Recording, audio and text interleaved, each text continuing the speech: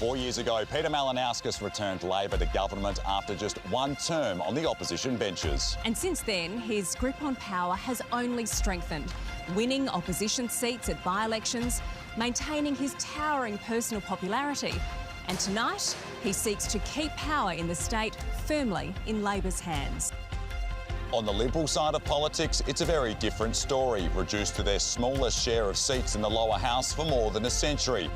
Ashton Hearn is the third opposition leader in less than 2 years, and she's had little more than 3 months to make her mark. The pressure is on her to put up a good fight, to beat back Labor advances in metropolitan Adelaide, independent challenges across the state, and of course, the big wild card. Tonight, we get some answers to the question being asked around the nation. Can Pauline Hanson's One Nation convert a sharp rise in opinion polls into votes and seats in Parliament? If it can, it could become the defining development of the night and send a message to political leaders across the country. Live from Ghana country in Adelaide, welcome to SA Votes.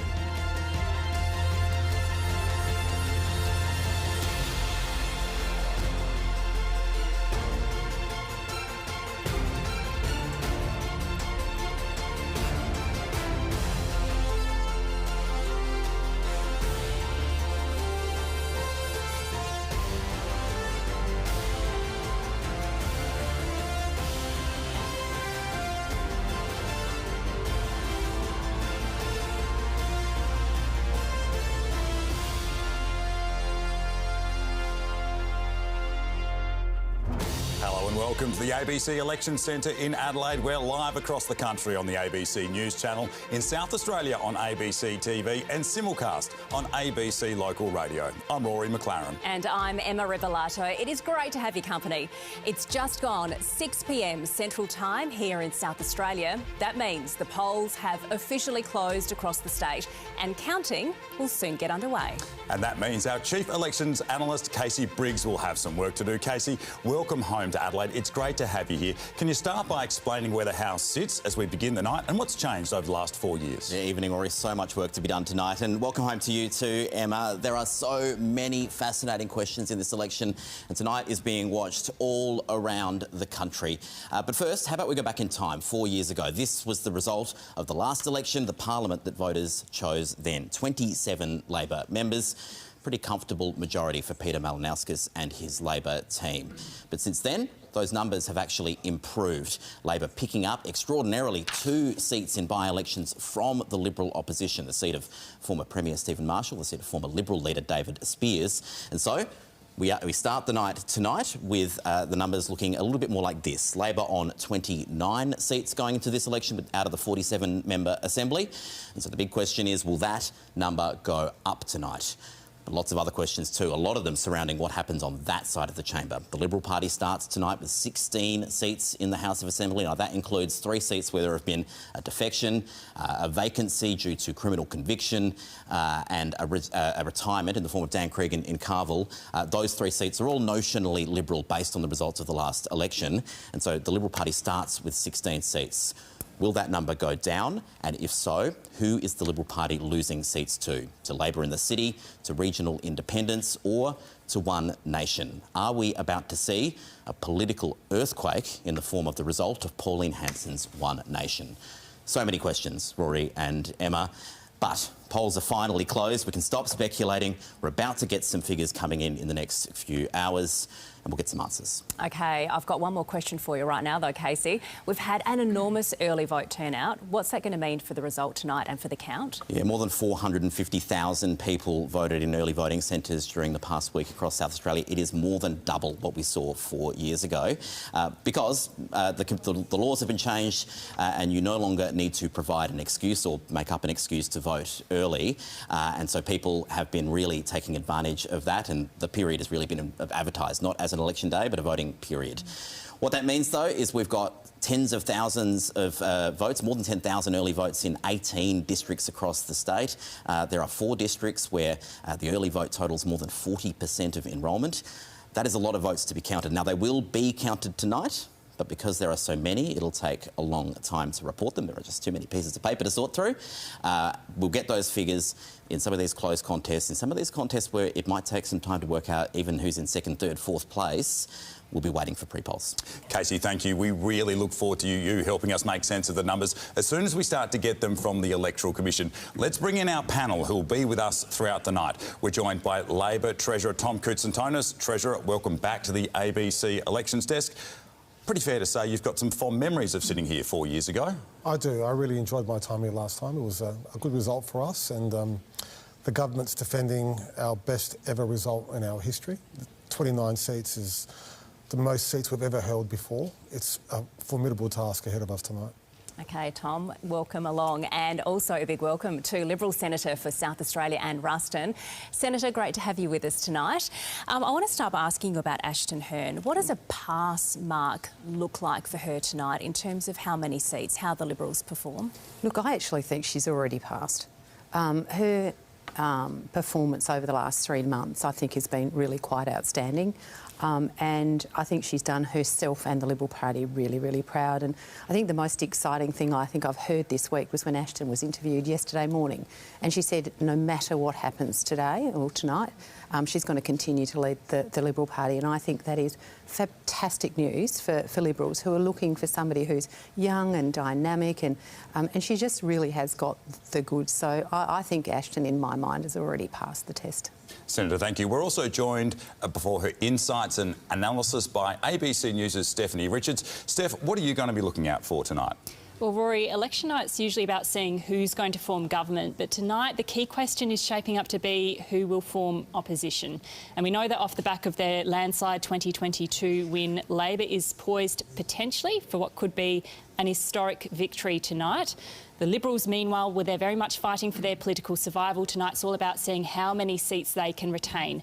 So we'll be looking at some of the marginal held Liberal seats like Unley, Finnis, Morialta, even Josh Teague, the Deputy Leader's seat of Hyson in the Adelaide Hills. And then we'll be looking at how big or how significant the swing is against the Liberals across the state. Because that could, if this swing is significant enough, it could put into question some of those seats in deep blue Liberal territory like Bragg in Adelaide's east, even Schubert, which is held by the Liberal leader Ashton Hearn. Then, of course, there's a question of One Nation. We know there's been a lot of talk about One Nation leading into this election. If the polling is to be believed, they are the second most populous party in South Australia. So we'll be looking to see, will they be able to pick up any seats in the lower house? A question mark there. More likely they'll have some success in the upper house tonight. Okay, Steph, thank you. Well, as you can see, we've got live pictures. Counting is underway. They're pictures from the counting centre at the West Adelaide Football Club in the electorate of West Torrens. And Tom Koutsantonis just did a little fist pump there. He's got his binoculars out, having a look. Now, these are the first of more than 1 million votes that will be sorted and then counted tonight across the state. And, of course, we have reporters right across South Australia monitoring the count. Catherine Birmingham is at Labor headquarters. And Angelique Donnellan is at Liberal HQ. Catherine, to you first. The night is only just getting underway, but Labor must be feeling pretty good.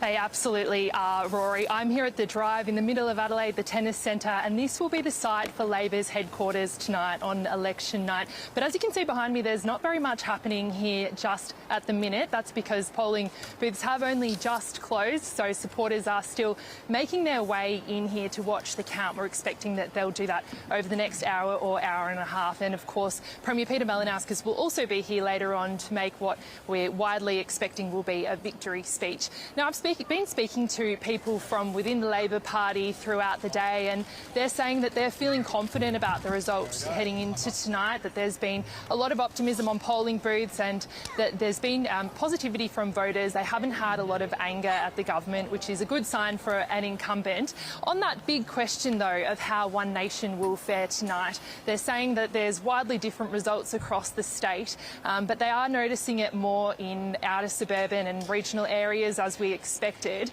And they're even thinking that their primary vote might drop in a couple of those seats. I've been told that the primary vote in Mawson and also in Elizabeth could drop tonight.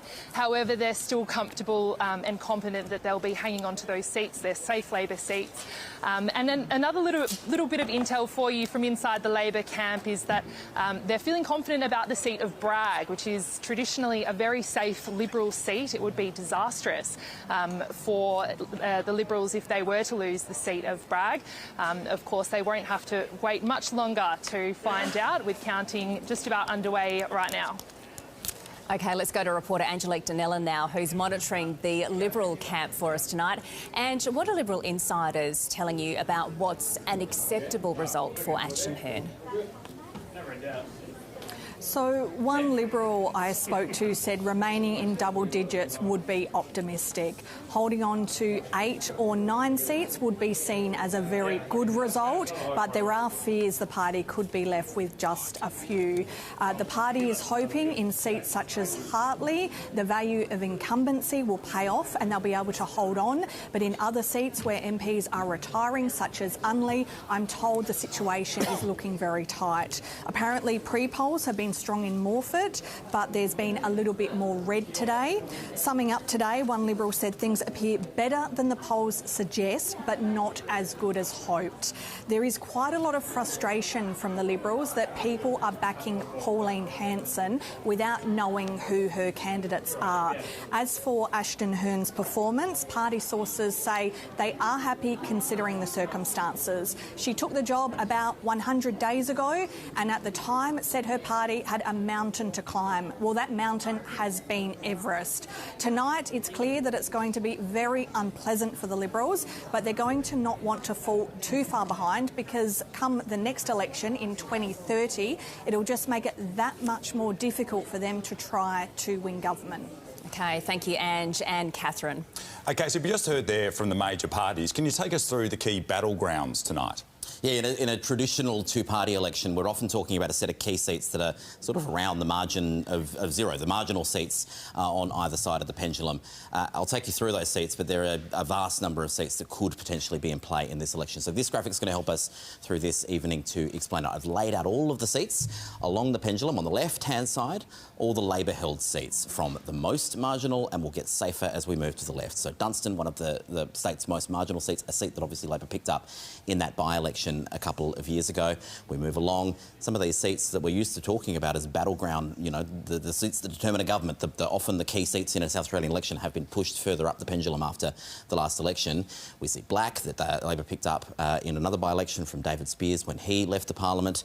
Quite a lot of seats that Labor hold on very safe margins, 20% or more, all the way up to Croydon, the safest Labor seat in the state and the seat of the Premier, Peter Malinauskas. Let's head back, though, to the other side. As we've been saying, the expectations are not a lot of action on that side of the pendulum. We're really looking more on the blue Liberal side, where there are, as you can see, a lot of marginal seats, and many of them are in Adelaide. So will Labor be picking up seats like Morialta, one of the most marginal Liberal seats where John Gardner is retiring, the former Education Minister? Could they pick up Unley, where David Pisoni is retiring? What about the seat of Hartley, the former opposition leader Vincent Tarzia? Now, he fought off a challenge from Nick Xenophon 8 years ago.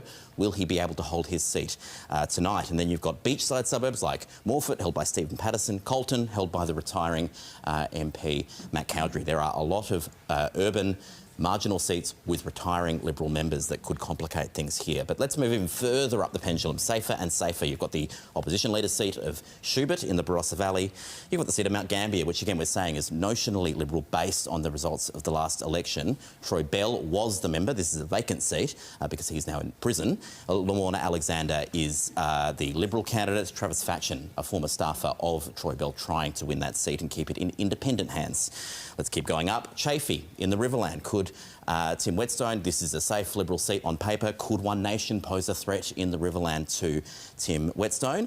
Let's go a little bit even further up to the safest notional Liberal seat on the pendulum, the seat of McKillop, which the Liberal Party is trying to win back from Nick McBride, who, of course, quite famously now, is running a campaign while under a home detention order, while being charged and facing aggravated assault charges. Rebecca Rosser, the Liberal candidate, trying to win that seat. So you can see we don't normally go all the way up to the end of a pendulum and talk about some of these being key seats. It tells you something about the battlegrounds in this election and the stakes, especially on this side of the pendulum. Casey, thank you. Reporter Evelyn Manfield joins us now from One Nation headquarters tonight. Evelyn, we know One Nation are flying high in the opinion polls, but can they convert it into seats? That is the big question here tonight, Rory. The will they, won't they moment for One Nation. As you said, they have been riding high in opinion polls, not just here in South Australia, but right across the country. This, of course, is the first electoral test for the party since those high polling numbers. Can they convert that into seats? Look, the expectation certainly is that the party's lead candidate, Cory Bernardi, will be able to win an upper house seat tonight. There could possibly be a second or more on the cards for the party as well. But look, there will be a real focus on the lower house. Will they be able to win seats there? When we've been hearing from Cory Bernardi throughout their campaign, he's been quite hesitant to put a number on just how many seats the party could pick up. But a source I spoke to earlier in the week said they were eyeing off about 5 all throughout regional South Australia. So that'll be one thing to keep your eye on. Also, the primary vote for the party, which of course is, we've been seeing that big number in the polls. So One Nation is saying if they do get a high primary vote tonight, it'll send a message to the major parties, Labor and Liberal, or as they call the uni parties. So look, we're expecting the federal leader, Pauline Hanson, to be in town tonight. She's been right across South Australia from Port Lincoln, Maitland on the Yorke Peninsula and Coober Pedy as well. But as you'll notice, I'm not actually inside the function here, so I'm your eyes and ears outside the pub here in Adelaide's East. The party has told the ABC that we are banned from entering their function. They're unhappy with some of the ABC's coverage yesterday. An investigation published into their candidate for Adelaide, AOE Baxter. He has been charged with allegedly sexually touching a woman, and there is a warrant out for his arrest in the United Kingdom. So look, we'll be outside the pub here for what could be a major night for One Nation and Conservative politics more broadly in South Australia. Evelyn, thank you. Okay, let's head back to Casey now. Casey, how does One Nation win seats in the lower house? It's a complicated question to answer, Emma, because we've been talking about the complexity of this electoral map. I mean, question number one, does One Nation match the statewide primary vote that the opinion polls are suggesting? If they are, then there are seats going to be, there mathematically must be seats that they would be outpolling the Liberal Party on a primary vote basis. What seats would they pick up is a much harder question to answer. Now, One Nation traditionally has always done better in regional parts of Australia than in the cities. The difficulty for One Nation is almost all of these regional seats have a complicating factor. An incumbent independent, a retiring independent, someone who's been running a prominent independent campaign for quite some time. It makes, life difficult. There's just more, credible candidates in the field. And so, it isn't always completely obvious which ones. We mentioned Chaffey in the Riverland. That's Nadgerry. Let's go to Chaffey in the Riverland. Is that one where, there isn't this sort of independent that's sort of complicating the race? Is that one where One Nation could perform better? We have a lot of regional seats with a lot of candidates, so that's complicating the picture somewhat. Then let's go into Adelaide. Where are the parts of Adelaide that you would expect One Nation might do well? Again, we'll get some data soon to actually answer this question, but traditionally, and the results of the last federal election suggest, southern Adelaide, areas around Port Noarlunga, that sort of area, seats like Ghana and Brunel, you might expect One Nation to poll well. And in the north, Elizabeth, Gawler, Salisbury, those sorts of areas. The problem for One Nation there is they're safe Labor seats. It would be it would take a very big result and a very good flow of preferences for them to gain those seats, and I don't think we're expecting to see that. So the One Nation party could win a lot of votes, could see a lot of those votes in areas that they don't have a hope of winning a seat, and so it's possible we might see One Nation winning more seats than the Liberal Party. That's what polls have suggested this week. But they might end up with fewer seats, perhaps even no seats, compared to the Liberal Party. Okay. Casey, on that, can we ask and talk about the prospect of how the two-candidate preferred system works on a night like this to determine who the two candidates that are being counted are Yeah, it's so we talk a lot about the two-party preferred vote in elections, and obviously in this election, if there is a third major force, it starts to become a bit of an academic concept because the results will be determined on the seat-by-seat level. Now, tonight, the Electoral Commission will be counting preferences between two candidates. They have already decided the two candidates that they'll be counting those preferences between. It is just an indicative count. And if it turns out that the final two candidates are not the people that are being counted for tonight, well, those preferences will be recounted starting from Monday next week. There is every likelihood that we'll see a large number of those if the result is as unpredictable and patchy as the expectation broadly seems to be. We are getting some preference counts between the Liberal Party and the One Nation, in some cases Labor and One Nation, in a handful of seats, but are they the ones that will matter? We don't yet know, and so that will be something to watch as the figures start to come through. OK, Casey, thank you. Tom, do you think One Nation can win seats in the lower house? I do, yes. I think if you're going to get over 20% of the vote, there's going to be some seats where they're going to poll exceptionally well, or as Casey just said, they'll have lots of votes in different seats and they'll just be trapped. It depends where those votes are. It depends a lot on who comes third and who comes second. It's a relatively simple formula. Keep the dominant party under 50%, come second and receive everyone's preferences. Now, this is going to be tough for One Nation, but 20% of the vote's a lot in South Australia. But are there any particular seats you think it could happen? I would be looking at traditional Liberal seats. I'd be looking at regional seats, and I'd be looking at seats where potentially there's been a lot of misfortune or, quite frankly, cost of living pressures that are hitting people hard. And Ruston, do you agree with that analysis? Is that where your party's most vulnerable? Look, I think the thing that Tom made the point around, there are so many candidates in these seats, and so it's going to really come down to where the preferences when they split. And so, you know, I've seen, you know, just about every how to vote card so far I've seen have actually got 8, 9, 10, sometimes even more candidates on it. So I think that really complicates what is likely to happen. But preferences are going to be incredibly important tonight, incredibly important. You know, certainly it appears as if the One Nation presence has been much stronger the further you get away from the metropolitan area. Certainly the polling booths that I've been working on over the last week, the ones in the city don't seem to have a lot of One Nation people, but the further you get out and once you get out into the regions, they do have a much greater presence. So I think it's fair to say that One Nation are targeting Liberal-held seats. There is no question about that. But it will be really interesting. But it is just so complicated the way the preferences work to actually predict, you know, whether One Nation are going to take any seats or whether they're not. I'm not prepared to say they will or they won't, but it's going to be an interesting night to see as it unfolds. And you mentioned the regions. In which Liberal-held seats do you feel you're most at risk to One Nation? Look, I think, you know, there's probably a risk in any seat because as you know, we know that there are a lot of people in rural and regional South Australia at the moment, across the whole of the country for that matter, that are doing it really tough, and that has been exacerbated by what's happening in the Middle East at the moment. And I think people they're feeling the pressure of the cost of living crisis and inflation and how their wages aren't going so far, and the pressures that farmers are feeling at the moment. They don't know whether they're even going to be able to get fuel. They're seeing fertiliser prices go through the roof. So I think there's a lot of anger, and I think you'll probably see that there will be a protest vote against both the major parties on that basis, particularly in those areas where they're feeling the pain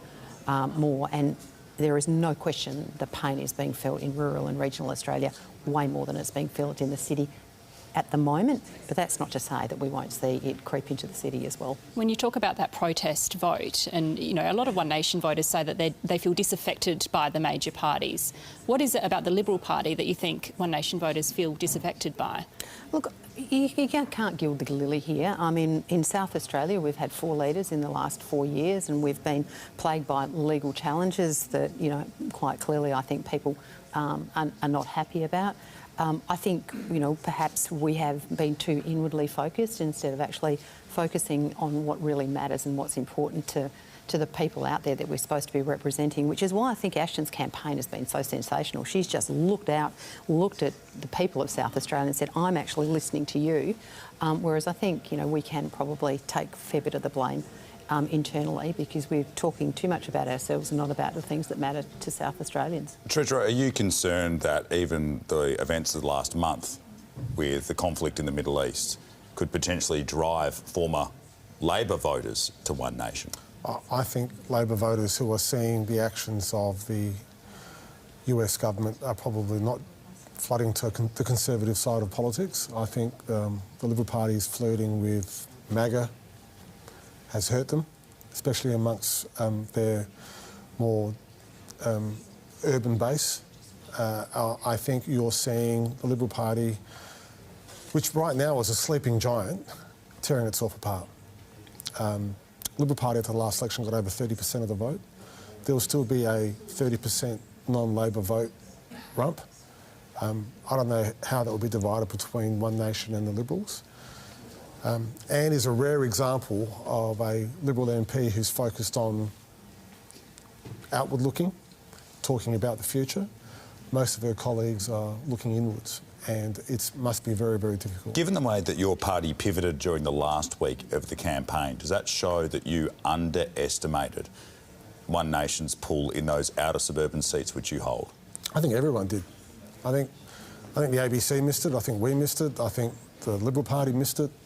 One Nation really had no offering to the people of South Australia. I mean, I held up a blank piece of paper as their costings as a joke, really. But the truth is there is nothing to cost. It's more a vibe. Now, the question is, will that dissatisfaction with the two major parties translate into a protest vote? Who are they protesting against? And which base sticks with who? That's the question we're asking ourselves tonight.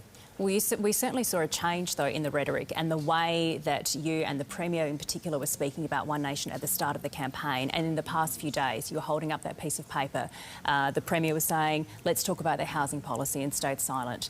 So clearly you've been pretty worried about how it'll affect your vote as well. Well, of course. I mean, you know, having political parties promise everything to everyone without any sort of rigour behind it, it can be dangerous.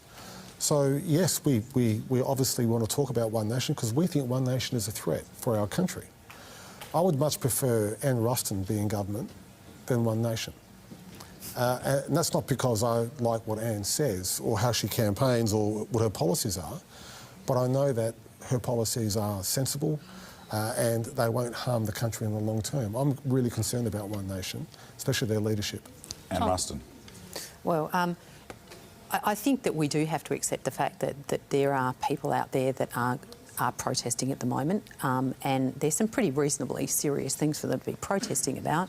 You know, we've only got to have a look at, you know, the cost of living, the uncertainty in the Middle East and the impact that's having on fuel prices. And I think people are actually feeling scared, they're feeling disillusioned, and they quite naturally saying, OK, I'm going to protest against the parties of government, and being the Labor Party and the Liberal Party, and that will be their reaction. And I think that we have to accept the fact that that's a reasonable reaction for South Australians to be having.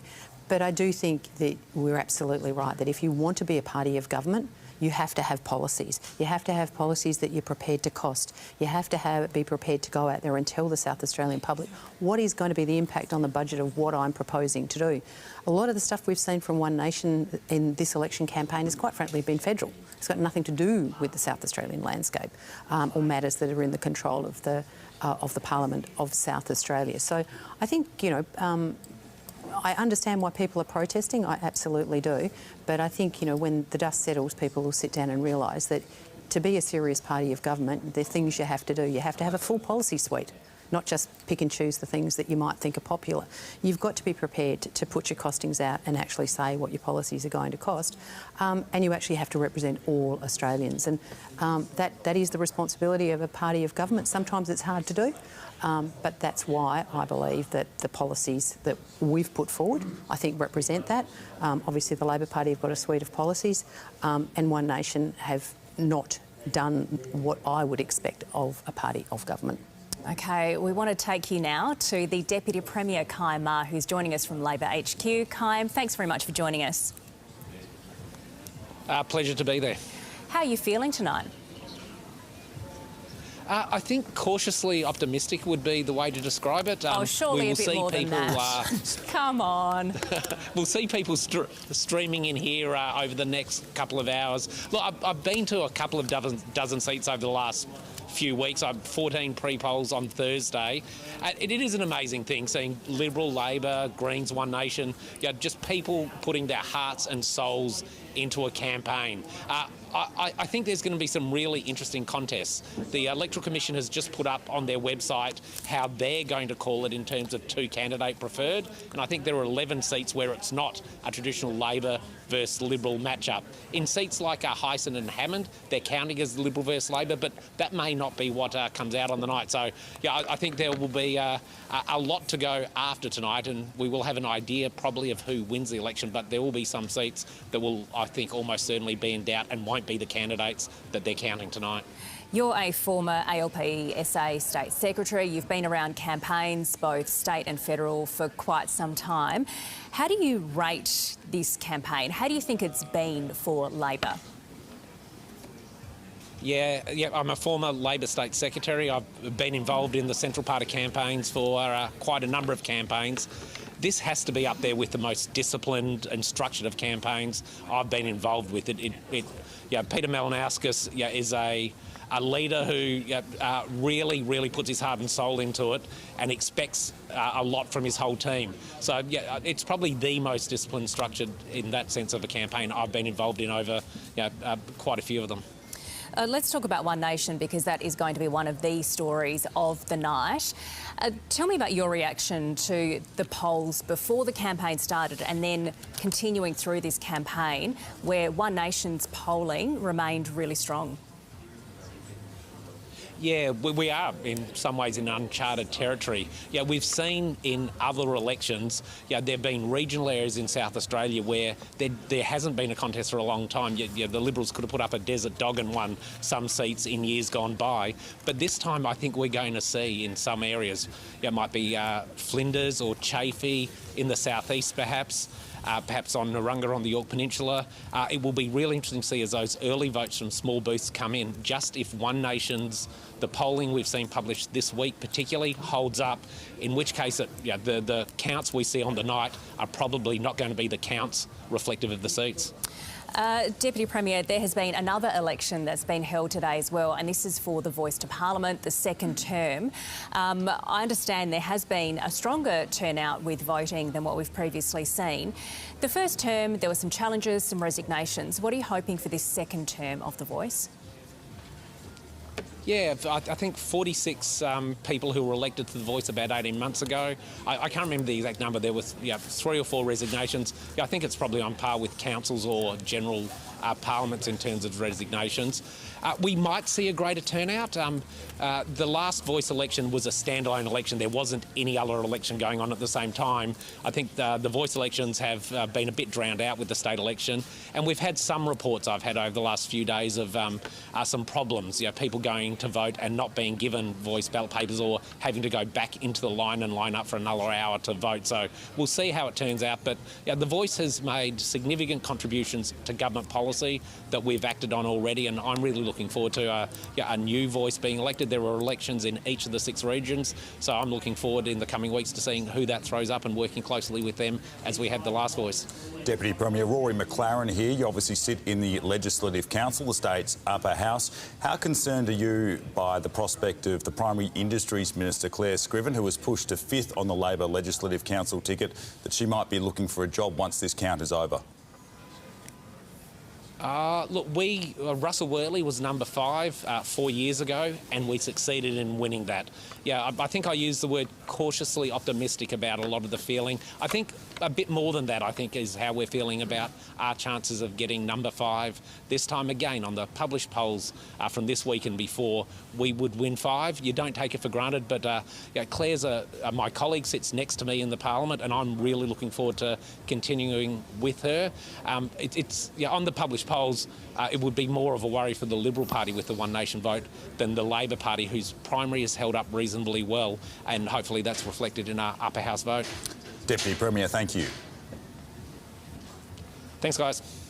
Let's now go back across to Casey Briggs. Can we talk a little bit more about these non-traditional counts that the Deputy Premier spoke of there? Yeah, so as we were talking about earlier, the Commission's decided 2 candidates in every seat to count the preferences between. We know that we will get a one nation preference count in 4 seats across South Australia.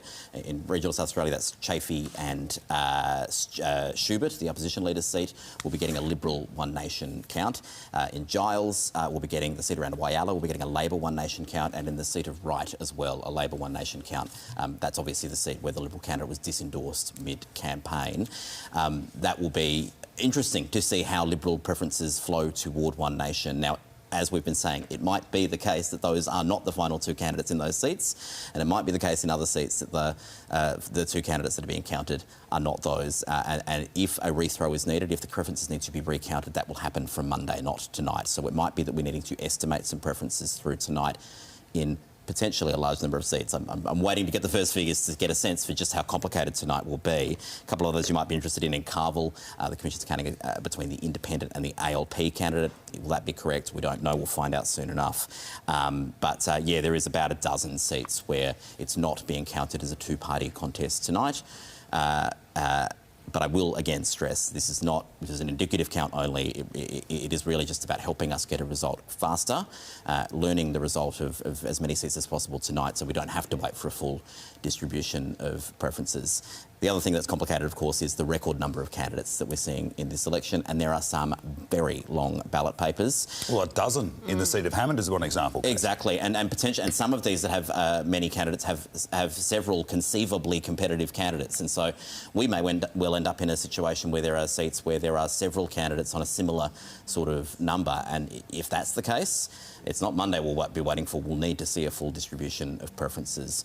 We are still waiting. We're speculating. We're waiting for those first figures to arrive to find out exactly how complicated tonight will be. Really, there's nothing we can do but wait. And Casey, while we do just that, we're going to take you to the seat of Hartley in Adelaide's inner northeastern suburbs. We're joined now by the former opposition leader, Vincent Tarzia. Vincent Tarzia, welcome. Good evening, Rory and Emma.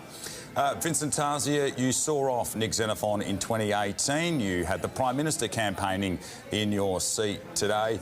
Are you worried this could be the end of your run as the member for Hartley? Rory, as you know, I've always had to fight in my electorate. I wish Albo came and saw me because he's very unpopular in my electorate. He's welcome to come here whenever he wants. But no, on a serious note, it's always been a fight here in Hartley, 14, 18, 22, and now today as well. But ultimately, we have thrown everything at it, got nothing left in the tank. I'm very grateful for my constituents for allowing me to be the member for Hartley for 12 years. We worked hard. I've been on that pre-poll for some 6-7 days now, and whatever the result, very grateful for the opportunity to be the MP for Hartley. We'll see what happens. Was it a difficult decision for you to resign the party leadership in December? Yeah, absolutely. But ultimately, I made the decision. It was my decision. I made it for my own family and for my local community. And it's also enabled me to spend more time with my community. And if I'm completely honest, I wouldn't have been able to campaign the way that I did had I not left the leadership. So I think Ashton's done a great job. Her popularity has increased during the campaign. She's run a very disciplined campaign, and hopefully we'll be the beneficiaries of that. But ultimately, I think there were 2 campaigns, if you like, the overarching themes and also the local themes. We threw everything at it, and we'll await the result with great anticipation tonight. How much responsibility do you take personally for the current position the state team is in?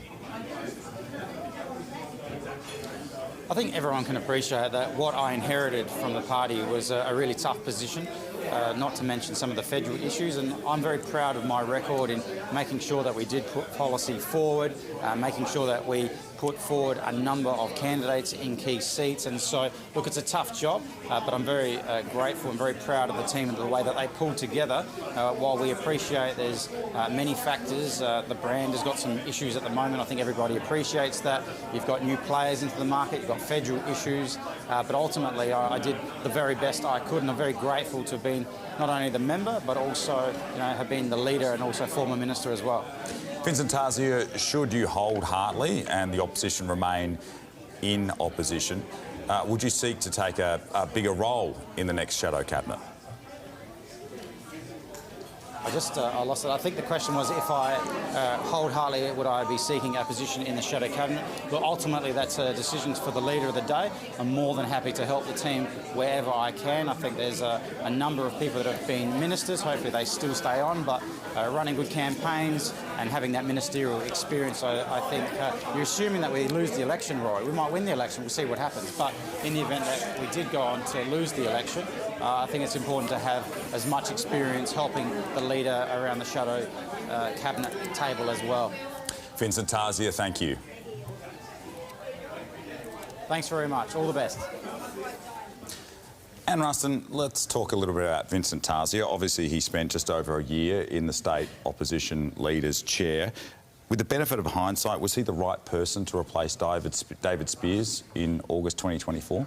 Look, I think Vincent did an amazing job. I mean, it has been a really tough time to be a Liberal over the last few years, whether it's been here in the state parliament or where it's been federally. And I really thank Vincent for taking up what sometimes is rather a thankless task, being the leader of a party that's got the kind of challenges that we have been going through. So I think he did an amazing job. But, you know, every now and again, a leader comes past. And for the Liberal Party, that leader was Ashton Hearn. Now, the circumstances under which she has become the leader obviously were less than favourable because she hasn't had a lot of time to do what she's had to do. But I actually think, you know, we have seen, after all the hard work that Vincent put in to try and stabilise after the challenges of our previous leader in South Australia and a very bad loss at the last election, you know, we're now seeing Ashton being able to do what a true leader can do. And I actually genuinely think she is one of the few people I've ever seen who walks into a leadership space and commands that space. You know, she's not trained to be a leader. She's not worked hard to be a leader. She just is a natural leader. And I think that, you know, the juxtaposition between Ashton and many other leaders that we've seen around the country, not just in our party but across the board, we have got a real leader here. And I'm just, if there was one thing that's made me excited over the last 3 months, it has been seeing Ashton come into her own. And you mentioned that Ashton hasn't had a lot of time in the leadership position, only just over 3 months, I believe. She could potentially be leaving tonight carrying the baggage of leading the Liberals to their worst defeat in South Australian history. Would it have been better to have put her in the position after the election just to give her that clean slate? Well, I think this is where we have to say a huge thank you to Ashton, that she was prepared to step up with only 100 days to go when the situation was looking pretty dire. In fact, I think, you know, when Ashton came into the role, there were predictions that we weren't going to win any seats at this state election. So I think, you know, we owe a huge debt of gratitude for Ashton for being prepared to stand up. But I think she's shown over the last 3 months, well, I think she'll save the furniture, which is fantastic. I think we'll see seats won that we probably may not have won had she not been the leader. But I also think that she's demonstrated that going forward, that, you know, we do have a true leader. So as much as everybody likes the easy ride into, you know, becoming the leader or becoming, you know, being successful anyway. That's not the way politics works. She inherited something because circumstances put it in her lap, and we should be very grateful she took it up. Tom, what's it been like? Have you had to change strategies since Ashton Hearn took over as leader compared to Vincent Tarzia? No, the entire policy framework that was argued by the Liberal Party was developed by Vincent. I don't think the result tonight would have been any different had Vincent Tarzia been the leader. I think the Liberal Party have done Ashton Hearn a huge disservice by putting her in now. I mean, she would never admit it because she's a trooper, but they've treated her very badly. Vincent was undermined. He was basically forced to leave. The platform the Liberal Party have fought on today was not Ashton's. She didn't develop it. It was developed by Vincent and his team. And what they've done now is pushed Ashton through the cycle an election earlier than she would have otherwise have planned. OK, so if she had been in the role for longer, do you think that would have been a tougher situation for you? Do you think the Liberals would be going much better? I don't know. I mean, the Liberal Party has undergone over the last 4 years something quite seismic. Their former leader was shown inhaling a cocaine on air, in a photograph. That was seismic in South Australia. And I don't think South Australians are used to seeing their political leaders in those types of images. And the damage that did to the Liberal Party, along with the leadership changes and a lot of the interventions federally, have made it very difficult for anyone in the Liberal Party to get any clean air on anything. It's been very difficult for them. But I've got to say, I feel very sorry for Vincent, because I'm not quite sure what has changed other than... You also do have a fair, I think it's fair to say, affection for Vincent Tarzia. You've referred to him at various times in State Parliament as your young apprentice. Yes, I do like Vincent. Vincent is much maligned and underrated. And we'll see tonight what happens in Hartley and how he goes against, if there is a Labor swing, if there is one, how he compares to his other Liberal colleagues around the state. I think he is a fighter. I say that probably the most talented politician I've seen in South Australia, other than Peter Malinauskas over the last 10 years, is Nick Xenophon. And Vincent sent Nick, beat Nick at the election. So underestimating Vincent is difficult. Anne Ruston, I'll bring you in on that. Should people not be underestimating Vincent Tarzia's capabilities as a grassroots campaigner? Oh, absolutely, they shouldn't be underestimating him. I mean, sure, we saw what happened in 2018 when he saw off the surge of Nick Xenophon and basically, you know, buried the Xenophon party during that election campaign. And, you know, he is a solid performer. He's a good guy. But I think, you know, I absolutely agree with Tom. And that is that he is a fantastic grassroots campaigner. He understands his electorate and his electorate knows who he is. They know what he stands for. I don't think there'd be anybody in Hartley that doesn't know who Vincent Tarzia is and what he stands for. And I think you'll see that across the results tonight, that those people that run really good grassroots campaigns, you often see a different result than the statewide trend or in federal politics, the federal trend. And I agree, I think Vincent's one to watch, because I would suggest that his electorate have such a favourable view of him. Well, interesting, just on that, I mean, that's what we saw in 2022 with David Spears in the seat of Black, who managed to hold off the tide when you lost a number of seats in Adelaide's southern suburbs. Tom, I just wanted to get back to the question that Emma asked about Ashton Hearn and whether her going into the leadership position changed Labor's strategy when it came to attacking her as a leader. And there were some comments made by the Liberal Party after some of the debates that we've been having in this campaign, accusing the Premier of mansplaining at different times. Do you think that changed things, having Ashton Hearn there, not Vincent Tarzia? Well, I don't know. There's always a nuance in a debate when it's a male and female in opposing sides. I think Peter's very respectful of Ashton, but it's also a political debate and a fight.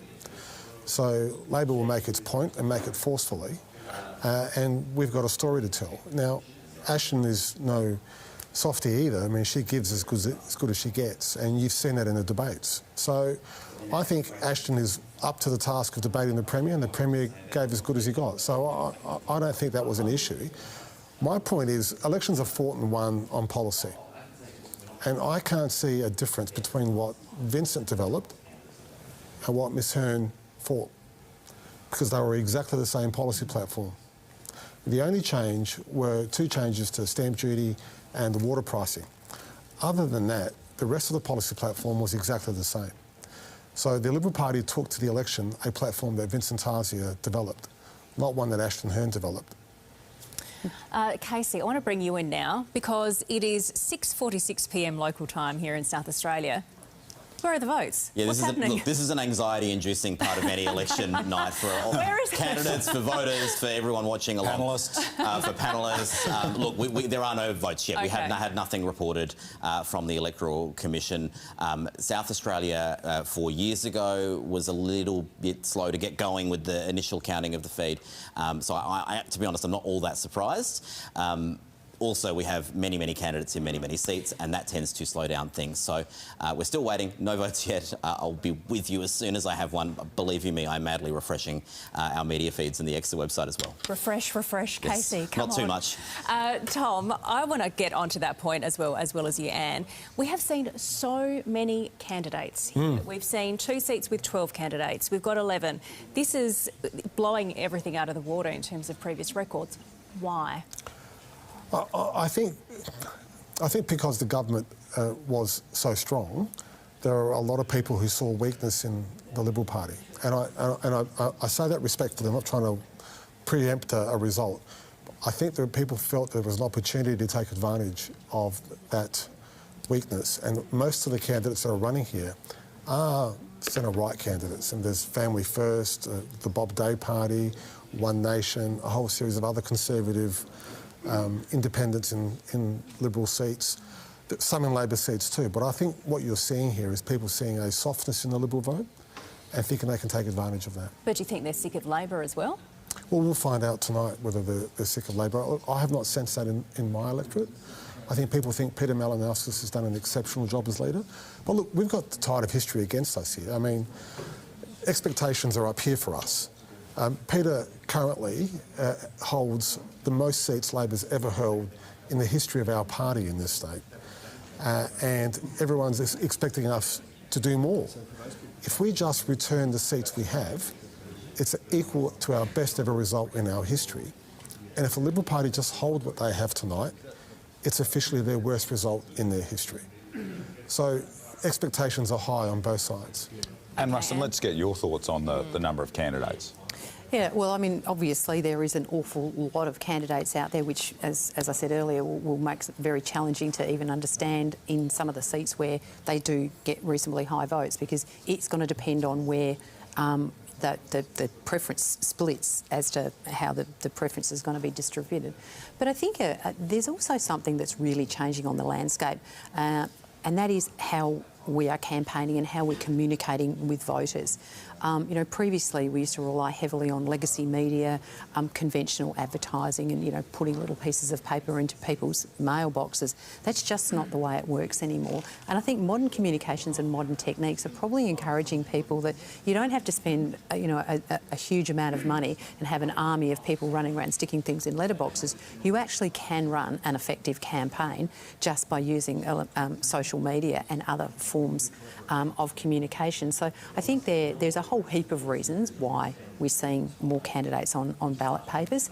But, I mean, we also have to understand that there has been quite a fracturing on the right of politics around the world, from, you know, those that hold much more conservative views, those that hold more moderate Liberal views. And there's a whole heap of things that go into the mix. But don't underestimate the ability to be able to campaign without an army of volunteers or a whole heap of money is also encouraging people to put their hand up.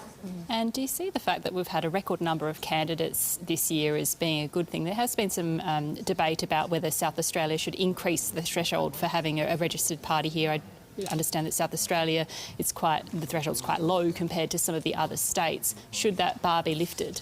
Well, I mean, it's a democracy, and I would always encourage anybody who wants to have a go at representing their electorate or their community that they should put their hand up, whether that be local government, state government or federal government, and to encourage people and make sure that people, you know, have the ability to do that.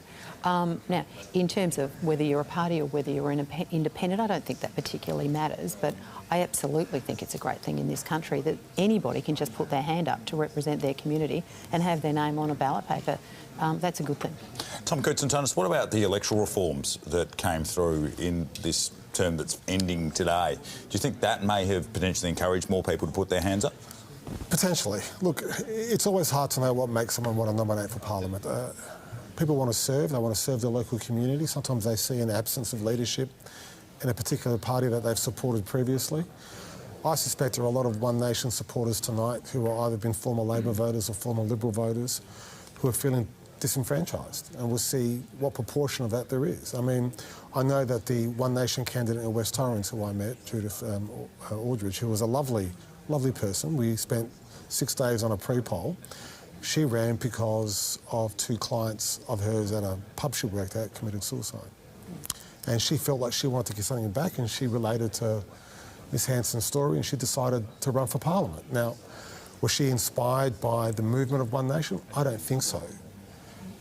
There are 2 other candidates who we didn't see at all. And the Liberal candidate in West Torrens didn't even hand out how-to-vote cards. So I don't know. I think the reforms, we can overthink the reforms and overthink the process. What I think happened is people saw a vulnerability in one side of politics, thought votes were up for grabs, and wanted to fill that void. I want to ask about an issue that you touched on, and in terms of the way people campaign now, and we thank you both for being on traditional media as well, because we love it, clearly. How are things different? Tom, how are you at taking a selfie?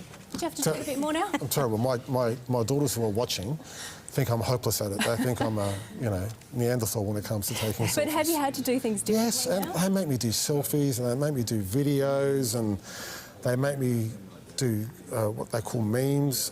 I hate it. Okay. But apparently the kids love it. But is that the way to get votes now? Is that where things are headed, that it's going to be more of that and less of the traditional forms? I think not. Okay. I think people still want sensible That's just policy. because you're sitting here with us, Treasurer. Thank you. No, I tell you what, the most feedback I get from is being on ABC Radio. David Bevan would interview in his particular style. I know he's listening or watching.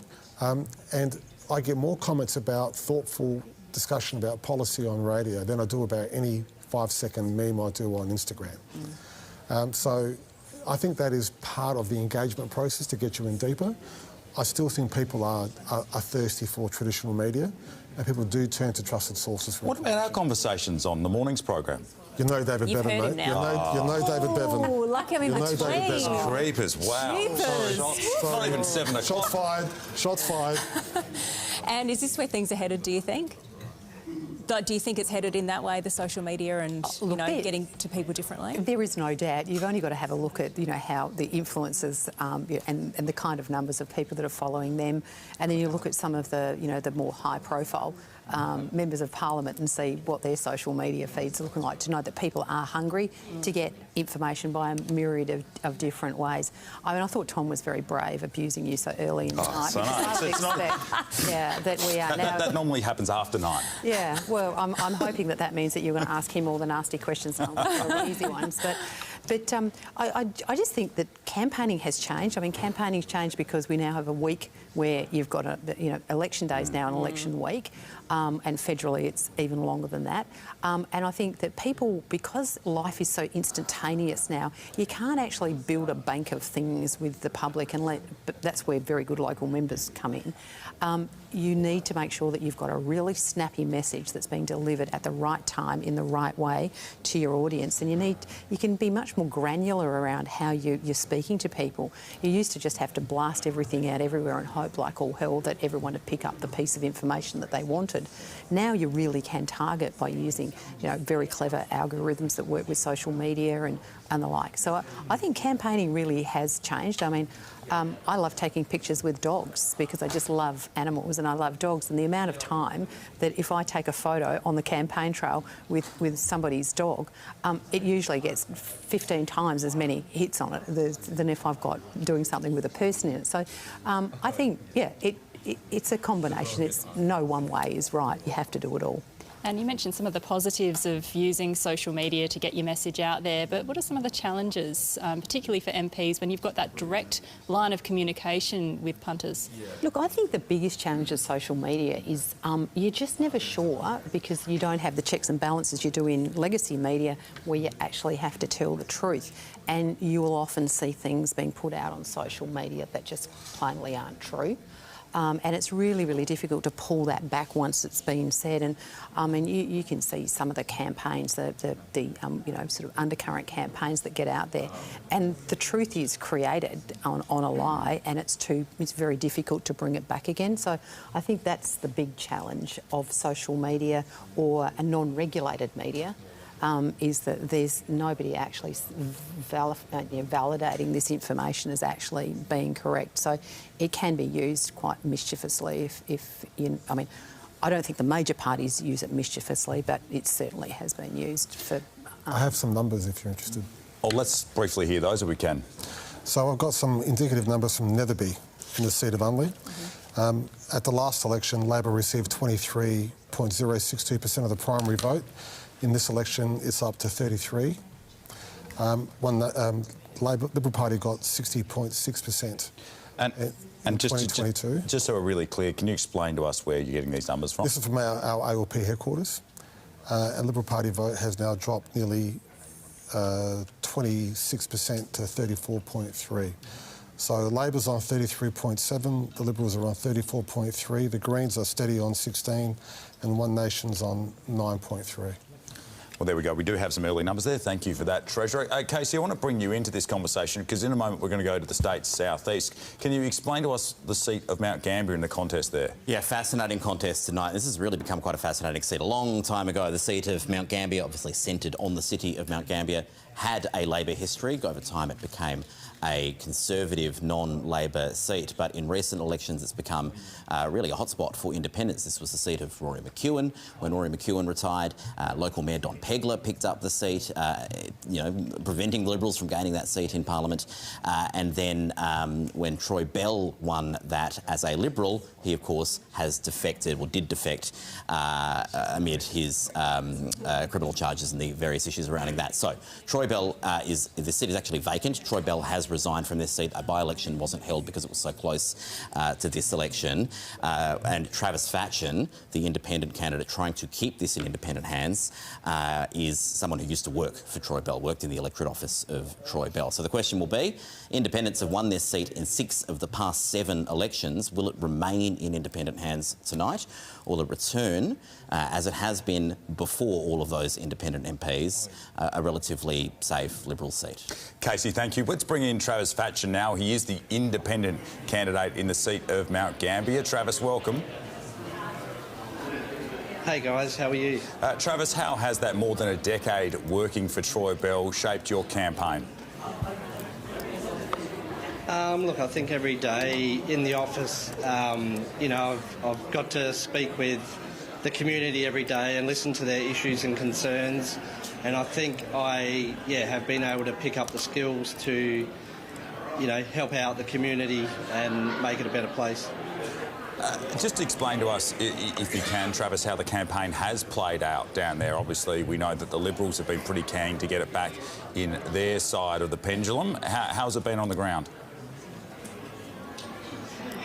Pretty tough, really. Like, I sort of kicked off about October and, lots of letterboxing and the likes, and recently candidate forums,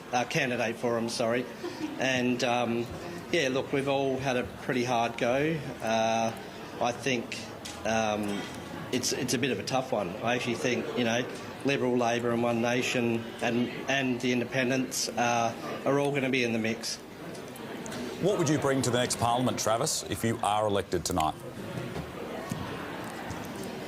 What would I bring to the Parliament? Yeah. I think, having lived in Mount Gambier my whole life, I know what the community wants and needs. And like you mentioned, working in the electorate office for the last 12 years, I've heard daily what the concerns are. I've built good relationships with Labor and Liberal MPs and staffers, as well as people in the department. So I kind of feel like I'm ready to hit the ground running. Travis, thank you. No worries, thank you. OK, let's head over to Casey now, because finally some votes are coming in. Casey, we were sweating over here. We just got quite a lot come in at once, and so I've just been hit by a flood of numbers that we're trying to just have a look at some early trends and see what's happening. I'll pick out 3 very quickly to show you, because there are some very interesting figures. Now, in most of these, we're looking at one booth, maybe a couple of booths, so I'm going to caution very early figures. This is 2,800 votes across the state in total. But Chafee, Tim Whetstone, the former Primary Industries Minister, we were wondering if Jennifer Troth, the One Nation candidate, might become the most serious challenger to Tim Whetstone. Here's what we're looking at: 224 votes for Tim Whetstone, 37%. Jennifer Troth on 33.7%. So will that hold up? Will One Nation remain as close to Tim Whetstone? Can they overtake? Very early days. We're going to take some time and look at these numbers properly. I'm giving them to you as soon as we've got them. We are getting a count, as I said, between the Liberal Party and One Nation in that seat. On these figures, on that single booth, Tim Whetstone would be re-elected, but one booth. Let's look at Flinders as well, along the west of South Australia. Sam Telfer, a first-term MP, is on 45%. One Nation has snuck into second in these 2 booths. The independent Megan Petherick, who's been running for quite some time, a Port Lincoln businesswoman, is in third on just 8%. I haven't checked to see where these figures are from. I would expect her vote will be higher in Port Lincoln than some other parts of the seat, so this might shift through the night. But again, One Nation putting in a strong showing in a couple of booths there. And let's go to Elizabeth, where at the moment, 1 booth in, Kim Hanton, the One Nation candidate, has won that booth on the first preference vote. Kim Hanton with 39.6, Ella Shaw on 32.4, the Greens on 13.7. These are very interesting numbers. I'm going to go and have a look at the other numbers that have come in and see if we can start to pull apart some patterns here. But One Nation does appear to be, in a handful of seats that we're seeing already, performing very well. OK, Casey, thank you. Well, let's get a bit of reaction on that. I know it's very, very early days. Tom, what are your thoughts on that? I'm thinking there are a lot of Liberal MPs tonight who'll be very grateful that Labor is preferencing them ahead of One Nation. Interesting to see what happens in Elizabeth as more booths come in. That's obviously a worrying number. But I don't know where that booth is and what the traditional vote there is. I think also it's going to be very hard tonight to get a feel of what the swing is, given that pre-poll was so different this time than it was previously. I'm getting some booth results in from West Torrens where the numbers are really down on last time at the booths. People voted beforehand. So it's skewing the results as well. So for all we know, that vote in Elizabeth or that vote we saw in those two regional areas could be skewed by people who traditionally have voted there, voted at pre-poll. So we won't know until we see a trend over time. But it's a big result for One Nation so far. Anne Ruston? Yeah, there's no doubt they're big votes, but I think, you know, in the absence of knowing which polling booths they are, it's very difficult to understand whether it's actually it's a trend that's going to have an ultimate impact at the end of the night. So until we actually see those, but yeah, I mean, quite clearly, you know, One Nation, by the look of that, their vote is holding up at this stage, but also it comes down to those preferences. And you know, as Tom said, you know, in the regional seats, the preferences of the ALP may well be very important for the Liberals. Let's go back to Casey. What else have you got for us? I thought I might just... Now we've got a collection of votes in 0.2% counted across the state. Let's just have a look at the very, very early figures on the statewide totals. I am going to continue to caution these are very, very early figures, but they are indicating that this momentum toward Pauline Hanson's One Nation is, in fact, real. We just need to work out exactly how real it is. These are figures that are over indexed on regional areas. There is not that much Adelaide in these figures yet, but Labor on 35 at the moment. We are projecting, based on what we know about the votes, where this will end up, but these are, as I say, not a lot of Adelaide in here, so treat this with caution. 35 for Adelaide, the Liberal Party 17.9, One Nation on a quarter of the vote of what we've got, which is only about 4,000 votes. Just look at the change in vote there. The Liberal Party is well down, One Nation is well up, and Labor's down a bit as well. This, you know, pattern that was predicted by the opinion polls appears to be coming to pass in what we're seeing so far. How exactly it plays out on a seat-by-seat level, it's way too early to know. OK, Casey, thank you.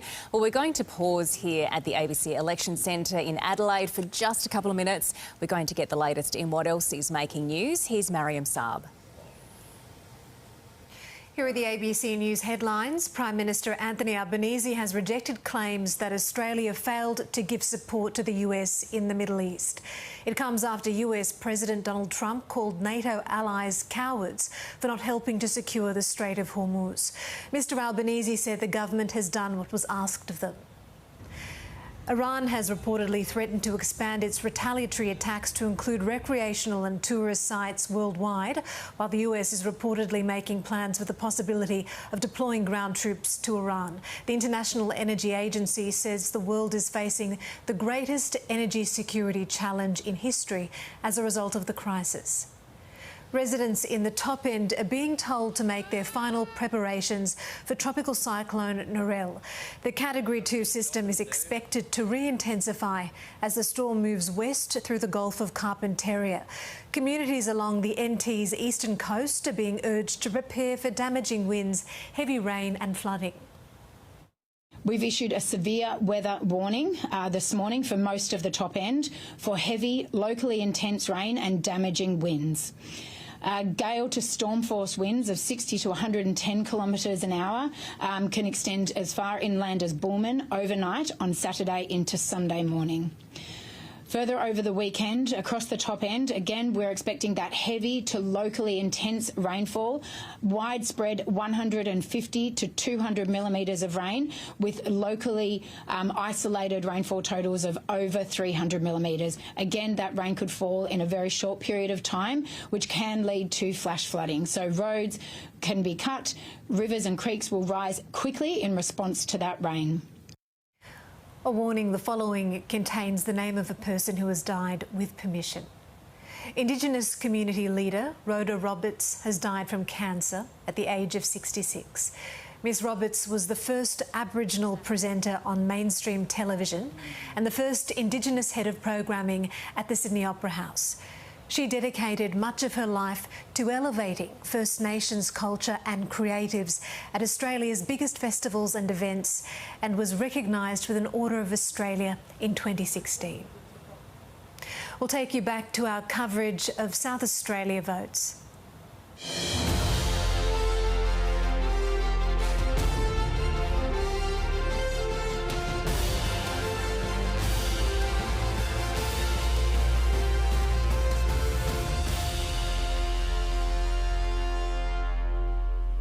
Live across South Australia on ABC TV and local radio, and across the nation on the News Channel and ABC iView. You're watching SA Votes from the ABC Election Centre in Adelaide. I'm Rory McClaren. And I'm Emma Rebellato. It has just gone 8 minutes past 7 and we have 5,500 of the vote counted so far.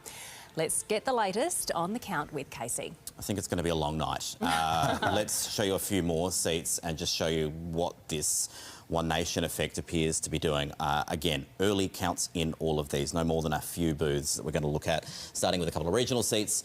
Narungga, the seat held by Fraser Ellis. We've got 4 booths here. Fraser Ellis, the incumbent MP, on the current count, 10%. One Nation, Chantel Thomas on 38%. Let's have a look at Giles, the seat around Whyalla, held by Eddie Hughes. Eddie Hughes on nearly 30%, the One Nation candidate on nearly 40% of the primary vote. The Liberals on 27.7%. We've got only one booth there. Let's see how things play out. And then let's head to Northern Adelaide. David Wilkins is seeking to succeed the outgoing MP Lee Odenwalder. He has more than half the vote, so he would go on to be elected if these numbers hold up. This is, again, just a single booth. One Nation, though, has come in second on that one booth. The Greens in third, and the Liberal Party, Malindi Fardoni, has fallen to 4th place in Lee.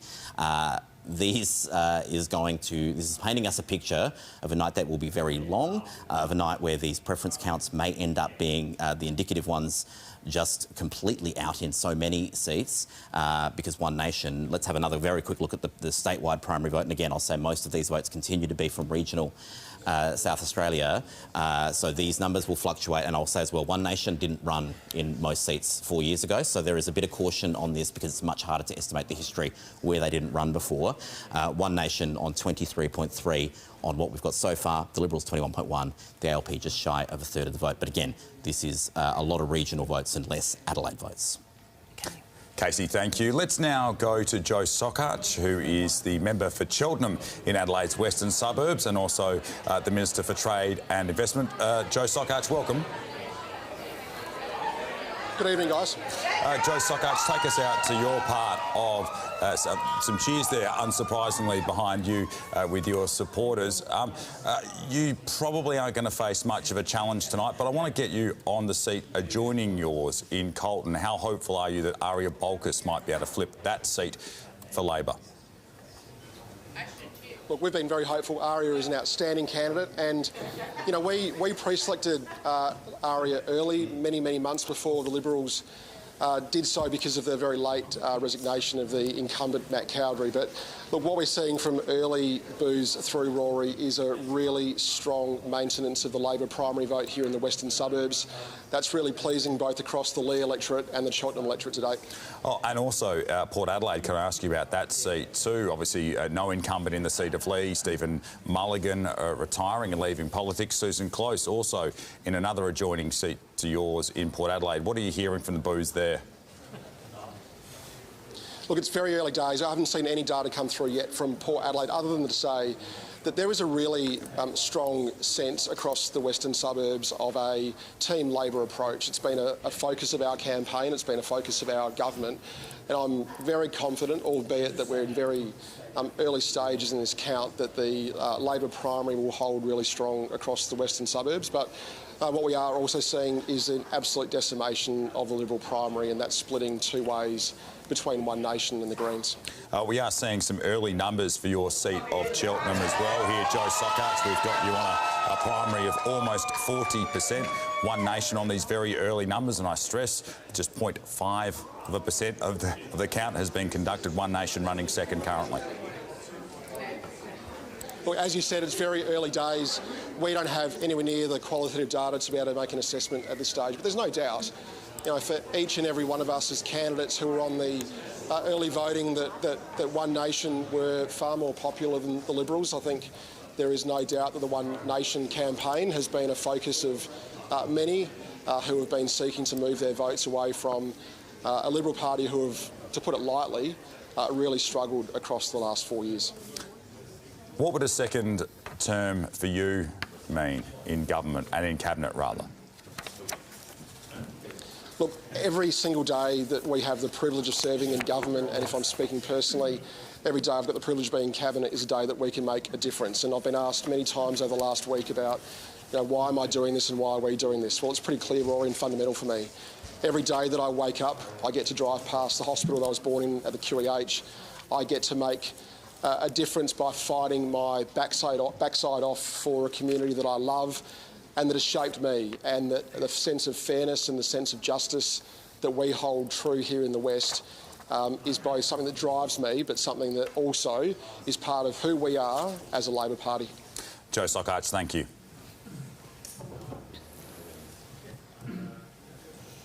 I want to turn to you, Anne Ruston. Obviously, I started there asking Joe Sockarts about the seat of Colton. It is one of the three metropolitan seats where you don't have an incumbent. Do you feel particularly vulnerable there? Well, it's always really difficult when you pre-select your candidate so late, which we had to do because Matt Cowtrey's late retirement from the Parliament. And look, Beck Sutton has been a great candidate. She's worked really, really hard, but she came in really late, and obviously Aria has been out on the ground for a long time. So it does make it particularly difficult, but you know, you've got to turn up on the good days, you've got to turn up on the bad days. And, you know, I'm obviously, with the early figures still being, you know, very, very limited, it's a little early to say. But, yeah, it's a tough gig for a candidate to go into a seat at the very last minute against somebody who's been out on the ground for a really long time. Tom, on the incumbency factor, obviously we saw some of the very early results for Elizabeth. That's obviously one of the seats in Northern Adelaide where you don't have an incumbent MP, Lee Oldenwelder, retiring. Does that place that seat at additional risk for you? I think it's way too early to think that. Ella's an exceptional candidate, in my opinion. She's someone who's going to work very, very hard. I think we're going on about 300 votes or so we're seeing this swing. So let's just wait and see what comes out of it. I'm Matt Cowdrey. The Liberal Party needs to ask itself why someone of the calibre of Matt Cowdrey would decide to quit. He's young. He had a bright future in the Parliament, he was good in the Parliament, and he decided to leave. And it's a real loss. Aria will be fantastic. I'm not trying to disparage Aria, but I just think when you have people like that deciding not to recontest, that should raise real alarm bells. I think we'll speak more about that and also recruitments a bit later as well. But first, let's go to Casey now. Casey, you've got some more figures? Yeah, the picture in regional South Australia is extremely complicated. I want to just focus on Adelaide for the moment, where government is won and lost, because that's where most of the seats in South Australia are. This is the change in the primary vote for the parties across Adelaide, metropolitan Adelaide. The Liberal vote is down 16 points off this 0.6% count. Most of that seeming to have, well, maybe all of that seeming to have transferred in net terms to One Nation, and Labor is down a little bit. What does that mean in terms of the primary vote? So we've got Labor currently, we're estimating at about 42.4. The Liberal and Party and One Nation sort of neck and neck in metropolitan Adelaide, the Greens on 13.4. I'm going to be very careful about what I say at this point because these figures are very low. But at the moment, it is seeming like in Adelaide, while there is a very complicated picture happening across many seats, Labor is holding its ground in the votes we've seen well enough that if that continued, you would see Labor re-elected. Being very careful with what I say because it's a very early count and there's a lot of complexity here. But so are we getting close? No. At the moment, though, there are many seats we don't have any votes in yet. But Labor, you know, on the votes we're seeing at the moment would not be so concerned that they are, you know, about to lose government or anything like that, or they're about to lose significant numbers of seats. I'll leave the comments at that for the moment, and I want to show you a couple of Adelaide seats in particular. Hartley is one of them. 3 booths in. Jen Roberts has 40.6% of the vote. Vincent Tarzia, the former opposition leader, is on 24.2%. The Greens are in third. One Nation. You wouldn't expect One Nation in the eastern suburbs of Adelaide to do as well as they're doing in some other parts, but in fourth place on 13.8%. We are getting a preference count between the Labor and the Liberal candidate in this electorate. You would expect that will be the correct count, and that count at the moment is showing a swing toward Labor that is more than sufficient to see Labor elected. Again, an early count, but Labor ahead in Hartley at the moment, so that is potentially a gain that we're looking at. And then the seat of West Torrens, Tom Koutsantonis on the panel has more than half the vote. Now, your vote's down a little bit, but I don't think you'll be too worried because 55% of the vote here, and then you've got the Greens on 16.9%, One Nation on 16.8%, and the Liberal candidate has fallen to third place with 9% of the vote. So, Tom Koutsantonis, I think I'm prepared to say you're probably the first MP that we can say has been re-elected. I don't think that's turning around. But what's happening in second, third, fourth place in this seat is very, very fascinating. That's very reassuring. As if it was in doubt, Tom. Come on. Look, let's go now to the Deputy Opposition Leader in the seat of Hyson, Josh Teague. Josh, thanks for joining us tonight. Oh, thanks for having me. I'm back here at Stirling at the end of voting today. First up, I want to ask you about your former leader, Vincent Tarzia. Things are not looking good for him at all. What's your reaction to that? Well, I'm just seeing those early counting figures that you've been reporting on, and I'm sure that there's a long way to go. So I wish Vincent all the very best in Hartley. He's demonstrated that he's a fighter and he will be there and putting every best effort forward. So he'll be watching the count just as I am here in Hyson. Well, let's talk about your seat now. How confident are you that you will hold on to your seat?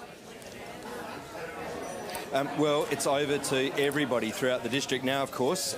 We've just come to the end of 7 days of voting, including the last 6 days of early voting.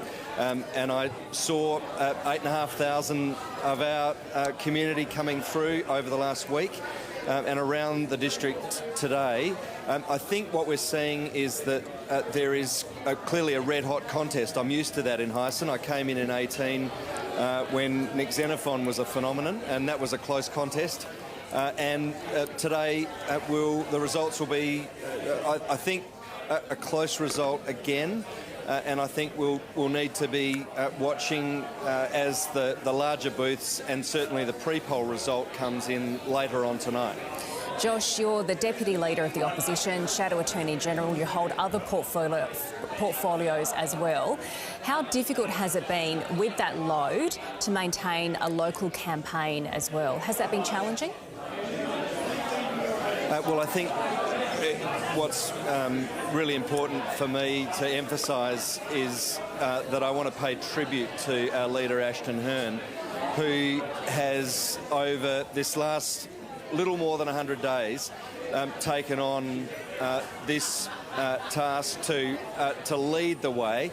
And I've been permitted, along with all of us, to run hard locally, and with Ashton leading the way in our overall campaign, we have been putting our best foot forward over this journey, and so it's now over to the electors of Hyson. Josh, I think it's fair to say one of the stories of the night is One Nation. What's your reaction to that? Have you been surprised by the fact that they have polled so well leading up to this campaign? And looking at some of the early vote count as well, they're doing pretty well.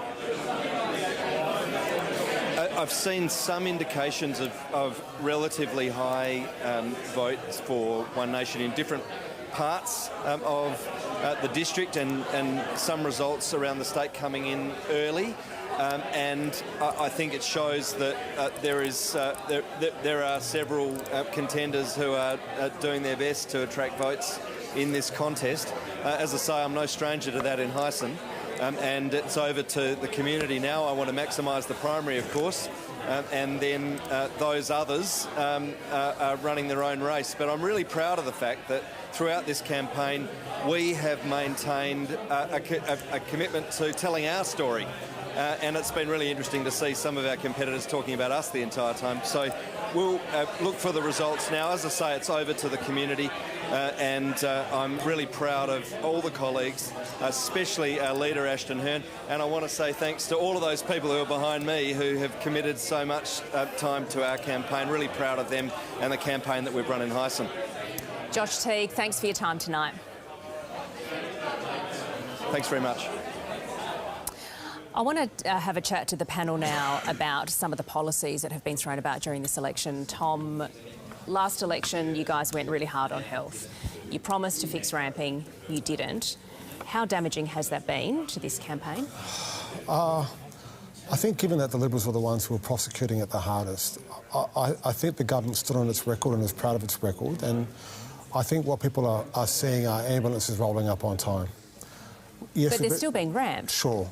And I accept that, and no government's perfect, and we've made mistakes, and the Premier said that. But we have thrown the kitchen sink at it, and what is happening now is ambulances are turning up on time, people are surviving because an ambulance does arrive, but we haven't get that bed flow through our hospitals working just yet. Given that was the main argument our opponents were making, and given the results I'm seeing tonight, I don't think that campaign worked. I think what the Liberal Party attempted to do this election was refight the 2022 election rather than fight the 2026 election. And I think they're paying the price for that now. Anne Ruston. Well, I think that you can't shy away from the fact that it was the entire campaign in 2022. You were going to fix ramping. Singularly, you failed when it comes to fixing ramping, and quite frankly the health system in this state is in a pretty parlous state. I mean, the AMA's recent report that was released just last week shows that on just about every metric South Australia is in a world of pain when it comes to health. And I think, sure, there are many issues that South Australians obviously are feeling at the moment, not the least of which is, as you say, the challenges of paying the bills week by week. But there is a failure, and I think you have to admit that you have failed South Australia on the number one promise that you made when you went to the last election, and that was to fix ramping. I have a lot of time for Anne because I think she's a serious politician. But the truth is, anyone who goes to our public healthcare system is seeing the massive investments we're making. They're seeing the extra doctors, nurses, and ambos. They're knowing that when they call an ambulance, they can trust it turns up on time. Have we fixed ramping? No, we have not. And we've said that throughout the entire campaign. If South Australians felt that our health system was completely failing, as Anne has just characterised, we would see that tonight in the results. We're not seeing that in the results tonight. What we're seeing is, and it's still very early, but we're seeing a repudiation or a halving of the vote of the people who are making this argument. And I think it's those types of arguments that have done the Liberal Party a disservice. People aren't seeing it in their day-to-day lives. Saying that the economy is going backwards in South Australia when clearly it is not, did not serve the Liberal Party well. Claiming that the health system was a disaster when clearly it's not, has not done them well. Before we go to Casey, Anne Ruston, I'll give you a moment to respond. Well, I mean, I think, you can say that, Tom, but the reality is that every time somebody goes to see their doctor, they're paying more out-of-pocket costs than they've ever paid before.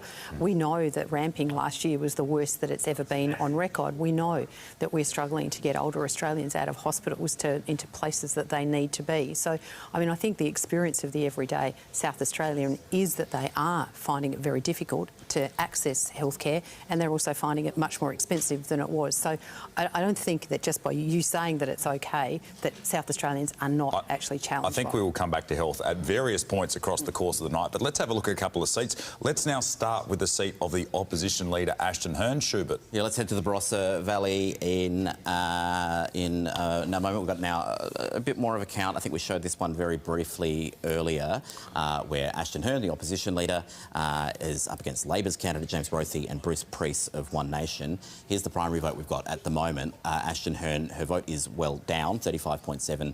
Bruce Priest on 26.2 and James Brothy at the moment on 22.9. Now, we'll get a preference count between these two later tonight. We haven't started to get it yet. We're very interested to see what happens with that count.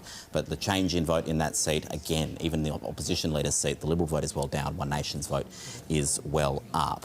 And then let's now have a look at a couple of seats in Adelaide. We're getting a few more votes in Adelaide. Let's start with Hurdle Vale, which is Nat Cook's seat. And we're seeing a consistent picture now appearing in a few electorates in the south and in the north of Adelaide, the kind of outer fringes of metropolitan Adelaide. Nat Cook, 43% of the vote. Katrina Emerson, One Nation's candidate, 26.5%, and the Liberals have fallen below the Greens into fourth position. Let's show you one more. Let's show you the seat of Lee in the north. We saw this one earlier. We've got a more compressed count now. David Wilkins again, 46.5% to One Nation running in second, the Greens in third, and the Liberal Party in fourth position. One Nation is clobbering the Liberal vote across parts of metropolitan Adelaide, in fact all across the state, but we're seeing it very clearly in southern and northern Adelaide. I think Tom Koutsantonis, David Wilkins, Nat Cook should all be re-elected on these figures, but there is a massive reshaping of the electoral map happening below that big red bar that we're seeing at the top of these electorates. Let's just have one more quick look. I'll show you let's look first of all very quickly at the primary vote in metropolitan Adelaide. Again, this is remaining as it's starting to settle down a little bit more. ALP 43.2, Liberal 16.5 and One Nation 18.4.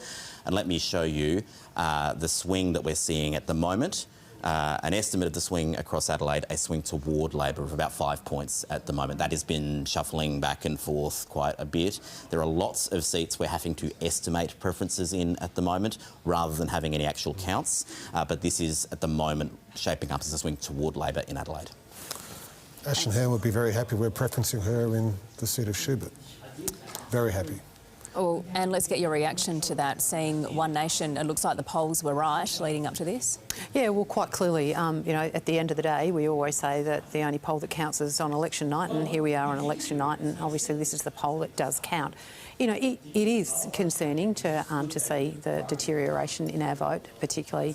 I'd say, Ashton's been a really good local member, but quite clearly the voters out there in Voterland are not happy with us, and we're seeing it across the board.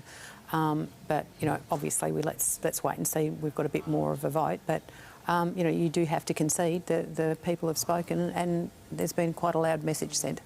And when you're looking at these figures, does it run through your mind at all whether the Liberals should consider forming a coalition with One Nation?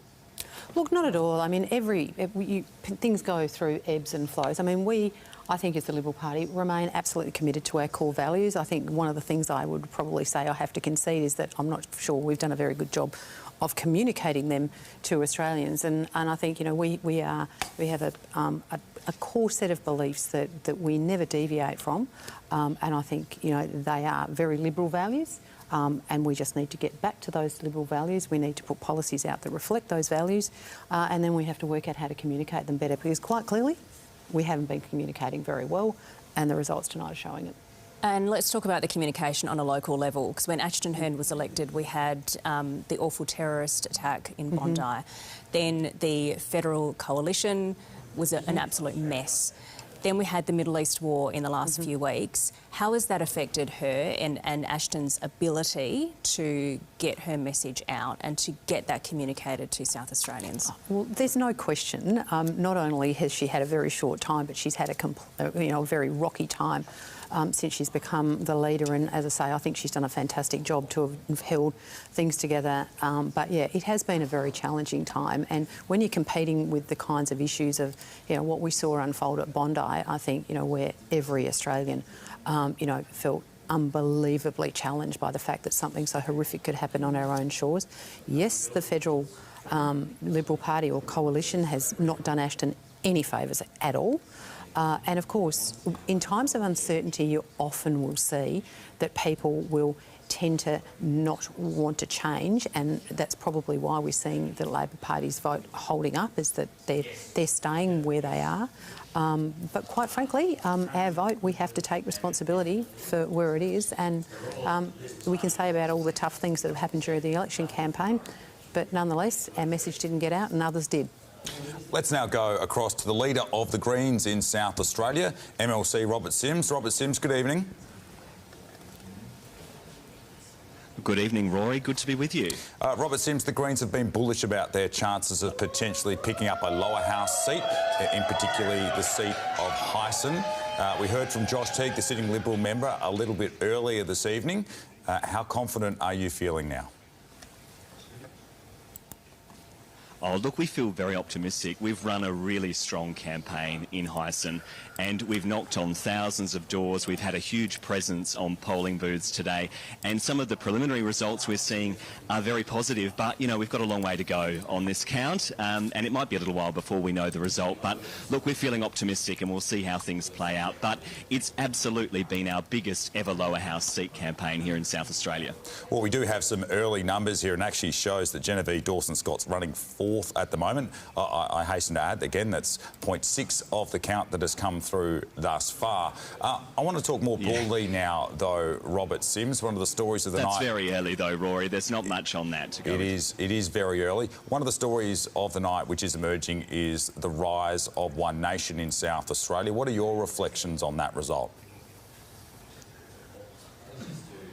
Yeah, look, I mean, the Greens have been obviously raising the alarm about One Nation for some time, and I think it's clear that a lot of South Australians are concerned about the rising cost of living, and they're also concerned about the fact that governments aren't offering the things that the community wants.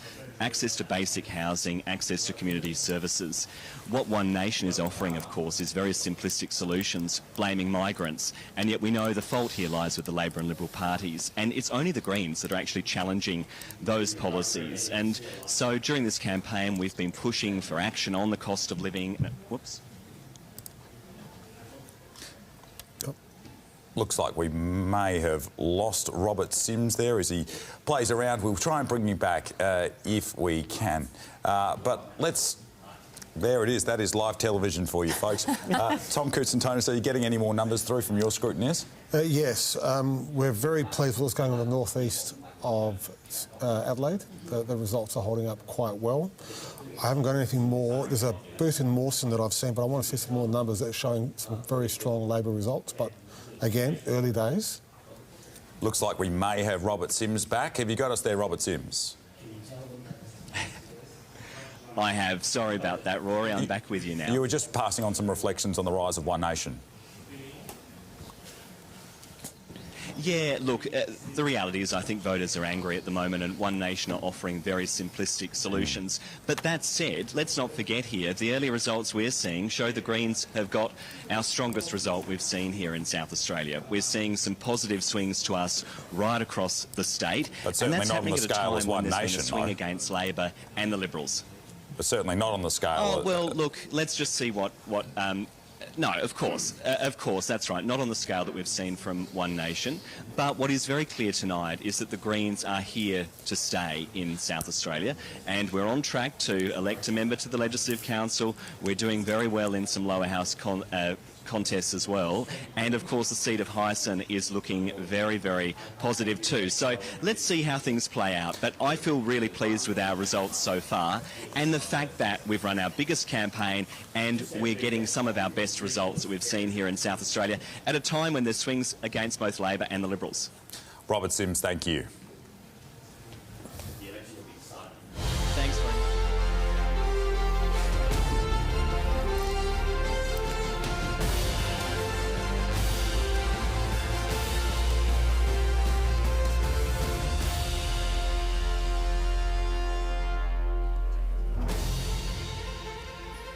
Live across South Australia on ABC TV and local radio, and across the nation on the News Channel and ABC iView. You're watching SA Votes from the ABC Election Centre in Adelaide.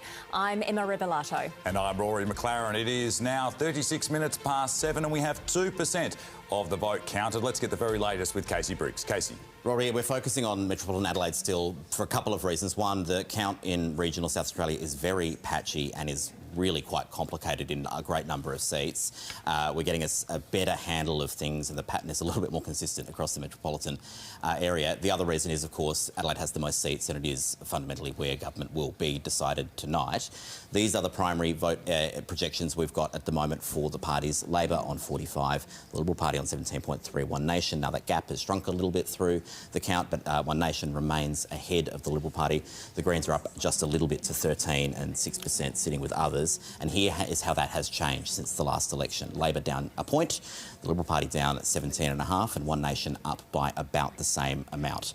I'll take you to a few more seats that are illustrating the pattern that we're seeing across metropolitan Adelaide. Actually, I'll start with a seat, though, that has got a lot of interest. I'll skip past the numbers for a second. I'll talk about Black in the southern suburbs of Adelaide. This is the seat that obviously was formerly David Spears. He was the Liberal leader. He left Parliament and it was won by the government and Alex Dighton became the MP in that by-election. And, of course, David Spears is now recontesting his seat as an independent. Well, 3.6% counted. I'm not liking David Spears' chances of re-election at this point. At the moment, he's actually running in 5th place with 11.6% of the vote. But look, this pattern that we're seeing is even extending to Black. You know, we're not even really that far south. We were talking about seats like Ghana and Raynell. Well, Black's a fair way north of that. Alex Dighton, 43.8% of the vote. One Nation has taken a big chunk of the Liberal vote and is sitting at 16. The Greens in 3rd, the Liberal Party in 4th. This we're seeing now in several seats around the city. And then we'll head north again to Light, the seat that sort of takes in quite a bit of Gawler and surrounding areas. And here again, James Agnes, the new Labor candidate. This was Tony Piccolo's seat. He's contesting the seat of Nadgerry next door. James Agnes looking to succeed him. He is leading on first preferences. One Nation is in 2nd. the Liberal Party is in 3rd position. Now, I want to head outside a little bit. Let's head a bit further away from the metropolitan area and go to the seat of Hammond. We're looking at, this is the seat of Adrian Pedrick. Simone Bailey, the Labor candidate, Ellie Keane running for a second time. I'll jump you back to the numbers. We're at 3% counted. One Nation is leading the Liberal Party and Labor as well. But look at that, 27, 25, 24. We've got 3 candidates within 3 percentage points there. It's going to take a while to sort out exactly what the order of finishing is. Ellie Keane at the moment a distant 4th position. The other thing I'll say is we don't have Murray Bridge reporting in Hammond yet, so quite a bit to come there. But this disruptive influence that One Nation seems to be causing across the state is showing up in most seats that we're looking at. Casey, thank you. I want to pick up on the seat of Hammond, if I can, with the panel here. Tom Koutsantonis, Labor has put a lot of effort into Hammond to try and flip it this time round. Why now? Well, we think the time is right. We think that Hammond is changing. We've got an excellent candidate. And this seat will be decided by who comes second. If the Liberal Party stay in 2nd place, they'll probably be elected on Labor preferences. If Labor can get into 2nd place, I think Adrian Pedrick's in a lot of trouble. A lot of trouble. But we'll wait to see the Murray Bridge numbers. I'm not sure where these numbers have come from.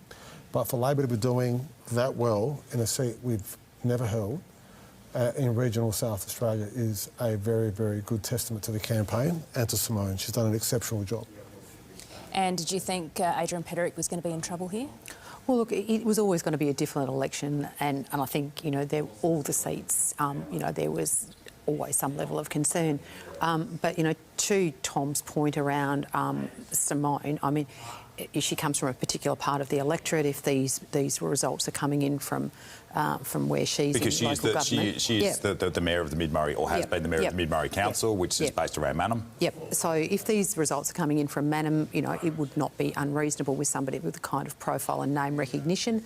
But, you know, equally, if they're coming in from other parts of the electorate, then they are significant. So I think, you know, I might just wait a little bit on that one before we actually... way too early. Way too early. Yep. I think, well, we're way too early on all of it, but I think... Look, let's revisit the issue of health. We talked about ramping. Tom, I want to ask you a bit more about that. You have often said that one of the reasons why there's ramping is because beds are blocked, because people can't get into aged care. This is a federal problem. But is that just an excuse? It's the truth.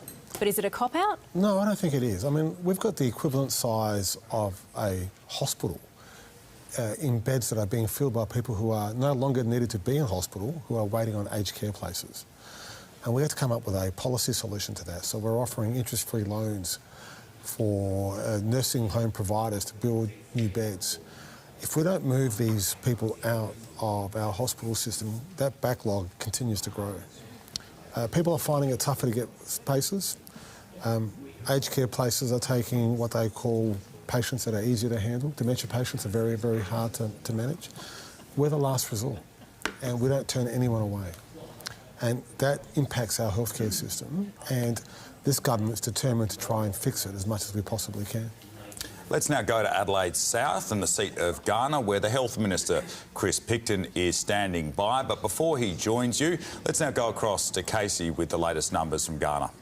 Yeah, we got one booth reporting 54 for more votes. This is Christy Downs, and it's 54 votes, but it is showing a pattern consistent with other seats in the area, right? We've got Chris Picton on 37, One Nation on 24, the Greens on 13, and the Liberal Party relegated to fourth place with 11 points. So one booth, we're not going to say too much about just 50-odd votes, but the pattern is consistent with what we're seeing in that area of Adelaide.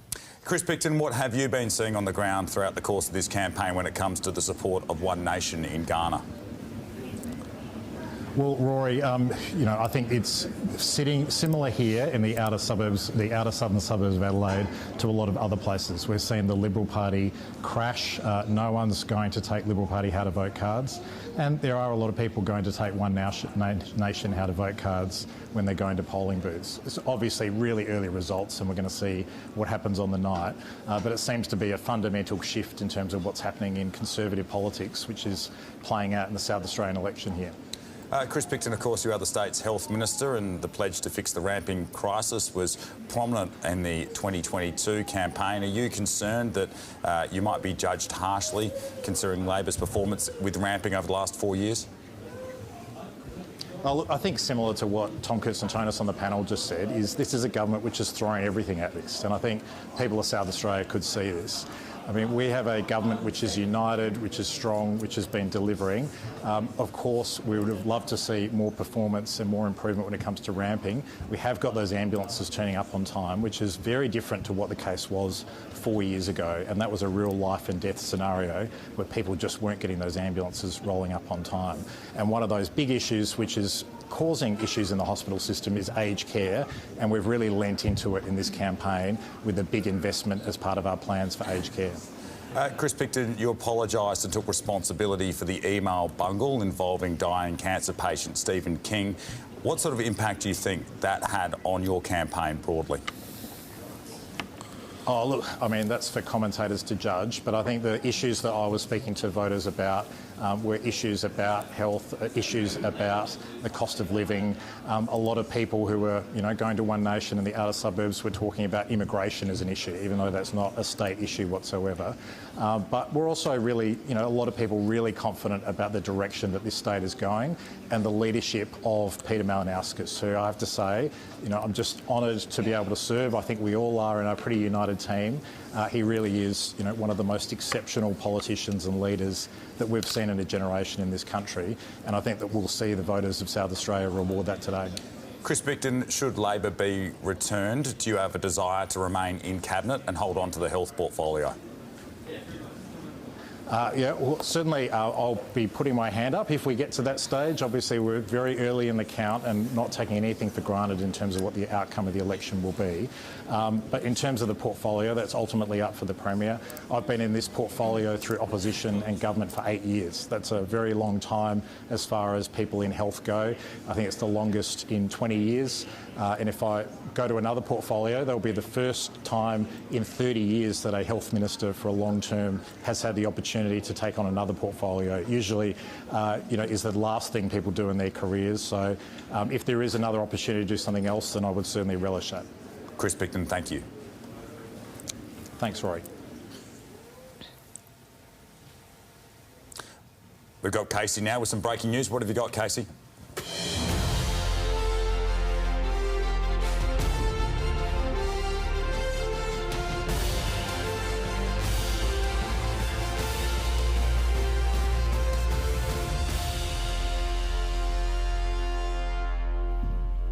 Still a pretty early count.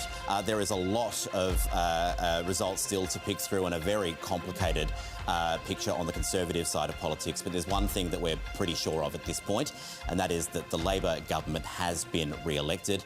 Peter Malinauskas will win a second term and serve for another 4 years, if he wishes, as Premier.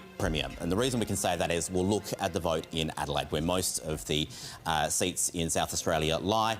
Labor has, slid a little bit, but held its position largely in the mid-40s on the primary vote, while it's the Liberal Party being clobbered by One Nation. Labor have 29 seats in South Australia going into this election. They would need to lose more than 5 to lose government, and we're not seeing that. In fact, at the early stage we're at, it looks like Labor is indeed picking up seats. Let me demonstrate it for you on the pendulum graphic. We've been talking about where seats might change. Now, not a lot of these are projected. We've only got 2.6% of the vote statewide counted, but let me just colour in as an indication of where the count is at, which party is ahead in all these seats on the Liberal side of the pendulum. These are not projections. I want to stress this very clearly.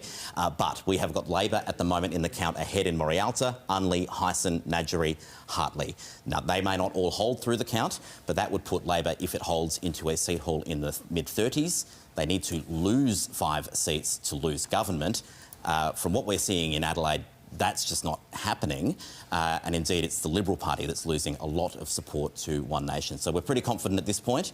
Labor has been re-elected. Just how many seats they've won, that is going to take a while to work out. Well, there you have it. Labor has retained power here in South Australia, with Peter Malinauskas set to enter a second term.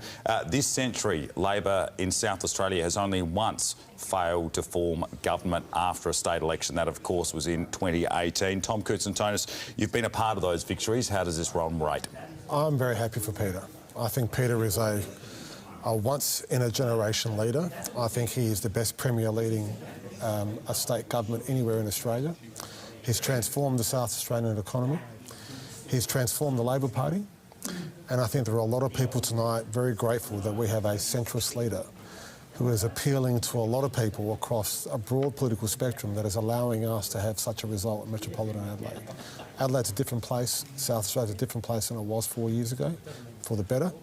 And that's largely because of a once-in-a-generation style leadership from Peter.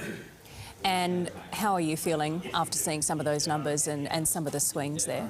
Well, look, I mean, we still have to remember how early this is in the count. You look at the numbers and then you look in the top corner and it says, it's 4.2% of the vote counted. And we don't know where these booths are coming in. So, look, whilst there appears to be a trend, I'm not prepared at this stage to quite give up on this. I still think there's so much more counting to do before anybody's claiming victory. I mean, it was interesting. I just had a quick look. Chris Picton won the last election on a 56% primary vote. The figures that we just popped up on the screen showed him with a 37% primary vote. Now, once again, it's a long way to go. That could change over time, but I think we probably just need a little bit more information and a few more figures in before we can be quite as definitive as perhaps we're heading at the moment. Tom, how much of the success that we're seeing from Labor tonight do you put down to Peter Malinauskas personally? We know he's a popular Premier. Is it all because of him? Well, look, we're a united and disciplined team, which allows him to go out and lead and be so forthright with the people of South Australia. He's not looking over his shoulder. And I can't tell you how important it is to give the leader, whoever it is, the ability to go out and lead and express themselves and be sincere and honest with people, knowing they don't have to worry about colleagues behind them potentially trying to undermine them. I mean, poor old Ashton, in the last week of the campaign, was seeing her so-called colleagues like Alex Antic not being very helpful. And I feel for the Liberal Party, but what's occurring is leaders need clean air. And our leaders had clean air from the moment he took the leadership. Whether it was Jay Weatherall, McClaren or Peter Malinauskas. If you don't back your leader, they can't lead.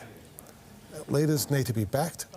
And we saw that with Susan Ley in federal Parliament.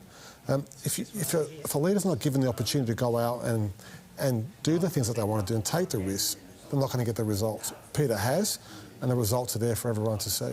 Can I ask how your government going forward is going to manage the risk of hubris or complacency with such a commanding lead? You obviously haven't met Peter Malinauskas. Hubris is something that cannot be mentioned. There is no chance of arrogance. If anyone starts acting arrogantly, anyone starts acting like this is a foregone conclusion, I have one simple answer for them. Stephen Marshall won in a landslide in 2018, and there are a lot of Liberals who thought they'd be there for 2 or 3 terms. Governments can change quickly. John Howard won in a landslide in 1996 and then he lost it in 1998, just 2 years later. The people can give and they can take. And we've seen that tonight with the Liberal Party. And if the South Australian public sees us acting arrogantly, they'll punish us accordingly, and so they should. And I just want to touch on, Tom was talking about leadership and certainty in leadership. Do you think Ashton is still going to be in this job from tomorrow? Well, I absolutely hope so. And as I said, I was really heartened when I was listening to her yesterday morning when she was speaking to the media, that she said that come what may tonight, she would still be leading the Liberal Party going forward from here. And so I'm very heartened to hear that, because I do agree entirely. Leaders not only need time, but they do need clear air. And I think Ashton will get clear air. Hopefully we'll see a good team of people behind her get elected tonight, so that she's got a group that she can start the rebuild in South Australia. So that, because quite frankly, a good government needs a good opposition. And perhaps, we haven't been the best opposition over the last term. But I think Ashton can be a good opposition, and, she takes it up to people. She's absolutely prepared to fight for the people of South Australia, and I think that she can do that. So I'm very, very confident that Ashton will still be the leader, or will still want to be the leader, and I'm quite confident she'll win her seat, and she will start the rebuild, so that in 2030, when we're sitting here again having this same conversation, we'll be seeing a different story. You'll be a little more nervous than you are tonight. I'm always nervous. Do you feel that there's buy-in from across your party at a state level to get behind Ashton Hearn's leadership for the next 4 years? No. Well, I absolutely hope so. I absolutely hope so, because if ever there has been a demonstration that disunity causes massive problems out there with the electorate, because the electorate say, why are you looking at yourselves? Why are you infighting? Why aren't you worrying about the things that matter to me? Why aren't you worrying about my energy bills? Why aren't you worrying about my mortgages going up? Why aren't you worrying about the fact that, I'm paying $3 a litre for diesel at the Bowser at the moment? Why aren't you worrying about that? And I think that's the whole point. And I think that's what Ashton's been able to show in the short 3 months that she's been there, that she actually does understand what are the things that are important to South Australians. So, I would say to all of my colleagues, Ashton is a brilliant leader. She's proved herself over the last 3 months, and anybody who doesn't want to get behind Ashton and support her as our leader going forward, quite frankly, should rethink about whether they really want to be in the Liberal Party. And you said a good government needs a good opposition. How can you be a good opposition when you've got hardly anyone there? Well, this is what I'm saying about the rebuild has to start from now. And as I said, I think Ashton is going to win her seat tonight, and hopefully there'll be quite a number of others that are able to get across the line tonight to give Ashton something to build from. But yeah, quite frankly, that is the job going forward: unity, rebuild, and becoming a competent opposition to take it up to a government, because a government's always better when they've got a good opposition. I want to pick you back up on something you said earlier this evening, Senator, and that was about the 2022 result. I think you referred to it as a bad loss, if I remember correctly. How much of what we're seeing tonight can be attributed to the result in 2022, given how much margin was lost in seats? We think about Morialta as one example, or even Vincent Tarsia's seat of Hartley. Well, I mean, obviously this has been compounded this election, but we've seen it also federally over a period of 2 elections where, you know, quite frankly, I think the people think that the majors aren't listening to them, because we've actually seen nationally a drop in the votes of both major parties. And so what we need to do is to get back to listening to the public and actually doing what the public wants us to do. But there's absolutely you know, no doubt that when you're coming from a small base, it's harder. There's a longer journey of rebuild, and you know but that doesn't mean to say it doesn't need to be done. Tom, it's a question that the Premier has somewhat avoided answering, or certainly hasn't enjoyed answering throughout the campaign. But having Labor having such a majority in the lower house, it can't be good for democracy. I disagree. Not because I don't like having a large majority. It's that this is what the people have given us. And it's easy to intellectualise about results, but if the people give us this result, there's a reason. And I say to people, have you ever known a bad opposition to make a good government? That's the first point. And if you've got a bad opposition, the people respond in a certain way. These results should not be taken as if we are locking in a government for a long period of time. As you've seen tonight, results can turn very, very quickly. And you could see the inverse of this in 4 years' time if we behave arrogantly. We'll take this majority for granted. So we've got a leader who won't take it for granted, because I've seen his style. We've got a team that's united that won't act this way. And if we do become arrogant or show hubris, the public will respond accordingly. That's the beauty of our system. OK, let's head over to Casey now, who's got some more numbers for us. Yeah, Labor's been re-elected. We're confident of that at this point. Attention will now turn to what is shaping up to be the, you know, in many ways more significant nationally story. Sorry, Tom, but, you know, your government has been re-elected, but there's a lot going on tonight in a lot of seats, and we are still getting a handle on exactly how many seats Labor will win. These are the statewide primary figures at the moment. They are beginning to stabilise across the state, and they are stabilising at a level that looks roughly like what the opinion polls were suggesting, right? We've got Labor just shy of 39, the Liberal Party on 18, and One Nation just shy of 23. Let me bring up the change to show you how this earthquake, I think we should call it that, is playing out. The Liberal Party down 17.5 points, One Nation up 20 points. This is a very significant shift in politics that we are seeing.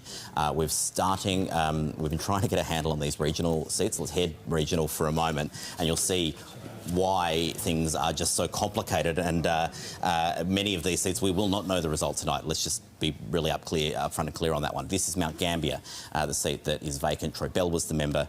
Travis Fatchin worked for Troy Bell. One Nation is leading the primary vote count, 28.2 to 26.6. Labor in third, the Liberal Party on fourth on 11.7%.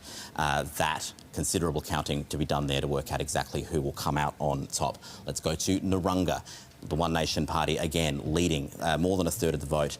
The Liberal Party, Tanya Stock, 25.5. The Independent, Fraser Ellis, 16.3. Labor on 15. This is, again, very, very complicated. Maybe you would guess the Liberal Party would be the favoured one at this point. But it's really, you know, quite a difficult one to estimate. But you would think many of these preferences would really back in the Liberal Party, and that One Nation vote is sort of not high enough to withstand a strong preference flow. Much more counting to be done there. And let's go back to Chafee, where Jennifer Troth, the One Nation candidate, is now in first, just over a third of the vote, but only a couple of points ahead of Tim Whetstone. And again, you would expect Labor and Green preferences to favour Tim Whetstone. So if these two candidates remain where they are at the moment, you would think Tim Whetstone would probably go on to win that seat. But this is the picture we're looking at. This is why we're being very, very cautious in regional South Australia, because these complicated contests with lots of candidates are making this count quite complex. But you'd think potentially, the Liberals ahead potentially in Narungga Chafee. Much still to work out. OK, Casey, thank you. And Tim Whetstone joins us now from Chafee. Tim, thanks for joining us tonight. My pleasure. Well, how are you feeling about that? Things are looking very tight in your seat. Yeah, they are looking tight. I've been at pre-poll since the very beginning. I've been there for every hour, and look, I'm seeing a. I'm seeing a sentiment that has been reflective, that people are a little disgruntled with the major parties. But what I am hearing a lot is that people aren't looking to vote for the local candidate. They are all coming up. They're calling out for their leader, if you like, and I guess it really does just typify what we're seeing in South Australia, that Pauline Hanson is the figurehead for One Nation, and that is really what people are about. They're looking for, people are coming up to the polling booths looking for an orange T-shirt as a protest vote, and that's given me some concern. But look, I put my best foot forward, and no matter what the result is tonight, I'll accept it. But I think that I've been a worthy representative here in Chafee, and I'm looking forward to hopefully representing the region once again. Tim, looking at the numbers though, this seems more than just a protest vote, doesn't it? People are saying what they think loudly and clearly. Why aren't you, the Liberal Party, the major parties, listening? Well, I'm certainly listening. There's no doubt about that. But the waters have been muddied. We've seen leadership change here in South Australia. We've seen the shenanigans that have been going on in Canberra, and that has got people concerned. We're seeing the global uncertainty at the moment, whether it's the war, whether it's the price of diesel, particularly in a regional setting. We're seeing the wine industry on its knees at the moment, and so people are very concerned about what the certainty holds for them, and they're really, really upset at the moment. And the demeanour of people walking up to a polling booth tells a very, very clear story that they're unhappy. And there is a typical person. I think a lot of those 25 to 40-year-olds are coming up looking for an orange ticket. And I understand that, but in the bigger picture, I'm someone that understands what's happening on the ground, and it's very real that One Nation is making a charge. OK, Tim, if you are hearing all these things from the ground, from the electorate, from voters there, what message will you be taking back if you are re-elected to Ashton Hearn and to the Liberal Party? How are they going to do better? Well, I think first and foremost, we need to be a truly united party. I think Ashton has done an outstanding job in the very short time that she's been the leader, and I give Ashton 100% commitment to her leadership. We've seen the leadership change, and that upsets people. People saying that what is going on within the corridors of the South Australian Liberal Party. But what we're seeing today, particularly in regional South Australia, is that we're seeing a pushback on the brand. And that brand, I think, is under question at the moment. There's no doubt about that, and I don't shy away from that. But Ashton and I have a very good working relationship. We have open conversations, and should I be re-elected, we will continue to do that so that we can rebuild, because that's the phase that we're in at the moment. And as regional South Australia, as the South Australian Liberal team, we need to do better, but we do need to show that we are listening. We do need to show our constituents that we are connected with them, and not just a major party that's not listening. Tim Whetstone, we really appreciate your time. Thank you. Pleasure, thank you.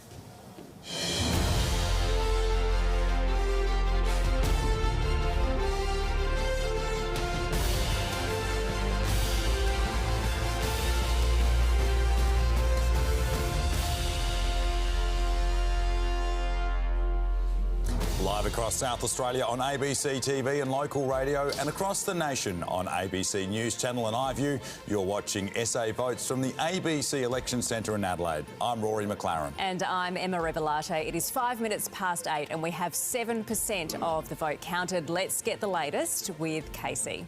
Yeah, the trend is still firming up across the state and it is looking considerably like the opinion polls were suggesting. This is our latest estimate. Labor on 39, the Liberal Party on 18. This is all primary vote. One Nation on 21.6. Let me show you the change in vote. These are statewide figures we are looking at. Labor down a little bit, the Liberal Party down a lot. One Nation up by a roughly similar amount. This is settling in. This is the pattern of the night. And this, despite the fact that we've got Labor re-elected with a record seat number, I think this is going to be the set of bars that draws the most attention, which is a curious statement about how politics is playing out in South Australia tonight. We'll run through in a moment. We're just preparing a bit of a list of the seats we think Labor is looking good in to gain in Adelaide. We're just having a look at that, but there are, it looks like, several seats that Labor will pick up in Adelaide, which will put Labor into the 30s in terms of a seat haul in the next Parliament. And those regional seats, as we've been saying, you know, we're trying to get a handle on, can One Nation, having outpolled, by the looks of things, having outpolled the Liberal Party on the primary vote, can One Nation win seats? And the sort of unsatisfying answer at the moment is because it is such a complicated picture in the regions, it's taking a while to work out where they might be competitive, and it might not be something that we know tonight. Casey, it might be a good idea now to remind everyone about the importance of the two candidate preferred decisions that were made earlier by the Electoral Commission and how that is impacting what you're doing tonight. Yeah, the Electoral Commission, they count preferences between two candidates. It was a predetermined decision and it is an indicative count. It is not the final count, and if those two candidates are not the ones that end up being in the final two of this distribution, this will be recounted starting from Monday. We've got a lot of seats where we don't have a count that we, you know, feel comfortable using because it isn't looking like the two candidates that the Electoral Commission projected. That is one of the reasons it's very hard to work out. Is One Nation competitive? We're not getting yet really any substantive counts that give us an indication of when Liberal candidates get excluded, where do those votes go? Casey, thank you. And I want to touch on, you've been talking about, Tim Whetstone talked about it as well, this rebuild of the Liberal Party. How do you rebuild? Is recruitment going to be difficult with the position you're in? The fact that leaders have changed, you might not have many seats in this Parliament. How difficult will it be?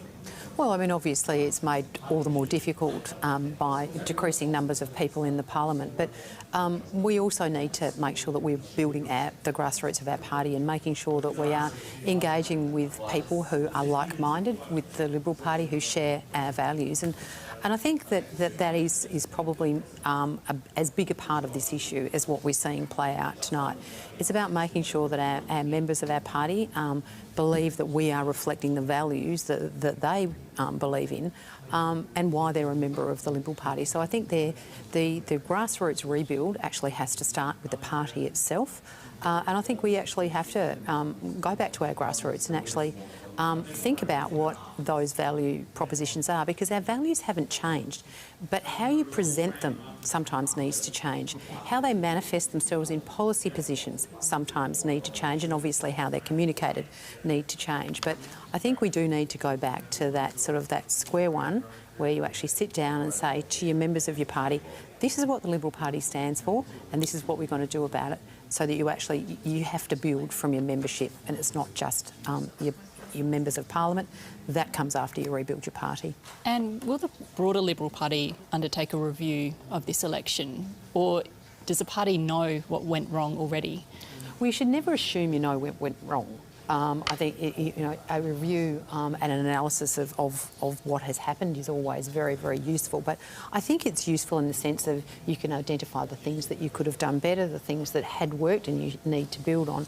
But we have to look forward, and we have to make a decision as a party what we're going to take forward to our members, but also to the South Australian and the Australian public. So I think, reviews are fine. But they're only part of the process. When it comes to rebuilding from a grassroots level, Senator, Is that an acknowledgement that maybe your side of the party, the moderate side of the party, hasn't been quite as successful as doing that in recent years compared to the Conservative side of the South Australian division? Well, the one thing, well, not the one thing, there were many things that John Howard said that were, I think, very, very wise, and one of them was we are a broad church. And I think that we have to get back to being a broad church where there is a tolerance across the party for the different views of people who hold core Liberal values. Some of them obviously manifest themselves in different ways, but we do have to accept that a broad church means that you tolerate the views of others in your party that may not necessarily have exactly the same views as you. And that's part of the rebuild, is that level of acceptance of the fact that you don't have to agree with somebody. And I often say that, I probably don't agree with Tom on many things he says. I'm sure it probably is. But I will defend your right to say it, and I will respect the fact that you have a different view for me, because it's that contest of ideas that I think makes everything stronger. As soon as you try and dismiss somebody else's view as not being relevant and not being important, that's when the problem starts. So that's all the part of the rebuild I think that we have to be looking at. All right, in a moment we're going to go to Adelaide's inner southern suburbs in the seat of Unley, where the Labor candidate Alice Rolls is standing by. But Casey, talk us through the numbers first. Yeah, this count is ticking up quite a bit. Alice Rolls is leading with more than 40% of the primary vote. The Liberal candidate, Rosalie Rotolo, 29.4. The Greens in third and One Nation in fourth on 8.6. So this is the pattern we're seeing. One Nation doing very well in the outer suburbs, not as well in the inner suburbs. But let me show you the change in vote, because we are still seeing the Liberal vote crash quite dramatically, down 20 points, and it's splitting across several candidates on primary vote terms here. So One Nation is picking up, Labor is picking up, and there's an independent, a couple of independents, I think, in that seat that are gaining a little bit of the vote as well.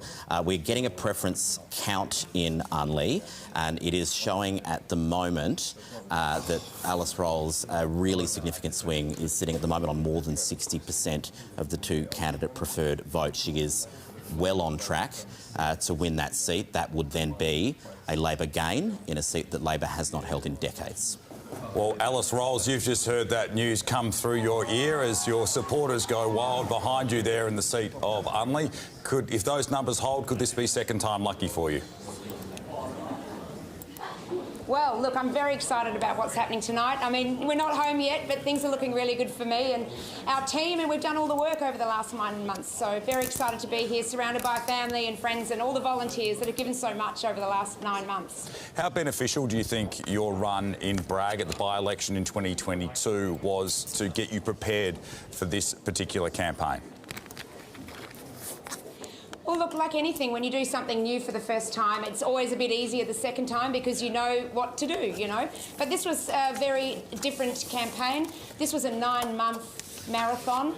We've given everything, and I'm just so grateful to the people of Unley that have given their trust to me and put their trust in me and my team. And, the door knocking works. The ground campaign works. We knocked on thousands and thousands of doors. We made thousands of calls. I spoke to many, many people.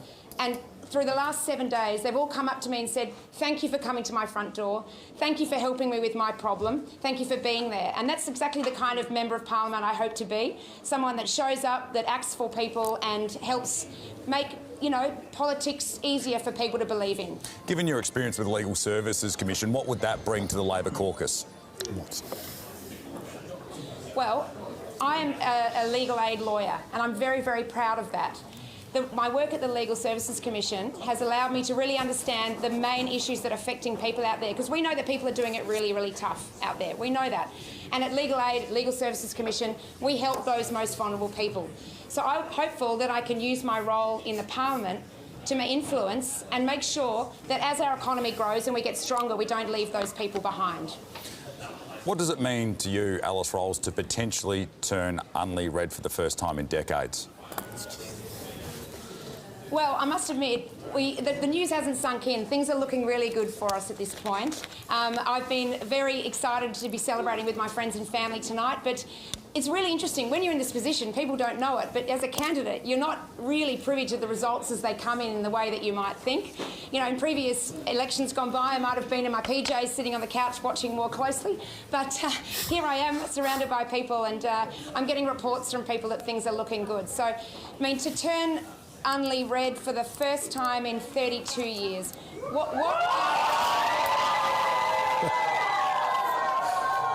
Alice Rolls and your supporters, thank you. That is. Alice Rolls, thank you. They are very, very... I think there might be some very hoarse voices from the Labor camp There's already later some tonight. hoarse voices on this panel, let me tell you. That is true, that is true. Look, let's head over to Casey now with some more counting.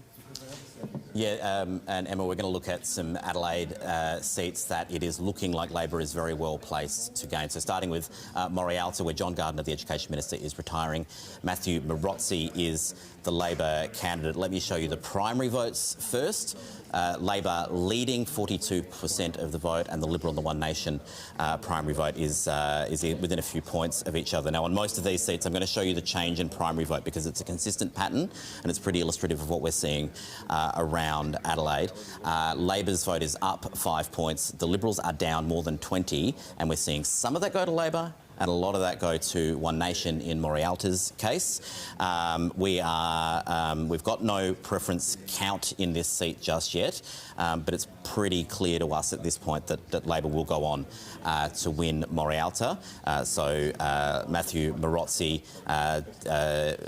takes that seat, a seat that was held by John Gardner until this election. OK, let's go over to Adelaide's West and the beachside seat of Colton. We spoke about it a little bit earlier, Casey.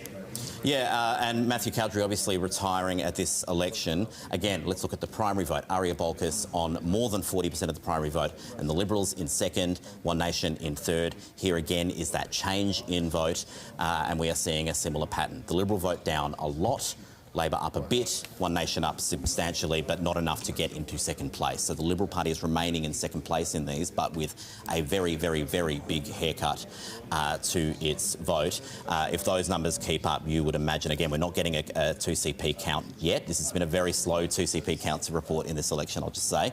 But if those numbers continue, with 40% of the vote, you would imagine that Aria Bolkus would go on to win, although we're not projecting that just yet. OK, Casey, let's go a little bit further south to the seat of Morford, held by Liberal Stephen Patterson. What's going on there? Yeah, just a couple of suburbs south, and you'll see the figures look very similar to what we've seen in Colton. This now is at 36.8. Sorry, I'm looking at the wrong seat on my monitor. Morford, 36.8 for Toby Priest. The incumbent MP, Stephen Patterson, is on 32. So this is a closer match-up on the primary vote. And again, I'll show you that change in vote. We're seeing a similar position here. Now, this is one, we've seen a couple with a retiring MP. This is one with an incumbent MP seeking re-election, and a slightly different picture, but still, that primary vote is crashing. Take us back to the seat of Hartley with former opposition leader Vincent Tarzia against Jen Roberts. Yeah, we are getting a preference count in this seat. Let's start with the primary vote. Jen Roberts is leading just shy of 40 points. Vincent Tarzia is in pretty big trouble in this seat. In fact, I reckon we've just ticked over. We might be about to even call that one. Vincent Tarzia on a quarter of the vote. Jen Roberts on 38.9. And again, here's the primary vote change. Labor down a little bit, but if the Liberal Party vote is down that much, you would imagine some of those votes will, that have gone to One Nation will leak back toward Labor, putting Vincent Tarzia in very, very big trouble in Hartley. And we are getting a preference count, as I say, and that preference count does put him in deep trouble, 57.7 for Labor, and more than a 10% swing toward Labor. So that's a run of sort of Adelaide seats that we're seeing a really consistent pattern in. I'll just say one other thing. At the moment in the count across all of metropolitan Adelaide, the Liberal Party only lead in one seat, and that is Bragg. At the moment, Labor leads in every other Adelaide seat, which is, showing a sense of the domination, putting Labor, at a seat total of, somewhere in the mid-30s, if that's what comes to pass. What about any potential movement that could come when those big batches of early votes come into the count? Yeah, there's a reason we're being a bit cautious, because remember, there are more than 10,000 pre-polls in many of these seats. So we're being cautious about some seats, especially where the order of finishing second, third, fourth will matter. But the consistent picture we're seeing across Adelaide is, at the very least, holding its ground, the government, and certainly there are seats that the government does seem to be well ahead, defeating incumbent or retiring seats where Liberal MPs are retiring. Okay, Casey, thank you. Anne, I want to get your thoughts in a minute, but Tom, I've been very curious to see your reaction as Casey's been looking at some of those figures. I mean, it feels like even you can't believe some of the numbers there that's going against the Liberal Party. It's seismic. It really is seismic. The Liberal Party are coming fourth in many of the seats in the western suburbs. I am in shock. I thought they would not do well, but I did not think it would be a complete sort of meltdown. Just looking at Tim Whetstone earlier, after the last election, that was the safest Liberal seat before the redistribution that the Liberals held. Now 2/3 of people living in that seat voted for someone other than the Liberal Party. That's a remarkable turnaround in what is the jewel in the crown of the Liberal Party, the seat of Chafee. It's amazing, and it comes down to the calibre of the candidates and the calibre of the campaign. And again, I go back to the exceptional work that the Premier has done. And I think the message here for me is when you flirt with One Nation in seats like Unley, in Bragg, in Hartley, in Morialta and Colton, where people are well educated, dual income, and you start flirting with Pauline Hanson the way Miss Hearn has, they're being punished, and punished very, very badly for it. And there are a lot of Liberal MPs who are paying the price for that flirting with One Nation. And I think you're seeing it in Metropolitan Adelaide. I think Metropolitan voters would like to have seen the Liberal Party take a much stronger point of view towards Miss Hearn, to the One Nation than Miss Hearn did. And what you're seeing with us is a principal position, because a lot of Liberal MPs in the regions are going to be elected because of Labor preferences, because we put One Nation last. And that is going to be telling for the Liberal Party, and that is their biggest lesson tonight, I think. Anne Ruston? Well, I mean, preferences matter. I mean, we've got a compulsory preferential system, and that's why we have preferences, so that you end up electing the person that, or you don't elect the person you don't want, but you know, that's the way preferencing works. And obviously, you know, you make the decisions on the basis of that. But, you know, I think, you know, what we've seen tonight gives us a huge amount of, you know, thinking to be done around what we're seeing. But, you know, the Labor Party preference the Greens. You're always having fights with them. But I think, you know, all of these things are up for grabs now in terms of the rethink about where we are, what we're doing. But to say that Ashton was flirting with One Nation, I think is probably a little bit harsh. I think what she did was she tried to lead in some very difficult circumstances. She put her best foot forward, which I think was a very, very good one. I think she's done a great job, and it's pleasing to see that her seat looks like it's shoring up for her. But, you know, we have to respect the fact that South Australians have got a compulsory preferential voting system, which will deliver some interesting results, especially when you've got the number of candidates you've got in the seats that we've seen tonight. Okay, we're just going to pause for a moment here at the ABC Elections Centre in Adelaide.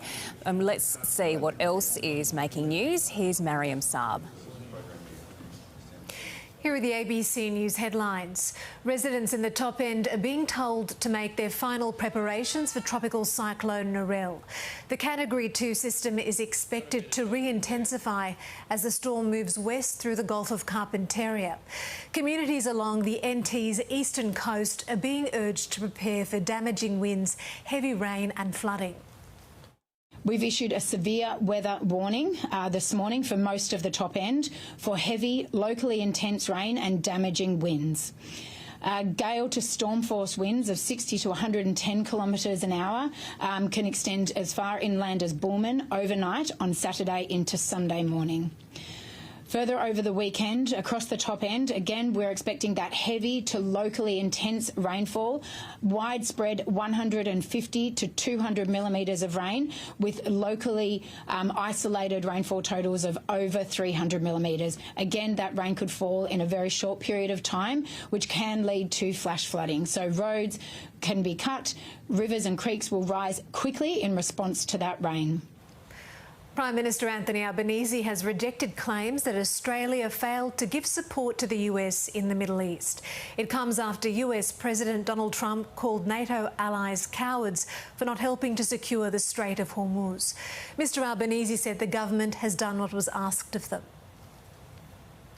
Iran's state-affiliated media is reporting an US-Israeli air attack on Iran's Natanz nuclear enrichment facility. No radioactive material leakage has been reported at the complex. Residents near the site are not at risk. This comes as Donald Trump says he's considering winding down military efforts in the Middle East, but that he won't seek a ceasefire with Iran. The US says it will temporarily lift sanctions on Iranian oil currently at sea to stem a global supply crisis. Meanwhile, Iranian army says it targeted fuel tanks refuelling aircraft at Israel's Ben Gurion airport with drones. Israel has also attacked parts of Beirut and southern Lebanon, where Israel is expanding its ground offensive. Israel says it's striking Hezbollah targets. At least 20 people have been killed in the latest Israeli attacks, according to Lebanese officials. And a warning, the following contains the name of a person who has died with permission. Indigenous community leader Rhoda Roberts has died from cancer at the age of 66. Miss Roberts was the first Aboriginal presenter on mainstream television and the first Indigenous head of programming at the Sydney Opera House. She dedicated much of her life to elevating First Nations culture and creatives at Australia's biggest festivals and events, and was recognised with an Order of Australia in 2016.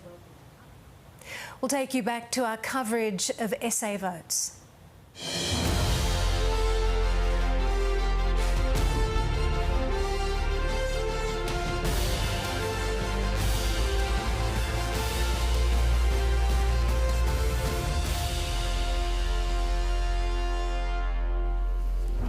Live across South Australia on ABC TV and local radio, and across the nation on the News Channel and ABC iView, you're watching SA Votes from the ABC Election Centre in Adelaide. I'm Emma Rebellato. And I'm Rory McClaren. It is 27 minutes past 8. We have 12% of the vote counted. Let's get the very latest from Casey Briggs. Casey. Yeah, these votes, let's look at the statewide figures. 39 for Labor, 17.8 for the Liberal Party, 21.3 for One Nation. This pattern has continued. One Nation is outpolling the Liberal Party statewide. Is One Nation going to win seats? At this stage, we are struggling to find seats where One Nation's primary vote is high enough that it will see off the sort of preferences that are likely to not break its way.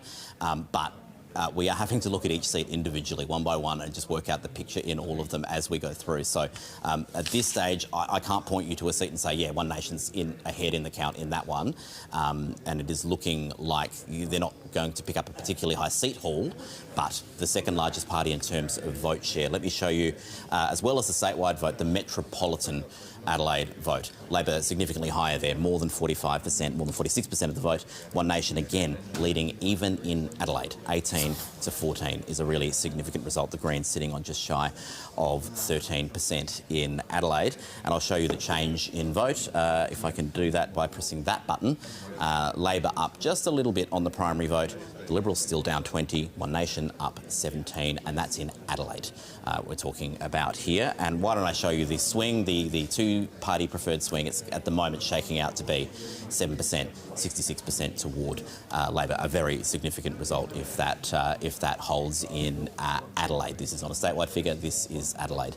Let's fill in the chamber. Let's have a look at the chamber for the first time this evening and colour in first the seats that, actually we'll just stick to the seats that Labor has won and the Liberal Party, we believe, has won. Labor 23, so one short on the seats that we're confident of a majority. Now, we know they will get to a majority, but there are at least 23 now in our chamber. The Liberal Party on 4. We are watching these very carefully and we're just going through them at the moment. We're not sure if that's going to hold, but 4 at the moment is a bit of an estimate, and one other. And then I want to show you, we were talking a bit about preferences and how they might really determine the outcomes in some seats. Let me show you one seat in particular that's really key in, and that is the seat of Morphett. Stephen Patterson these numbers have shifted since I last looked at them, but Toby Priest is now on 37, Stephen Patterson is on 31.8. We've got One Nation and Green preferences that are going to determine that outcome. Our experience says Greens preferences will flow very strongly toward Labor. We don't have data yet on how One Nation preferences are flowing, but previous history suggests they flow not as strongly toward the Liberal Party as Green preferences flow to Labor. The left block of politics, tends to and has tended to stick together more than what we're seeing on the Conservative side of politics. Now, and that is sort of showing up. Do we have a count in Morford? I'm not sure. We might come back to that one through the evening. And I think there's one other seat I want to show you because I think you're about to speak to one of the candidates in McKillop. We've got 3 booths in here. There's a lot going on here. 37% for One Nation, the Liberals on 23. Nick McBride, the incumbent MP, is currently on 21.1. It's just going to take a lot of time to work out what's going on there. OK, thanks, Casey. Well, as you mentioned, we do have one of the candidates standing by, and that is Nick McBride, the independent. Thanks for joining us. Thank you, Emma. Well, you just heard some of those numbers there. One Nation leading there at the moment. How are you feeling about that? Look, I'd have to say that's very consistent with what we noticed through pre-polling. There was a direct correlation to the figures that you're insinuating where the voters were very much in train for a One Nation orange paper. Then there was obviously myself and the Liberal Party candidate, Rebecca Rosser. And then I think it was a bit hard to tell, but sometimes Labor probably fell off a little bit even lighter on, which looks like I think the figures are indicating. Couple of things around this. One is that the Liberal vote and my issues have not then, rolled out back to the Liberal Party. They've actually rolled back into One Nation. I think the One Nation vote is really on the back of let's just say, not clear, good politics. It probably stems from the national issue around gun laws and what happened at Bondi. And then when we look at what McKillop was up for, if you'd asked me a month ago where One Nation would have posed, I did not expect them to be out in the lead like they are, we're seeing tonight. However, if you consider in the regions that the fact that the Liberal vote has not picked up and not gone anywhere, but only backwards, the Labor vote in the regions hasn't picked up. So where was it going? It's gone to One Nation. The voters are looking for something different than the main party lines. I think my issues have come back to haunt me. They have actually, let's just say, let me down at this stage. There must have been just too much debris in the background. Look, we've done all we could over the last 8 years. We've run a strong campaign on that 8 years of history. We're looking forward to the next 4 years of being a strong advocate for McKillop. But the electors have really just said, well, we don't want you because we're not sure where you're going to land. We don't want Labor. They're back where they probably were in 22. And Liberal, well, they haven't gained by it at all. They haven't shown any leadership.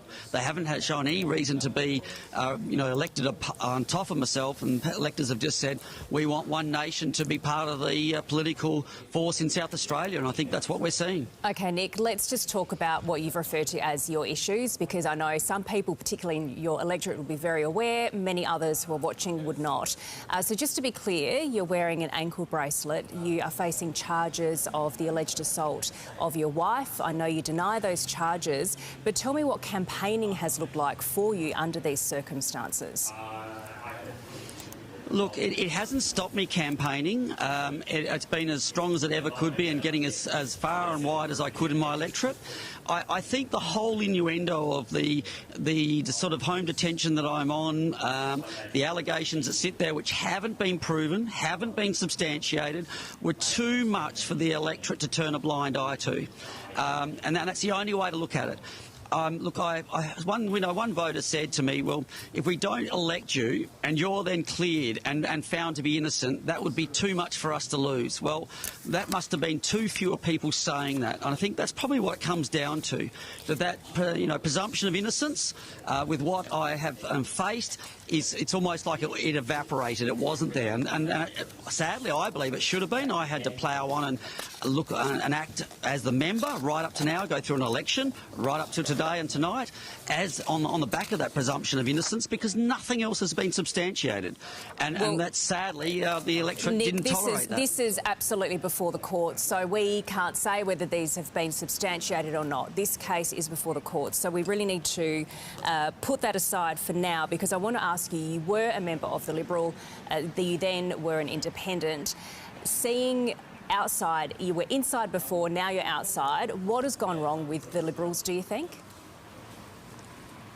Oh, look, I don't want to sort of run the Liberals down, but I really do hope after this election, firstly I would say I'm absolutely very, very pleased that I did not have to bat and run as a Liberal in this state election. I don't think I could have survived it. It would have probably been more stressful than some of the stresses I've been through just recently.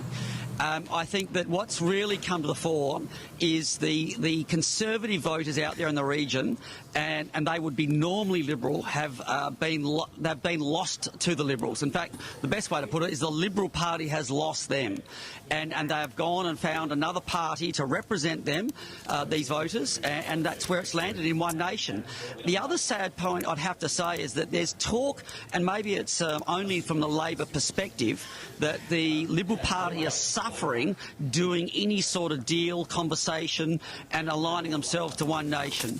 I actually think, and I totally disagree with this, I think that when you talk about Conservative politics, you talk about leadership, you talk about outcomes for regional South Australia, and to think that One Nation isn't a Conservative party and they're not forced to be reckoned with, I think that is what's also probably come back to bite them, and Liberals actually need to recognise that they share similar values and similar politics. They may have some differences, absolutely agree, but the differences are a lot greater with Labor and the Greens, and that is why I think it's very sad that any sort of conversation would take place that One Nation is not a Conservative party, it's not seen as Conservative, and it's not a force to be reckoned with, and I think that's what's been proven here tonight. Nick McBride, thanks for your time tonight.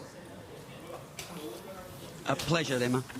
And we have just heard that Ashton Hearn is expected to arrive at Liberal HQ in under half an hour's time, so we will bring you those pictures as soon as they come in as well. And Rustin, we'll give you a chance to respond to some of what you've just heard there from Nick McBride. The Liberal Party has lost them when he's speaking to the voters. What do you say? Well, I mean, quite clearly the results tonight show that the Liberal voters are not voting for us, and I mean, you know, you can't really sugarcoat that. That's the way it is. But the thing I probably would disagree most with what Nick has said is that that somehow the Liberal Party has the same values as One Nation. We don't. We have our own values. Our own values are steeped in the Menzian traditions of, you know, small government, personal responsibility, reward for effort, all of the things that I actually intrinsically believe in, and why I'm a member of the Liberal Party. And so I think that, you know, we have got to create or re-establish our identity in the public space. You don't beat a party by becoming a party. You become victorious by standing on your principles, telling the community what you stand for, and actually giving them something to vote for. So I would disagree with a lot of what Nick just said in that regard. And can I ask you about how the results that we're seeing tonight might be playing out on a federal level? We know the next federal election's in 2 years' time. Could we see One Nation start to have more of an influence in other states and territories too? Well, look, I think there's a long way to go in this whole situation, in the sense of, you know, obviously we've got to do some work to re-engage with the voting public who would normally vote Liberal. We have to see, you know, what One Nation does over the coming months. I mean, you've only got to look back at their history and see that, you know, like 70% of their candidates that get elected don't end up staying with their party. I mean, Sarah Game here in South Australia was elected as a One Nation candidate, and, you know, she left them. So I think, you know, their track record of holding things together is not particularly good. So I think, you know, to try and predict what's likely to happen in 2.5 years' time on the back of what we've seen tonight, I think would be perhaps reaching a little too far into the future. But notwithstanding that, there's some lessons that we absolutely have to take home from tonight and change going forward. Casey, looks like you've got some more results. Let's go to Davenport in Adelaide's southern suburbs, held by Erin Thompson, first-term MP. Yeah, let's look at Davenport. Now, before I go to the numbers, I just want to say this was a safe Liberal seat 2 elections ago, held on an 8.8% margin. It was a surprise Labor gain 4 years ago. And now here are the primary vote figures we're looking at now in Davenport. The Liberal Party has fallen to 4th position, and Erin Thompson at the moment has more than half the vote in Davenport. One Nation running second. One Nation is second in the seat of Davenport. This is a seat that has a long, storied Liberal Party history, and One Nation is second and the Liberal Party is 4th. Here's the change in vote. The Liberal Party vote down 27.9, and that has gone, as we're seeing in suburban Adelaide, the closer you get to Adelaide, the sort of Liberal vote is splitting across both Labor and One Nation. It is shaking out as a 2-party preferred swing of more than 14%. This is becoming, it seems, a very safe Labor seat.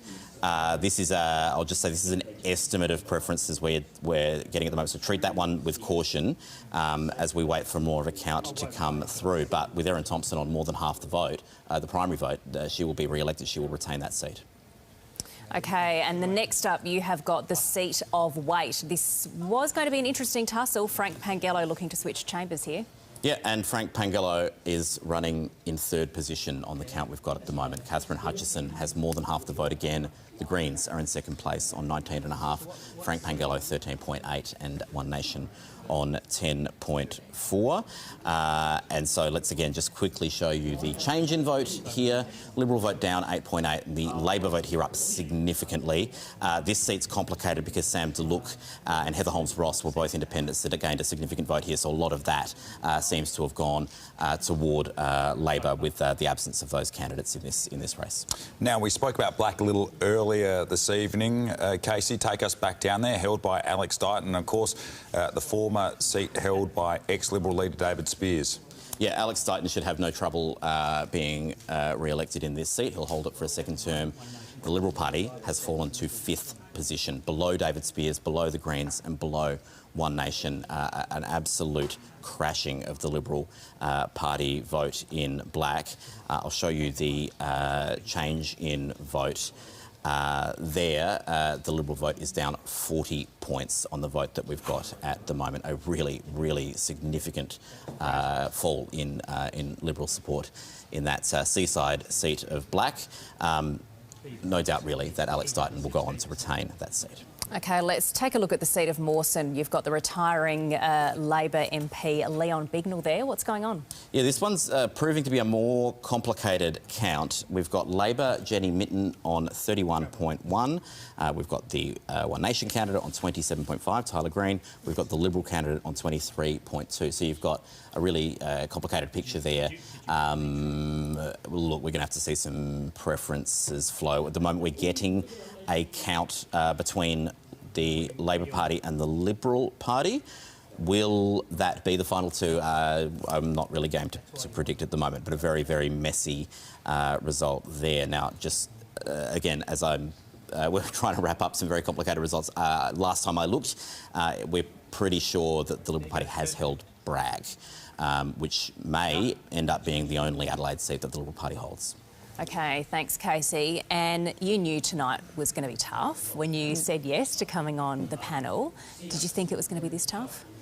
Look, it is tough, and look, I absolutely knew that it was going to be a tough night. But, you don't just go out in the good times, you go out in the bad times as well. And, I'm really proud of my party. Look, tonight has been, by the looks of things, a less than glorious outcome. But I'm absolutely committed, as I'm sure Tom was in 1993 when, the Labor Party got an absolute shellacking. I am a true believer. I believe in the values of the Liberal Party and I'll be here for the rebuild. Yeah, it's a tough night, but as I say, I'm not just somebody that turns up for the good times. I'm happy to turn up when they're tough as well. I think what we're seeing tonight's really interesting because South Australia, it's traditionally been more of a centrist state, and it has been a state that has had a history of third parties. We saw obviously with SA Best, the Democrats as well, and yet One Nation's been able to come through in this campaign, and as we're seeing from the results that are coming through, doing quite well. I'd be keen, Tom, in your mind, do you see this signifying that South Australia is moving from that centrist position to more of a right-leaning state? I don't know. I was thinking when Anne was answering that question earlier when Nick McBride was speaking about his view that One Nation should be embraced, not scorned, and wondering if Alex Antic was sitting where Anne Rushton is now, what he'd be saying. Now, Alex Antic is number one on the Senate ticket. He is probably one of the controlling senators of the South Australian Liberal Party. He has been very, very vocal in his support of One Nation. I think it's going to be a long time in the wilderness while they're trying to work out whether they support One Nation or whether they should be like One Nation. I think Anne is right. I think Alex Antic is wrong. But he's taking them down a path that I think could lead to very dark places for the Liberal Party. And if that continues to occur, seats like Unley, Morialta, Hartley, Colton, Morphett, those suburban Conservative seats, are not going to recognise the Liberal Party they voted for 2 elections ago when Stephen Marshall was first growing in popularity. They'll be unrecognisable. But that's the path they're going down. And you saw it with Nick, and you've seen it with Alex Antic during the campaign. I don't think the Liberal Party's for turning here. I think people like Anne and Ashton are sort of the last bulwark against that movement, and I think tonight it's washing over them. And I think the Liberal Party are about to embrace One Nation in a way that a lot of their voters will not recognise and will not reward.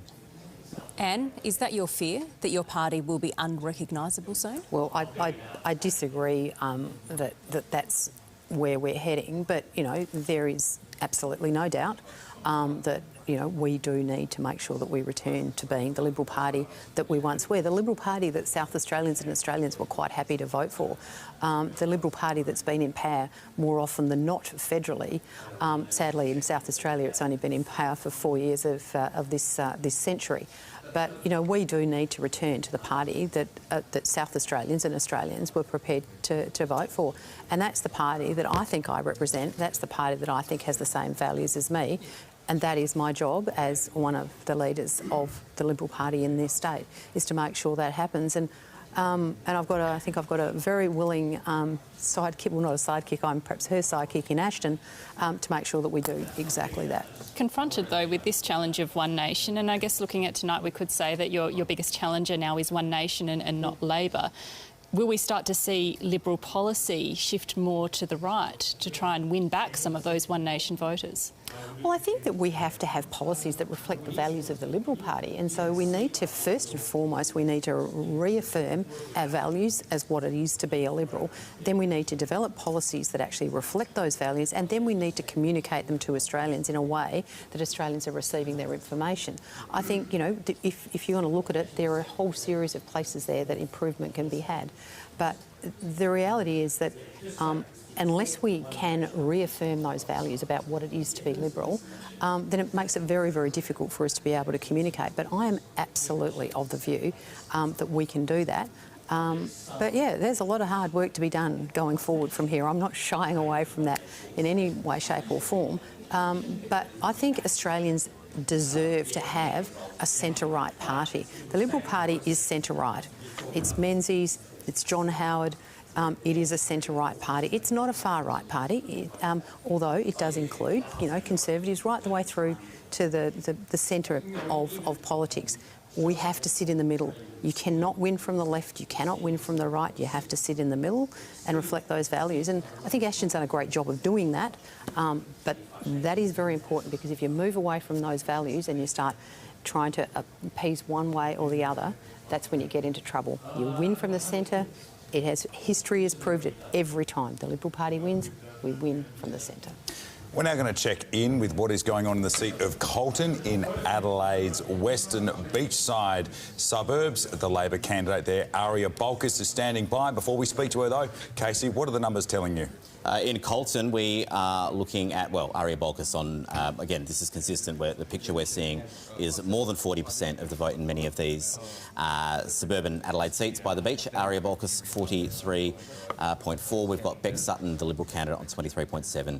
You can see there Rocco DeAngelis, the pizzeria owner, on 17. The Greens in fourth position on this seat. We're getting a preference count between Aria Bolkus and Beck Sutton, and it's showing a really significant swing toward Labor in this marginal seat, and that will be enough to see Aria Bolkus become the next member for Colton. Well, there you go, Aria Bolkus. Casey Briggs has just called the seat of Colton for you. Congratulations.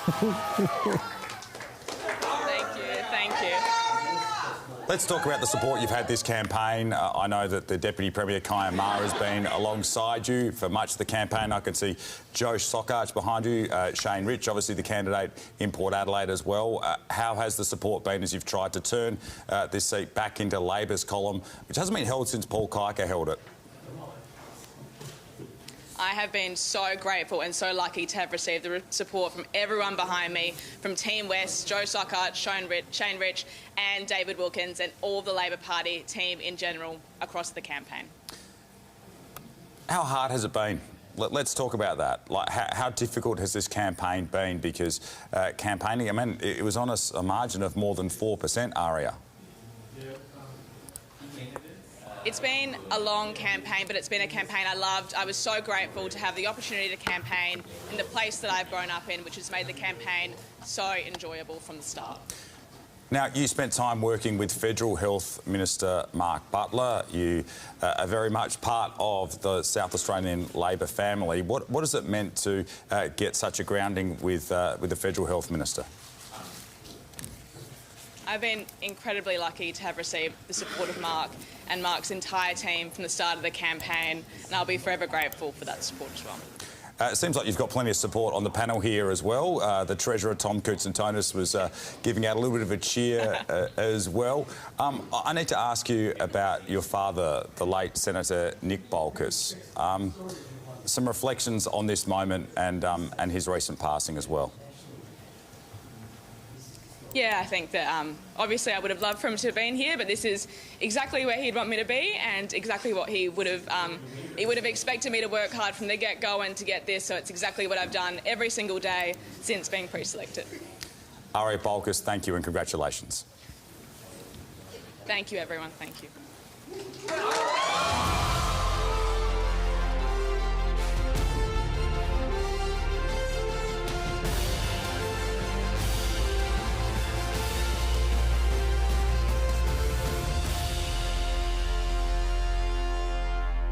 Live across South Australia on ABC TV and local radio, and across the nation on the News Channel and ABC iView. You're watching SA Votes from the ABC Election Centre in Adelaide. I'm Rory McClaren. And I'm Emma Rebellato. The time is 8:52 p.m. and we have 19% of the vote counted. Let's get the latest with Casey. These statewide figures are really settling in. Labor 38.5, the Liberal Party 18.4, One Nation continuing to outpoll the Liberal Party on the statewide primary vote. The Greens just shy of 11 and 11% sitting with others. The change in vote is, we keep showing this graphic because it is clearly, so clearly, one of the most significant stories of the night. The Liberal Party is down 17, One Nation is up 18.8. The Greens and Labor Party are roughly steady on the statewide primary vote. Labor has been re-elected. Labor has an increased majority. This is the biggest win in terms of seats in South Australia's House of Assembly in South Australian history. But at the same time, this election has massive national implications. This is a disintegration, particularly on the Conservative side of politics, of the two-party system that we have seen. Now, will that sustain itself into future elections or not? That's going to be probably a question for another day. But I've just been totalling up, been looking at the map of Adelaide and looking at the leading candidate on the primary vote, excluding the Labor candidate. I'm trying to get a picture of who the candidate that is non-Labor, that is sort of most challenging Labor, where Labor's set to sweep nearly every seat. In Adelaide, One Nation is leading all of the non-Labor Party candidates in 17 seats. The Liberal Party is leading in 9 and the Greens are leading in 5. This map looks very strange compared to what we're used to. It is, I've said it a few times, it's a political earthquake that we're watching happening in South Australia tonight. It is a massive national political story that is going to have implications all around the country. Yeah, it certainly is. Casey, thank you. And we want to dig into that in a little while. But first, Tom, this is going to be your second term in government. What are some of the challenges? Because at the moment, we're all talking about interest rates, we're talking about the cost of fuel, the cost of living, and you're looking at a huge deficit of a $50 billion debt by the end of the decade. How are those factors going to affect that debt? I think the biggest concern the state has over the next 4 years is the GST carve-up. You've seen Premier Minns begin talking about that. We've seen this deal that the Morrison government did to give Western Australia, you know, $6 billion extra a year in GST from the rest of the country. That is something that the Commonwealth government cannot sustain. These make good provisions will only last till 2030, and then you'll see states progressively worse off. Western Australia are showing budget surpluses in the billions as a result of that sweetheart deal that Mr Morrison gave the Western Australian government. If it's not reversed, states will not be able to provide the same services. But carving up the GST is not reform. What about reform in this year's federal budget from Jim Chalmers? Yeah, well, absolutely. I mean, we've got a housing crisis. Yeah, we've seen the federal government and Parliament looking at capital gains tax reform. The trail of breadcrumbs is being led towards May. Sure. Well, look, every time the Labor Party have talked about structural reform of the tax system, we've come into very strong headwinds from our friends in Canberra. And when I say our friends, I'm talking about the LNP, the coalition, who've opposed any reforms on capital gains tax. So I'll look forward to the budget. Surely Jim Chalmers is your main friend in Canberra right now, Tom Koutsantonis. Well, look, the Commonwealth government will do its thing. We will do ours. The country is facing a lot of challenges. There's war in the Middle East. We're seeing unprecedented pressures on our supply chains internationally. The Commonwealth government are handling that well. I am confident in our fuel reserves and our fuel supplies, but this will have an impact. But would changes to capital gains tax and negative gearing potentially assist the state policies that you'll be looking to deliver over the next 4 years? It certainly will change the investor class mode about where they put their money. What we're doing is releasing more land, training more apprentices, and making sure we can have the houses that are built and putting out the trunk infrastructure that's necessary. My concern is that with results like tonight, I think the federal elections are going to be fought over immigration again. And if you have that problem, we're not going to be able to build the houses that we need. We're not going to be able to build the infrastructure that we need to meet the demand that's being needed in this country, that'll create that prosperity. We're going to go back to the dark old days of arguing about migration. The country has a good skilled migration program, and it targets the appropriate migrants that we need. What we need is both sides of politics to stand up and call out one nation saying they're being reckless for the country's prosperity, they're being reckless for the country's future, and if we argue over migration, what we are going to see is the country go backwards, not forwards. And I'm very worried about that. What about the impact of the cost of fuel and also interest rates? Let's talk about the cost of fuel first. I mean, this is possibly going to affect the cost of everything. How is this going to affect your infrastructure projects and the cost? Are you looking at a potential cost blowout here? Well, obviously our infrastructure programs are done with the federal government, so we share those costs, but that is a major problem. Now, a lot of these companies factor in the rise and fall in fuel costs, but no one's factored in a war in the Middle East where the Straits of Hormuz are closed potentially indefinitely. We don't know what the impacts are going to be. But I do know, I've received a briefing today from the Federal Energy Minister, Mr Bowen. There's actually more fuel in Australia today than there was at the start of the war. So there's been a lot of panic buying. So far, supply is holding up. The question will be long term. If there's a ground war, if this war escalates, then things can change. Have there been any conversations had about rationing at a state level? No, there haven't been. And it would be, that's a matter for the Commonwealth Government. If the Commonwealth Government say to us we need to begin rationing, then we'll look at it. But what we're seeing is not a supply issue, we're seeing a demand issue. But to Emma's question, will it be the case that in this new term of government you'll have to rapidly accelerate your cost of living relief to people, given that there are these emerging issues that have come up through the campaign, the fuel crisis, one of them? I mean, and the thing about our campaign is we've been honest with people. I mean, too many politicians have stood up and said, vote for me, I'll lower your power prices. Vote for me, I'll change the price of petrol at the Bowser. Obvious, blatant lies.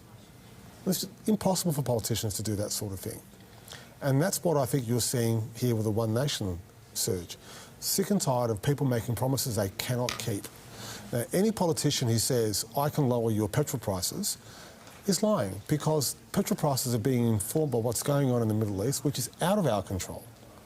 Now, you know, we can do more for refining in our own country, but I do point out that when Mr Angus Taylor was Energy Minister, there were 6 refineries in this country. When he left as Energy Minister, there were 2. So it would be disingenuous of the Liberal Party to complain about our refining capacity given their term in office. So I think the Commonwealth Government are doing their bit to make sure that we can meet our demand as long as we can stop the panic buying. That's the key. OK, well, let's head over to Casey now, who's looking at some more seats. So, Casey, I think you're looking at some independents? Yeah, seats in regional South Australia where independents are contenders, but I'll just say at the start, these are all very complicated races. So let's go to Finnis. I might actually go to the map. We're a few hours in and I'm getting starting to forget which buttons to press. Finnis. Southern Fleurieu Peninsula, Victor Harbour, Goolwa is the centre of this seat. David Basham, the Liberal incumbent. Now, Lou Nicholson ran 4 years ago, came quite close to winning. Now, this was a seat where she actually won the election day vote, but was defeated based on the early vote. We are yet to get early votes in. We're being very cautious for lots of reasons, including that. Phoebe Redington, the Labor candidate. Let's bring up the primary votes. David Basham, 23.7. Greg Powell, 23. Lou Nicholson, 21.3. 17.6. So there's a 24 or 25% sitting with the Greens and Labor. We're making a lot of educated guesses here, which is why we're being very cautious. We would think they are more likely to favour Lou Nicholson, which may bump her into second position. She may be able to win from third position. You might guess she would be ahead, but we don't have the right counts to be sure of that at the moment. It's interesting, when you talk about winning from third position, I think back to the 2009 Frome by-election when Jeff Brock won from third. Isn't that right, Tom? That is absolutely right. We are preferencing Lou Nicholson. And I know the Greens are preferencing through to Lou Nicholson, and I know that the other independent is also preferencing. This is about who comes second. If David Basham comes second, his preferences will flow to Greg Powell. If Greg Powell comes third, his preferences will split. Now, One Nation are not directing preferences. Or it depends on if someone's filled out the how to vote card with some pen. Now, if they've put just a 1 in the One Nation box, those preferences are distributed equally to Labor and Liberal. So it'd be very fascinating. This would be a very difficult count. To use the old adage, harder to pick than a broken nose. Exactly. Yes, I would maybe put Lou Nicholson's nose very slightly ahead, but a lot to do there. As we look at these, as Emma breaks and we look at these figures, the other thing I'll just urge you to look at through these seats is, look, we've got 3 candidates in the low 20s and then 1 in the high teens. So we've got very even splits of primary votes in Finnis. Now, let me take you to Carville as well. I'll do the setup on all of these potentially. Dan Cregan is retiring. He's endorsed Matt Schultz, the independent. Bradley Orr is the Liberal candidate, notionally a Liberal seat based on the results of the last election. Here's the current primary count, 17.5% counted. Again, look at this. We've got 3 candidates between 21 and 22%. Matt Schultz leading, but it is really a 3-way tie we're looking at the moment. And then just a couple of points behind Bradley Orr. So again, will the Greens... well, who knows what will happen here, to be honest. This one's really, really hard to pick. Yeah, I'm not even going to try and guess this one because the Greens may well push Labor above One Nation. Does this become then a Labor independent count? Probably. And what happens from there? Let's just wait and see what we're going to get there. Stewart, a vastly redrawn seat. I'll show you the map to see. Oh, I keep doing the wrong button. Sorry, everybody. Let's jump through back to Stewart. Setup will bring me the map of Stewart. Vastly redrawn. This is the biggest seat in South Australia now, and Jeff Brock's had a lot of highways to cover to work this new seat and introduce himself to a lot of new voters. Bring you back now. Jeff Brock is leading the primary count. He has just over a third of the vote. One Nation is in second. The Liberal Leon Stevens is in third. Labor running in 4th position. I think Jeff Brock is favoured to go on to win there, but the complications here are giving us a bit of caution. You would favour Jeff Brock at this point in Stewart to be re-elected. And then Narunga, where Fraser Ellis is seeking re-election on the peninsula. 16.2, he's running in 3rd place. One Nation on 35.8. Now, is that enough of a primary vote to go on to win? I would imagine all of these candidates are going to favour the Liberal Party over One Nation. So will that gap close? I'm guessing, and I will very much say these are all educated guesses. We don't have a lot of data at the moment, that Tanya Stock may end up a nose ahead there. But that is the very complex picture in the bush. In Regional's essay, a lot of these regional seats, we're not going to know the result tonight. We'll be waiting for, in some cases, a full distribution of preferences. Casey, thank you. Let's take you now to Liberal headquarters. Angelique Donnellan has been there on the ground for the evening. Angelique, it has been a difficult night for the Liberals. What are you hearing from inside the room? Yeah, it definitely has been a hard night. It's been a bit of a downbeat feel, but at the same time, maybe people were expecting this result, so maybe it hasn't come as much of a shock as perhaps it would have been.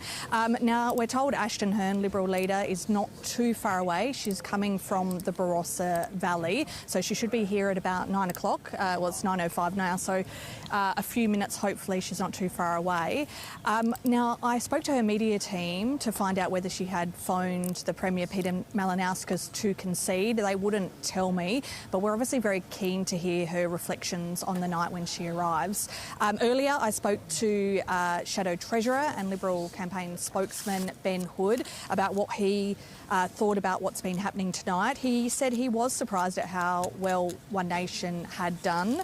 He noted there had been pain for both sides, for both his party and Labor. He said that there needed to be a real stock take of what has happened, and that will take time to unpack that and, you know, what this result actually means. But he did say, obviously, there are national complications from it. So, yeah, hopefully in the next few minutes we'll see Liberal leader Ashton Hearn arrive, and we'll see what she has to say to the party faithful. Angelique, have you seen many MPs or candidates through the headquarters yet? Yeah, we've seen a few. Stephen Patterson is here. Heidi Girolamo is here. Obviously, I said I've spoken to Ben Hood. We've had, a few other, elders of the party. Alexander Downer was here. I had a chat to Nicole Flint as well. So there are definitely some familiar faces here. People, like I said, people have actually seemed, relatively chatty. I do wonder whether, as I mentioned, that, maybe they were, because they were expecting, a bad night, that perhaps that hasn't, it's what they've expected. They hope for the best but have prepared for the worst. But I think obviously everyone is very keen to hear from Ashton when she arrives, and hopefully that won't be too long. Angelique Donnellan, thank you. OK, well, let's go to Anne now. Anne, do you think this is what people expected in the Liberal Party? Well, I mean, I think you've only got to have looked at the polling over the last little while and realised that, the potential for this kind of result was well and truly on the cards. I mean, as I said, back in November, I think the polls were predicting that we were going to win no seats. So, the fact that, we are obviously going to get some seats tonight, and there's a few out there that I think there's every chance that we will be able to drag them back. But, the reality is that, I think we quite clearly have lost sight of the things that are important to South Australians. Ashton did her very best to try and haul that back in over the last 3 months, but quite simply, you can't fatten a pig on market day, as the old saying goes, and I think it was probably pretty unrealistic to expect Ashton to have done much more. But, she's hopefully saved a number of seats tonight, and as I say, the rebuild starts from here. And as early as, election night 2022, we knew that it was going to be a rough time ahead for the Liberals. But in your mind, at what point did you really feel like the polling could be as disastrous as it is? Because from our perspective, I mean, I know there was some internal polling released while Vincent Tarzia was still in the leadership position, and there was some suggestion that had some influence in prompting the leadership change. Was it at that point, or did you feel like much earlier in the term things were going wayward for the Liberals? Well, I think if you have a look at the experience that we had last May 2025 of the federal election, quite clearly, particularly metropolitan Australians, were quite challenged. about their preparedness to vote for the Liberal Party. So there were certainly some pretty early warning signs there. And the subsequent instability both here in South Australia in terms of the Liberal leadership and the federal instability have clearly played in to a result that we're seeing today. So I think, you know, anybody who, I mean, sure, it became apparent that One Nation was having a surge in popularity towards the end of last year that's continued into this year. But I think the warning signs are about making sure that the offering that we were giving to Australians and South Australians was what they wanted. The warning signs were at the last federal election, really. And we just spoke to Tom about being bold in reform. Is there a lesson for the Liberal Party in that? Well, I think that Australians are probably looking to the body politic more generally and saying, we do want you to be bold, we want you to be putting policies out there that are actually going to be making our lives better. I think a lot of what we've seen is, well, you know, spending like drunken sailors, to be perfectly honest. And I think Australians actually want a responsible economic sort of narrative coming from their major parties, and they want us to be out there focusing on the things that matter to them. So I think, you know, whilst, sure, we have definitely worn the brunt of the response of the public tonight, unquestionably. And the Labor vote has gone down, but because of the way the nature of this, you'll get some more seats tonight. But, yeah, I think it's around, you know, focusing on making sure that we constantly look forward, you know, learn from the past, but we've got to look forward. But, yeah, look, it's been a tough night. But as I said, I'll keep on saying, you know, what do they say? When the going gets tough, the tough get going, and that's what we've got to do. On the policy issue, the first, I guess, policy that was released under an Ashton Hearn-led Liberal Party was to scrap the voice to Parliament. Was One Nation and you know, these thoughts that One Nation could be doing so well in the polls, did that have something to do with that release of that policy? Obviously One Nation has been throughout this campaign very strong, saying that that's one of its policies is to scrap the voice. No, I don't think so. I think, you know, we were always, as a Liberal Party, been very clear that we went to the nation and asked Australians if they wanted a voice to Parliament. Australians overwhelmingly said no. And quite frankly, I think our policy just reflected the will, not only of Australians, but here in South Australia, they said they didn't want a voice to Parliament. And I think it's really disrespectful to do something that is not what the public, who have been asked to go to a referendum and responded to, we should be reflecting what they asked us for. OK, Tom, let's go to you. What is your main priority when you start work again tomorrow? The work hasn't stopped, but when you start to form government again, what's the top priority that you're going to take? Housing. South Australians need homes to live, and we need to make sure that that compact between young Australians and older Australians is maintained. That's what's causing this social breakdown with One Nation. People feeling that they can't afford that home. When my father bought his home in Cowandilla in the 1960s, it was 3 times his average wage. When I bought mine in Torrensville, it was 6 times my average wage. Now young families are looking at 12 to 13 times their average wage to buy a home in Adelaide. We need to deal with that and deal with that quickly. And successive governments, Labor and Liberal, have not done enough. We need to throw the kitchen sink at this to make sure young Australians have got somewhere to live, to aspire to home ownership, to raise their families. That's key. And maintaining those budget surpluses. The results we're getting in Metropolitan Adelaide tonight, Stephen Mulligan, who's retiring tonight, deserves some credit as well. He was able to deliver 4 budget surpluses in a row. That is unprecedented in this state's history. Debt is now $1.2 billion lower than it otherwise would have been under a Liberal government had Mr Marshall and Mr Lucas been re-elected at the last election. And I think financial management is very, very important for our state. We have to manage that. Just on debt, though, part of the reason why the debt is lower is because you've also reprofiled some of the major infrastructure projects that the state is undertaking as well, Treasurer. Well, there's some reprofiling, but also some... Pretty significant amount of reprofiling. Sure, and larger revenues. I mean, the economy is booming. South Australia's economy is growing faster than the rest of the nation. Our economy grew by 5% this year. The rest of the country was lagging behind. That extra growth gives us more revenues, which allow us to pay down debt faster. You talk exactly on the debt question. It's going to hit nearly $50 billion at the end of the forward estimates. Do you have a plan to pay that down? I do. Let's be clear about this. I think South Australians need to understand this. By the end of the forward estimates, the next 4 years, the debt that our taxes will have to pay down will be $37 billion. not 50. I mean, SA Water will pay its own debt through its customers. Renewal SA will pay its own debt through its customers.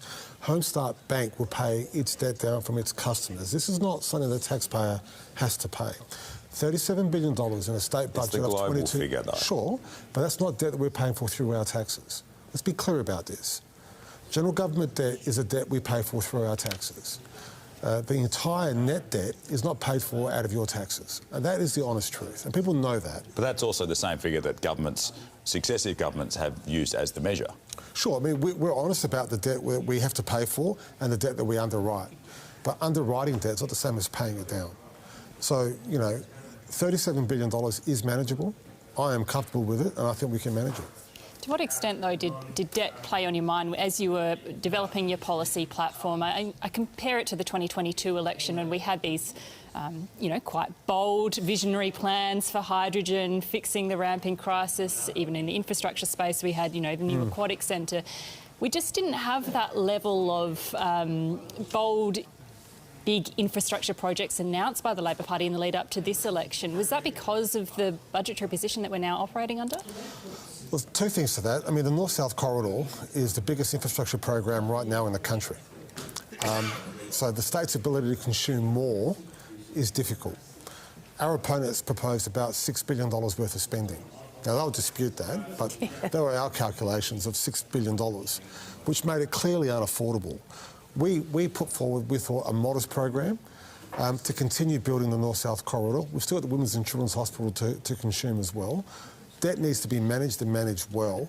And I think one of the reasons tonight the Liberal Party is being repudiated is because their promises were unbelievable. Promising tax cuts, more spending and reducing debt is just unbelievable. We'll come back to debt if we can in a moment, and Ruston, but let's go across to Casey, who has some more numbers to bring you. Let's now go back to Adelaide's southern suburbs, the seat of Black, held by Labor's Alex Dighton, of course, picked up at that by-election midterm. Yeah, an extraordinary swing in that by-election midterm and a further extraordinary swing, we think, on top of that. Labor, 44% of the primary vote. But really, what are we looking at here? It is the Liberal Party falling to 5th place. David Spears on 4th on the first preference vote. You've got basically 44, daylight to the next 3 candidates, all sitting in the mid-teens, and then the Liberals on 8.4. I'll just show you the change in vote because, again, this pattern, big blue box going down, and this one is a very big one, 41% down, and that is splitting between Labor, One Nation.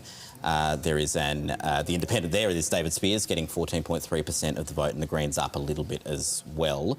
Now, a massive shift in vote there, but it's all on the right side of politics and the sort of independent. Alex Dighton will retain that seat. OK, next up, you're taking us to the seat of Port Adelaide, where Susan Close, the former Deputy Premier, is retiring. Shane Rich trying to replace her, Scott Anderson, the Liberal candidate. And have a look at this. The Liberal candidate is in 5th place once again. Now, we've got, again, Labor on just under 40%. In Port Adelaide, we're seeing One Nation run in 2nd, well ahead of the independent Claire Bone. At the moment, we're getting a preference count between Claire Bone and Shane Rich. That may not end up being the one that matters at the end of the day. Let's have a look at the change in vote. Labor significantly down with the presence of that independent. The Liberals also down.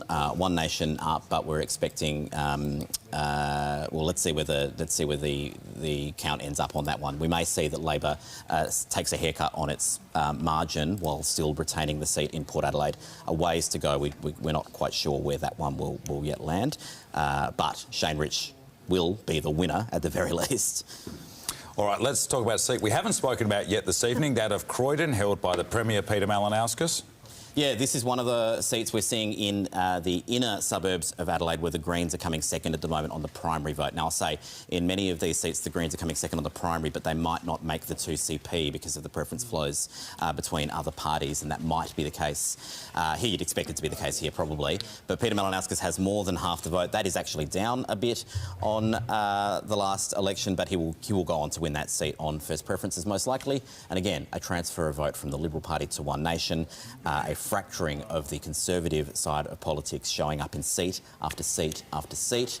But Peter Malinauskas will be Premier tomorrow. He will remain the member for Croydon as well. OK, so we're going from the Premier and Labor Party leader to the Liberal Party leader and Ashton Hearn in Schubert. A greatly depleted party room that Ashton Hearn leads at the moment. She will continue to lead. She will continue to be in Parliament, I should say. The leadership will, of course, be a matter for the party. But Ashton Hearn has 44.6% of the vote, and One Nation has indeed run second there. Ashton Hearn has seen we're getting a count there, a swing toward the Liberal Party, a swing toward on the count that we're getting of about 6%. So Schubert will remain a Liberal seat. Ashton Hearn's primary is down only about 7. I say only 7 because that's one of the smaller numbers we're seeing across the 47 seats. One Nation up 17 and other candidates down a little bit. And then let's finally have a look at one more seat. And that's the seat of Bragg in Adelaide's eastern suburbs. Jack Batty, of course, picked that up at a by-election earlier in the term when Vicky Chapman, the former Deputy Premier, left politics. And at this stage, it's looking like the only Adelaide seat that the Liberal Party will hold. Jack Batty has kept up that primary vote. It is down again by only 8.8, a relatively small number compared to the ones we've been talking about. Labor on 31.8. We're getting a preference count between Jack Batty and Rick Sarr, and Jack Batty will retain that seat, albeit with a small swing against him. So Jack Batty, Ashton Hearn, two of the definite members of the next Liberal Party room, joining, we think, Tim Whetstone and a fourth person whose name is escaping me right now because it's quite late in the evening. All elected on Labor preferences. OK, Casey, thank you. Look, we understand Pauline Hanson has been speaking at the One Nation headquarters. Let's bring you some of that now. I feel so many things that are going through me tonight. The last time I saw a crowd like this was when we won 11 seats in Queensland in 1998. And 1998, that's how long ago it was. I think the rest of Australia is going to be watching what's happening here tonight. And I think it's very important to see for Farah, and I also will set a strong team for Victoria. So if you're from Victoria, you're watching this, we're coming to support you down there. Stand candidates. And I see our State President, Warren Pickering, is here, and he's going to lead the team for Victoria. We've also got Stuart Bonds that is here tonight from New South Wales, so representation from all around Australia to support you. It has been a long battle, and I've had my ups and downs throughout the years. But with my other colleagues on the floor of Parliament and Federal Parliament, especially Malcolm Roberts, that's worked tirelessly with me over the period of time. And now we are joined by Sean Bell from New South Wales and Tyrone Witten from Western Australia. And then we also have Barnaby Joyce has joined our team.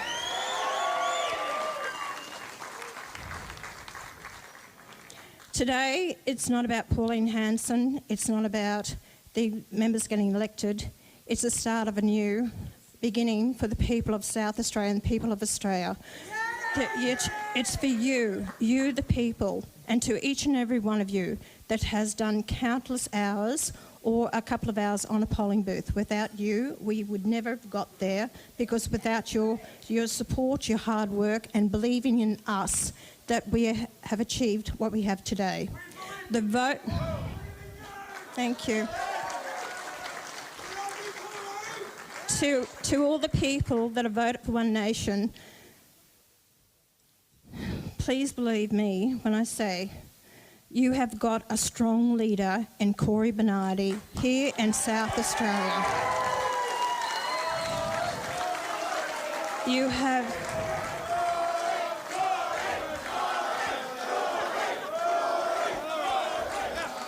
You also have a very strong leader in this man, Carlos Quambero, we're number 2.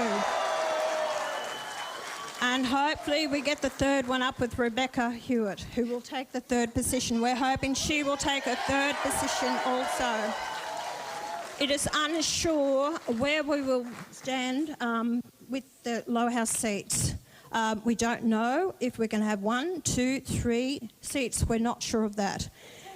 At where we are tonight, just to let you know, this is the low tide. Once they really get to look at the votes that they've put aside as calling them informal, once they start to really sort them out, I believe that our vote will rise even more. So wait and see what happens next week.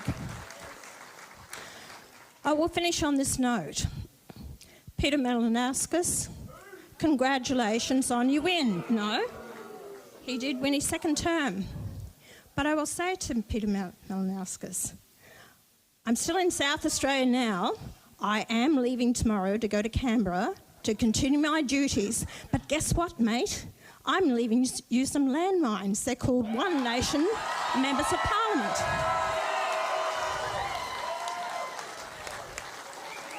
So I suggest don't step on them because they will explode. And that's what we're here for, to ensure you get good representation, good government with a good opposition, which you have not had in the state for a long time. And that's going to come with One Nation. To each every one of you, have a wonderful night. Thank you very much for your support and take care. Bye-bye. Thank you. Okay, that is Pauline Hanson there at One Nation HQ. Let's get over to Casey now at the touchscreen. We want to look at a couple of Northern Adelaide seats. We've been looking at where One Nation is performing well, and we've, thanks to one of the panellists, just been pointed out a couple of seats that we hadn't been looking at particularly closely in Northern Adelaide, where there is a particularly interesting set of figures. Taylor is one of them, so this is Nick Champion's seat. Peter Rentoulis is the person we're going to talk a little bit about now, because this is the first preference vote we've got at the moment. Nick Champion on 41, Peter Rentoulis on 30, the Greens on 10 and 7.5% sitting with Family First. I'm just going to look back to my computer for a moment, because at the moment now, a bit of caution in all of these figures, but we're projecting, based on what we know about the history, that Nick Champion's vote might fall from 41, and that would make that actually quite an interesting looking contest where One Nation could become potentially, I'm being very cautious with my language, competitive, but that is a very strong result for One Nation in that seat, and I'm interested in the Treasurer's perspective on that one as well. And if I can also have a look at Taylor, at Taylor. We looked at Taylor. Let's now have a look at Light, the neighbouring seat. Again, this is a safe Labor seat on the traditional pendulum. Labor's not performing quite as badly, we think, here, but again, more than 30% with One Nation. James Agnes on 38.3. We are not getting Labor One Nation counts in these. We're going to go and do a bit of an estimation of what we think based on the data we've got, which is very thin on the ground. But One Nation's performance is actually quite strong in Light as well, so potentially becoming far more competitive in those couple of seats. Okay, Casey, thank you. Tom, do you think that One Nation has left you some landmines here? Do you think they will get some seats? Well, I don't know. Again, this depends entirely. I mean, what's that, 22.5% counted? Obviously, the pre-poll hasn't been factored in. Pre-poll's the biggest booth in here, so I'll be fascinated to see, once we see those pre-poll numbers in there, how they're going. I wonder whether a lot of the working people in the north voted at pre-poll. So we'll see. It's still early days, but this shows you the importance of taking One Nation. As we're talking to you here, Tom Koutsantonis, looks like we have the Liberal opposition leader, Ashton Hearn, there making her way into Morphettville, where the Liberal Party HQ gathering has been happening across the course of the evening. They're flanked by members of her media team and also her husband, Adam, off to the side. We're just going to pause here to see if she has anything to say on the way in. Oh, I'm really proud of the campaign that we've run. We'll keep going, guys. Got to get in and speak to all of my supporters. Really proud of the campaign that we've run as a team, and we've just always stayed focused on those bread and butter issues, and I'm really proud of what we've been able to achieve. There'll be a lot of time for analysis later, but I'll just keep working and we'll keep working hard for all of our local communities. It was a challenge, but I've been really proud of what we've been able to achieve, and I've spoken with the Premier of South Australia.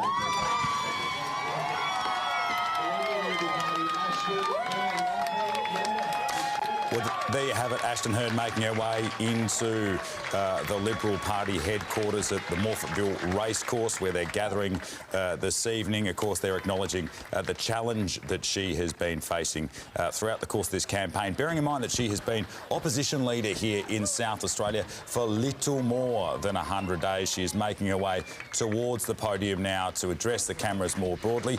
We'll cross now to the opposition leader, Ashton Hearn. Thank you so much, everyone. And look, it's an absolute pleasure to be with you here tonight, and I wanted to let you know that I have phoned Premier Peter Malinauskas and congratulated him on his re-election. He has run a campaign that has been a good one. We've had some amicable times together, and I just congratulate him and his team for their re-election and what they're putting forward to achieve for the people of South Australia. The pundits, they said that we wouldn't get a single seat. But tonight we will prove them wrong. We have done a fantastic job across South Australia. There are thousands of Liberal supporters who have backed us in against the odds. But as counting continues, our position continues to improve as well. I'm really proud of the team. It's so fantastic to see so many volunteers here tonight. But look, it's a tough night for the Liberals. There's absolutely no doubt about it that things are tough and lessons must be learnt. There are a lot of things that we need to reflect on, but now is not the time for that. Now is the time to celebrate the Liberal cause and to give hope for the future, because there is still hope for the Liberal future here in South Australia.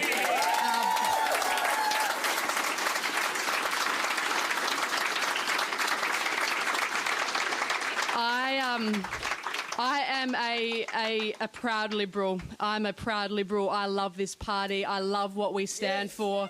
And when I look out and I see so many of you here tonight, I see a sea of blue of true believers who really do believe in this Liberal cause, and there is still so much to fight for.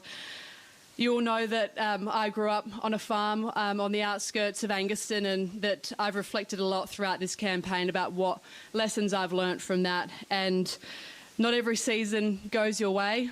Sometimes it doesn't rain when you want it to, and sometimes the crop that you're growing doesn't produce the goods. But that doesn't mean you walk off the land. You stay and you fight another day because you love what you do.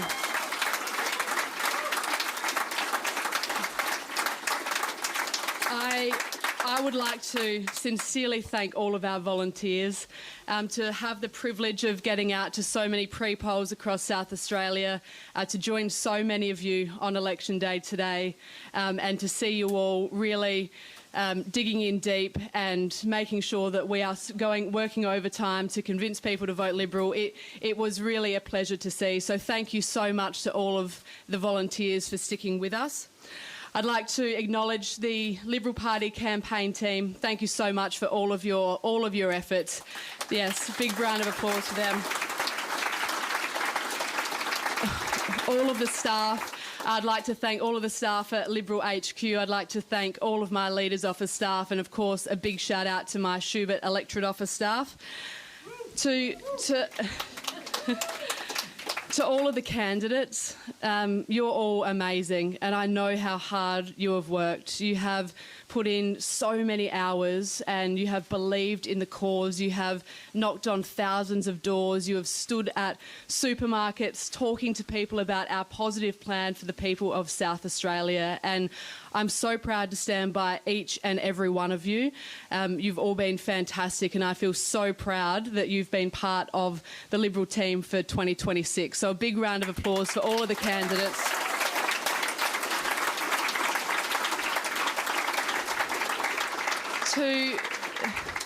To the members of Parliament who have been in my team, thank you so much for all of your support. We have lost Vincent Tarzia. He has conceded his seat of Hartley. So I'd like to take the moment just to recognise him as a former leader. He has been incredible for our team. The work that he did in particular in defeating Nick Xenophon was exemplary, and he has gone down fighting, and he is an example for all of us well into the future. So I'd like to thank Vincent very much for his service.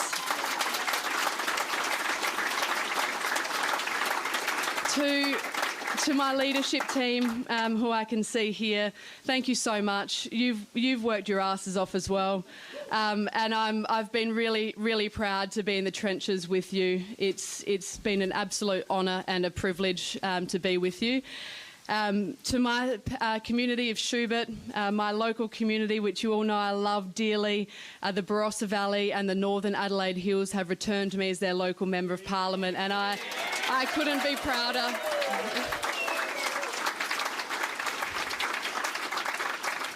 And to my family, I couldn't do it without them. My husband Adam here is here somewhere, and he's been amazing behind the scenes, helping with our little Rupert, who's nearly 2.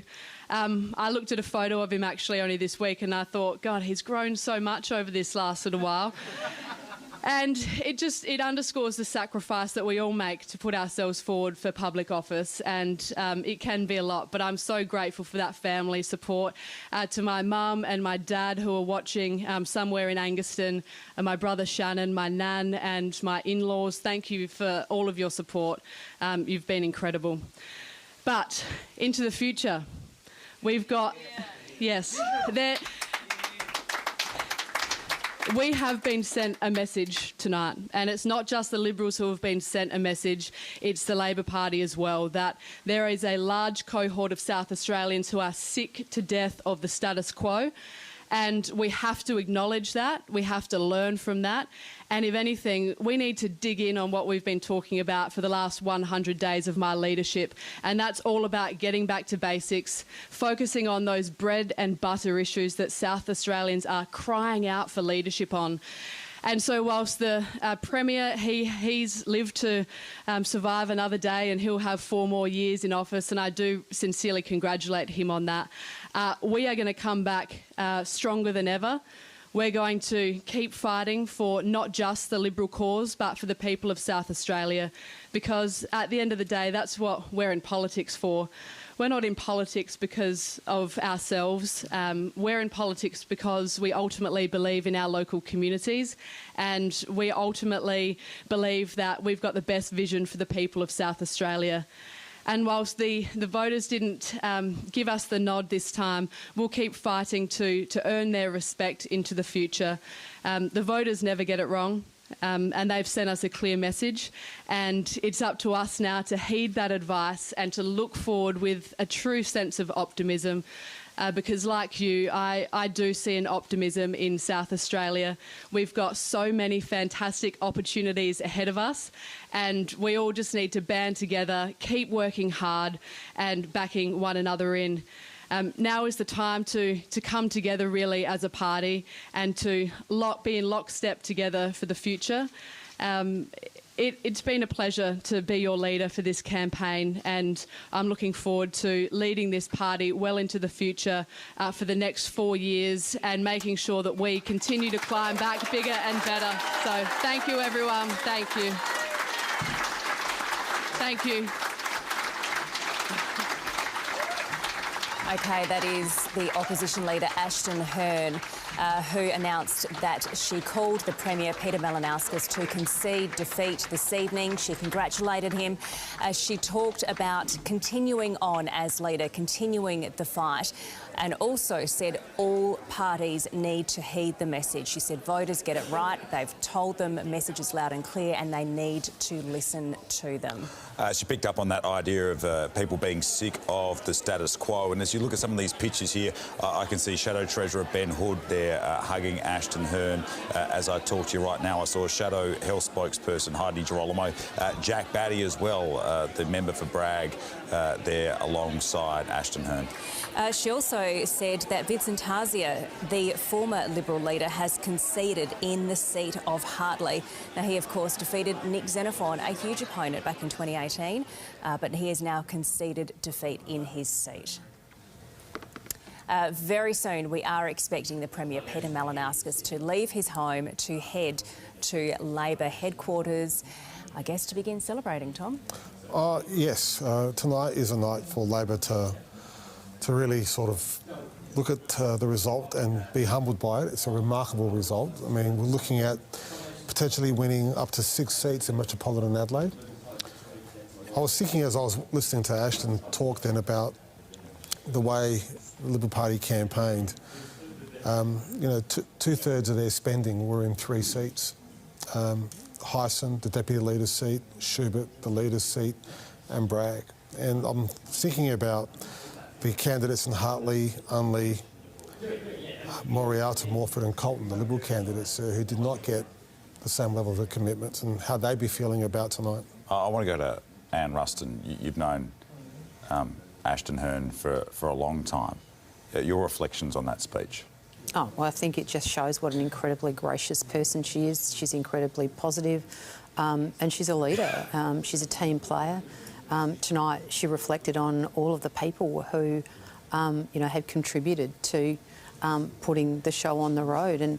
And you know, I think that there would have been a lot of people in that room tonight who perhaps mightn't have been feeling quite so great.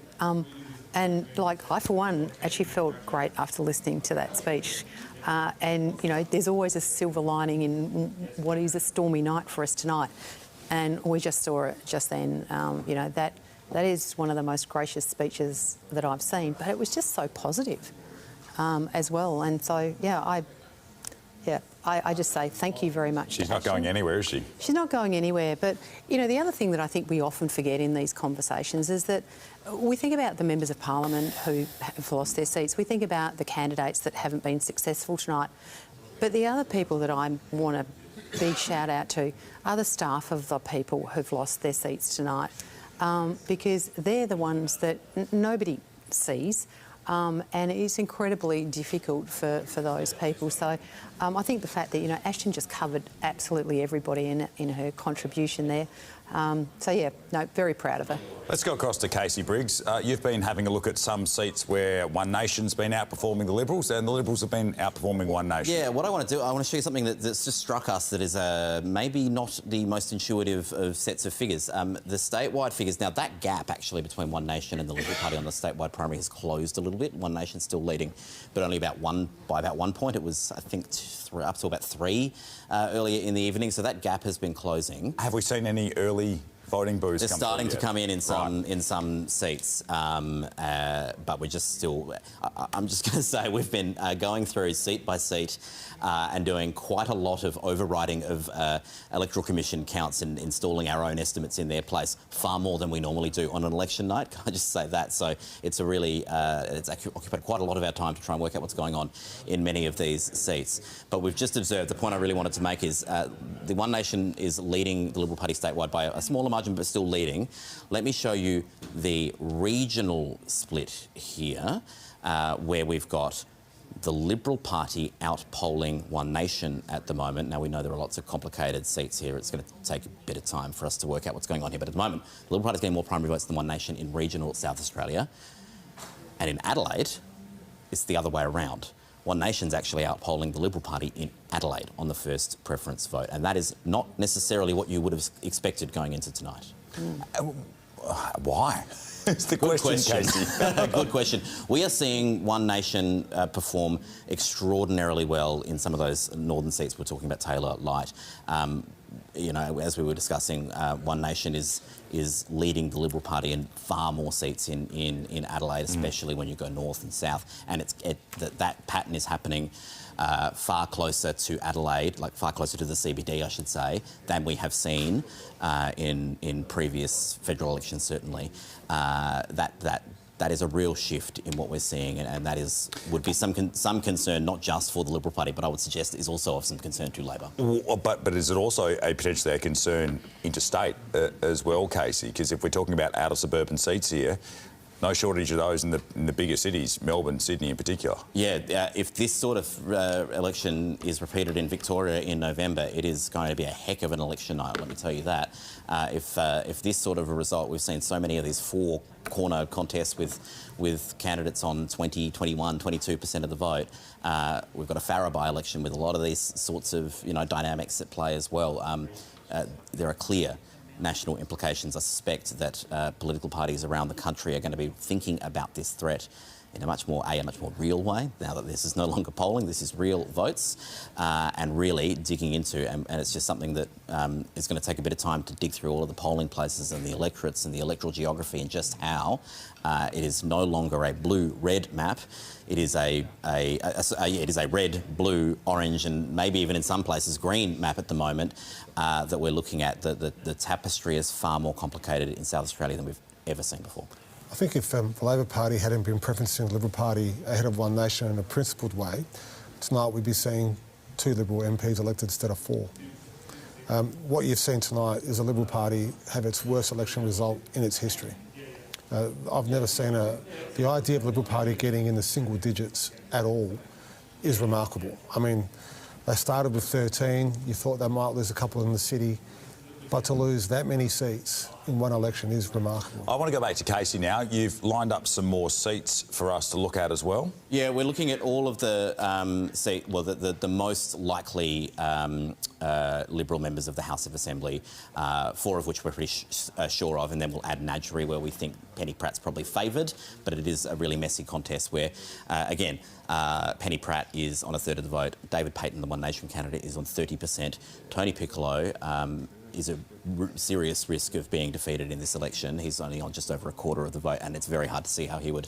Let's just remind everyone about Tony Piccolo as well. Tony Piccolo entered Parliament in 2006, if I'm not incorrect, Tom, looking at you, has been a Member of Parliament since 2006, representing the seat of Light, has been really produced some remarkable swings toward him over those years, and has constantly, routinely in elections, really faced a threat that he might be defeated. He's never shied away from a fight, I would say, no. Tony Piccolo.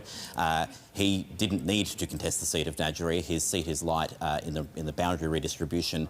Light and the seat formerly known as Frome, now Nadgery, was significantly altered, and a lot of people that used to live in Light now live in Nadgery, so he decided to go with them, setting himself up against Penny Pratt, another sitting MP, and also taking in quite a bit of the mid-north region up to Clare in South Australia. So he's not shied away from this fight. It is a marginal Liberal seat he's trying to win, and at this stage, partly because of this disruptive influence here, he's seriously at risk of being defeated. In fact, probably is going to be defeated. You would favour Penny Pratt at this point. So Penny Pratt might be one of the lower house members of the House of Assembly for the Liberal Party, and the other ones we've talked a bit more about. Now, Tim Whetstone is probably should be relatively safe here. He trails One Nation on the primary vote, but that is not a high enough vote that will see Jennifer Troth elected. These preferences will favour Tim Whetstone, so he should be re-elected. So you've got maybe Penny Pratt, we've got Tim Whetstone, we think we've got Sam Telfer on 40% of the vote. Now, that's a pretty significant gap there, and you would have thought that, again, these preferences will favour Sam Telfer, or at least not favour the One Nation Party by enough to close that gap. So Sam Telfer should be in the next Parliament. Jack Batty will be in the next Parliament, as we've been talking about, has seen off another contest from Rick Sarr, but will remain in the Parliament. And, of course, we've been talking about Ashton Hearn, the leader of the Liberal Party. She as well, she's sitting now at just under half the primary vote, so she will be re-elected. So that's 4 definites, potentially Penny Pratt, but that one's still in doubt. And then a complicated mess for several other seats still. 4 seats. Casey, thank you. To you, Anne Roston, some observations on what you've just seen there. A potential hold of Nadgery with Penny Pratt and Sam Telfer over in Flinders, potentially. Yeah, it's actually quite interesting, and I've just been having a quick look at some of the outer metro seats that are very strongly were held very strongly by the Labor Party. We've seen some really significant shifts in the primary vote of Labor. Just looked at Light, 57% primary vote in 2022 down to 38. Taylor, 53% in 22 down to 41. We saw in Chris Picton's seat a similar, I think it was 56 down to 37. So obviously, there is a protest vote going on, particularly in safe seats. And, whilst obviously the Labor Party has picked up some votes in the inner city in some of the seats that were previously as, you've actually taken a fair bath in the primary vote in some of the others. But it looks like many of them will come back on the two-party preferred. But it's been really interesting how attacked the primary vote of both major parties have been. And interesting, as you rightly point out, Tom, how preferences have rather weirdly meant that the two-party preferred situation's coming out in a different way than it might usually have come out. Well, I mean, it's fair to say the Liberal Party have not preferenced the Labor Party ahead of One Nation anywhere. So we're getting elected because we're winning in our own right or because we're relying on other preferences, but not from the Liberal Party and One Nation. I saw Ashton's speech, and as gracious as she was, the Liberal Party were cheering that they had won 4 seats. And I've got to say that there needs to be some self-reflection here. They started the night with 13. They're looking at 4. I think the message here, while you could argue it's a pox on both your houses, I don't see that argument in metropolitan Adelaide. I see our primary vote with a 4 in front of it. Our primary vote in regional areas, well, we don't really hold many seats in regional South Australia, we hold 1. I think we've done exceptionally well tonight. I think this message wasn't aimed at us. And it might be okay to deflect, but I think the message here really is to the Conservative side of politics that they are unhappy with the representation that they're getting and they're letting people know about it. I mean, I'd accept that quite clearly there was a very strong message sent to the Liberal Party, but I think you have to be fair. The numbers tell the story that I think there has been a sort of a pox on both your parties type response tonight because, there have been significant drops in your primary vote. So I don't think you can hide from that. And I also think, Ashton has had a very short runway to come in. We were expecting to win no seats in November. That's not true. That's not true. Well, that was what the polling was showing. That's not accurate. There's never been a case in this state where the Liberal Party won't win a seat. That's just a ridiculous statement. Well, and it sounds like spin to me. It sounds like the Liberal Party is saying we were winning no seats and we've won 4. Aren't we fantastic? I'm sorry, that's not the message South Australians have given us tonight. Well, I'm got to say, if anybody thinks that I have told the public tonight that we've had a fantastic night, then obviously I have not given my message out very well. I certainly accept the fact that tonight hasn't been a great night. I want to pick up on, you mentioned the seat of Light as an example here, Tom Koutsantonis. Something that your party has tried to do at this election is generational change. You think of seats like Enfield, Light, Torrens, amongst others. Could that also be partly attributed to the fall in primary that you've seen there with Tony Piccolo moving from Light into the adjoining seat of Nadgerry? Potentially. I mean, Tony was a respected figure. He won the seat of Light from the Liberal Party. I think he beat Malcolm Buckby all those years ago in 2006. It's a remarkable outcome. Obviously, we want to bring new people into the parliament. Open seats, you can get strange results. I think we will win Elizabeth, Taylor and Light. I'm not sure what's going to happen in Nadgerry, whether Green preferences will push us into second place or not. I just don't know. I mean, that is a very, very hard seat to pick. But you're right. I mean, there are pockets of protest around the state. The biggest voices being heard are in metropolitan Adelaide. There are other voices being heard in regional South Australia. I'm not sure they're saying the same thing. I think in regional South Australia and in parts of the north, they're talking about immigration. I think in metropolitan Adelaide, they're talking about the Liberal Party flirting with One Nation. Now, I've never seen an occasion in my lifetime with the Liberal Party coming 4th in seats they previously held. So there's a lot to unpack here, but I don't think it's a uniform message. I think the messages are different across different areas. Well, I'm particularly interested in the northern Adelaide area because that's obviously traditionally been Labor heartland. What is it about that particular region of metropolitan Adelaide that you see people moving towards One Nation? What are the issues that they're talking about in some of those regions? I think I think immigration is something that is playing on people. I think this is a lot of the culture war stuff that's going on, that's being pushed. A lot of young men are feeling disenfranchised with the world around them. I think social media and the information people are getting. I saw this phenomenon throughout West Torrens where people were bringing pens to polling booths because they thought their votes might be changed. There's a lot of misinformation online and those trusted sources of news are breaking down. I saw some research during the campaign where there is now becoming a point where a majority of new voters don't even have aerials connected to their televisions and they're only watching streaming services and they're getting harder and harder to get to.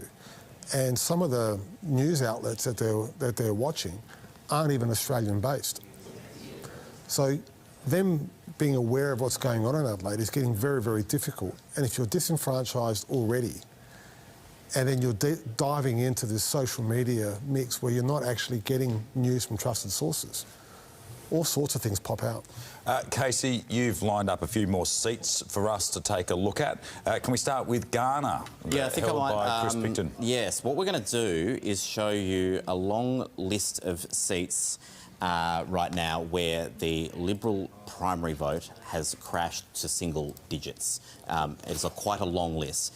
These are, yes, in the southern suburbs, also in the northern suburbs, but not just there. So Ghana, Chris Picton is the MP, nearly half the vote. Shane Carter is on 6.7% of the vote, while One Nation is at 25.3%. In Raynell, nearby, we've got Katrine Hildyard will be re-elected, has more than 40% of the vote. One Nation has replaced the Liberals, who are on 6.1%. Cheltenham, Joe Sockarch has nearly half the vote. Melissa Higgins, 20%, and Helen Pike, 8.3%. Ramsey in the southern suburbs, so Cheltenham, I should say, not an outer suburb area. This is inner Adelaide. Ramsey, Zoe Bettison, nearly half the vote, and again, similar sort of pattern, 5 versus 27.2 in that seat. In Florey, we've got Michael Brown, the MP, 48% there. For him, he'll win nearly on the first preference vote. One Nation has 21%. The Liberal Party has 8.6%, and the Independent Francis Bedford, former Labor MP, has polled just 4.5% there. In Enfield, Lawrence Ben will be the new member for Enfield. He has nearly half the primary vote. One Nation has 15.7%. That's clearly just ticked up because it was in our list for a reason, but is on a very low 13%. In Newland, the Liberal Party is on 12%. I think these are starting to climb. We're starting to climb out of that list now. Olivia Savis on nearly half the vote.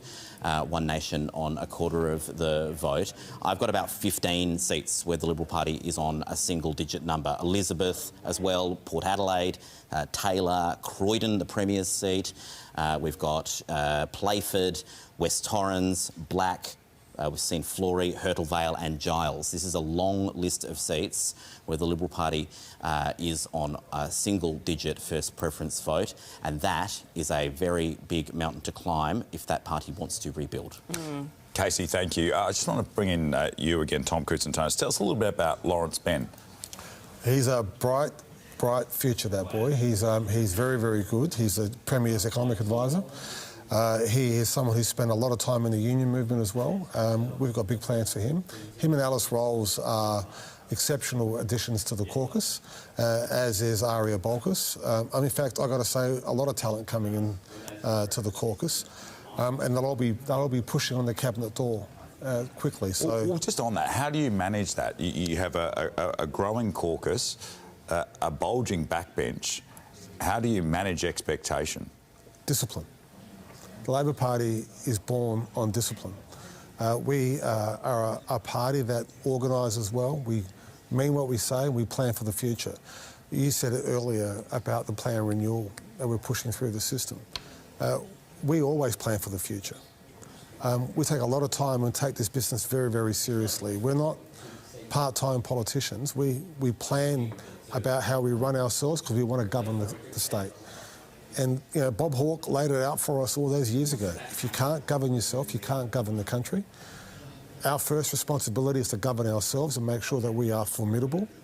We do that, and we do that with talent. And I think you're seeing a lot of people come in tonight who've got a lot of talent. Well, Tom, let's talk about, I guess, the next cabinet going forward. How well advanced are those discussions, I guess, on a factional level about who may get some of those cabinet positions going forward? Well, you'll have to wait and see. We're just going to, while we talk, here's the Premier. Thank God. Humbled.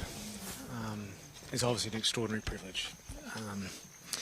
It's been the privilege of my life outside of having such a beautiful family, and I'm just looking forward to be able to continue the work going, keeping the momentum of South Australia moving in the right direction, and I feel grateful to have received a really nice call from both Ashton Hearn and Corey Bernardi. How'd that call go? I received a call from both of them early this evening, and that was generous of them both, and I'm looking forward to reflecting on that when I get the chance in just a few moments. Thank you very much. It's been a tough campaign, Premier. Thank what you does this mean to you and the Labor Party? What did Ashton have to say? Look, like I said, it's an absolute privilege, and the whole experience is always, you know, it's a big deal running an election campaign, and everybody from a range of political perspectives in this election have worked really hard, and a credit to all those people who have participated in our democratic process so peacefully and civilly. I think it's something that all South Australians can be proud of, and you might excuse me now as I make my way to... I just want to ask you what you've increased your majority. Who voted for you?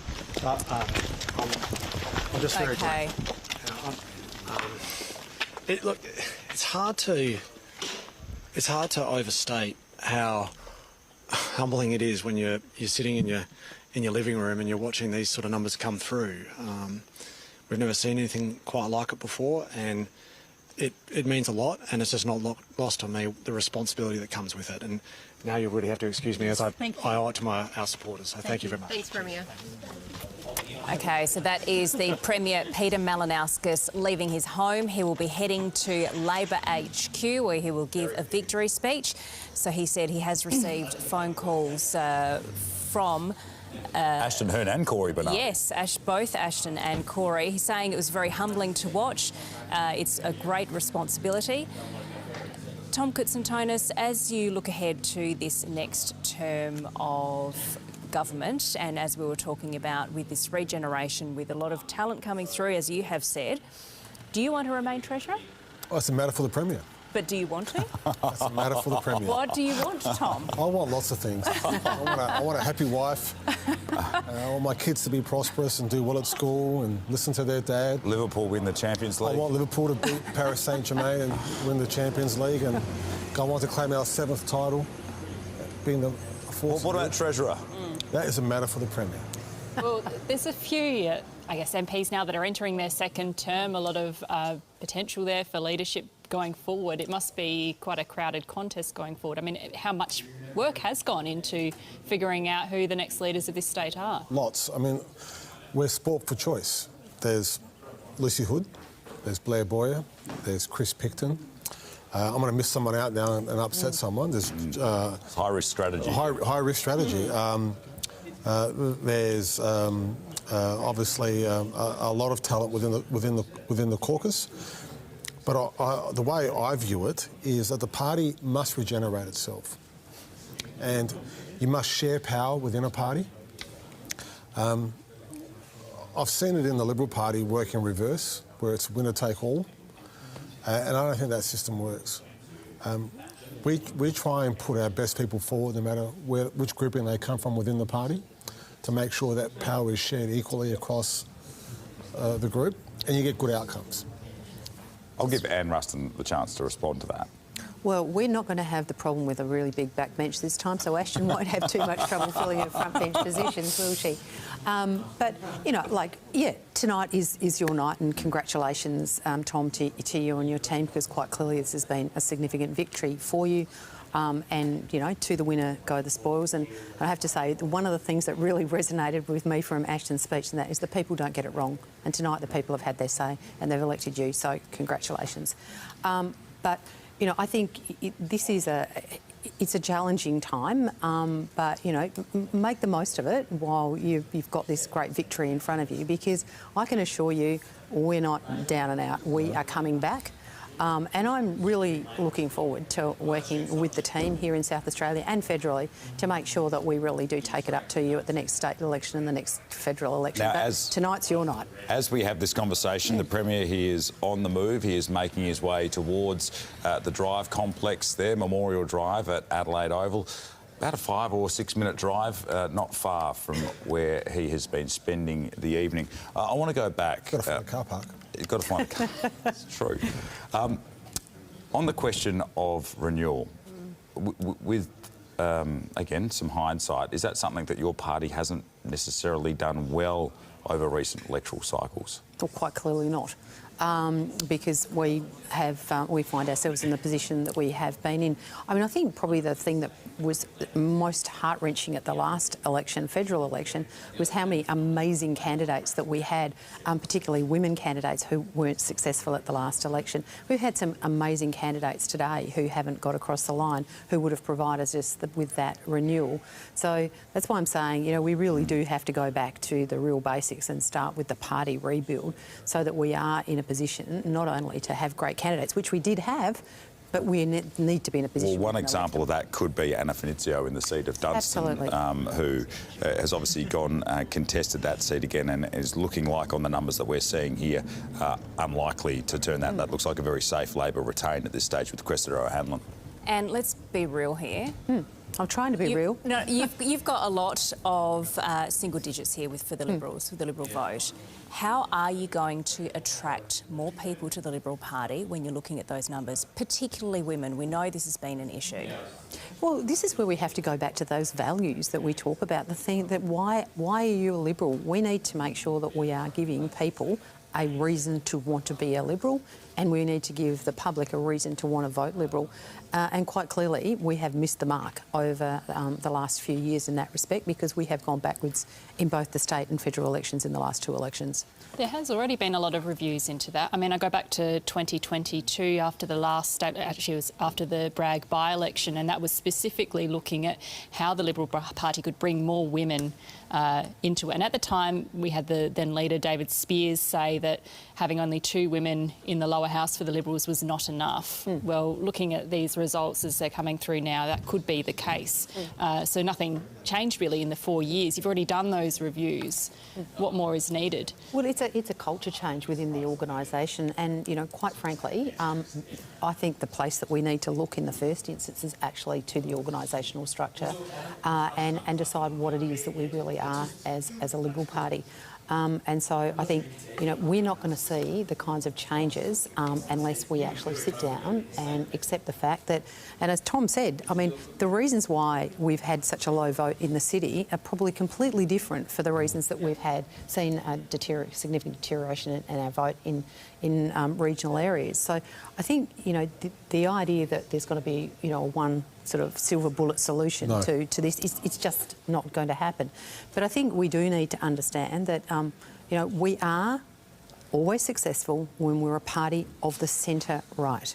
We're never going to be successful if we move too far to the left, because then we just look like the Labor Party, or if we move too far to the right. I think Australians respect us when we sit in the centre, and that is the value proposition that I think we've been missing and that we have to get back to if we're going to be competitive again anytime soon. OK, as we wait for the Premier to arrive at Labor HQ, let's go to Casey now, because you're taking a look at the Legislative Council. Yeah, the main game on election night is always the House of Assembly, because the Legislative Council just takes a lot longer to count. This is a very early count, so we're just going to show you the figures of where things are, but they are likely to shift as this count progresses, and we're not getting any early votes of the Legislative Council tonight.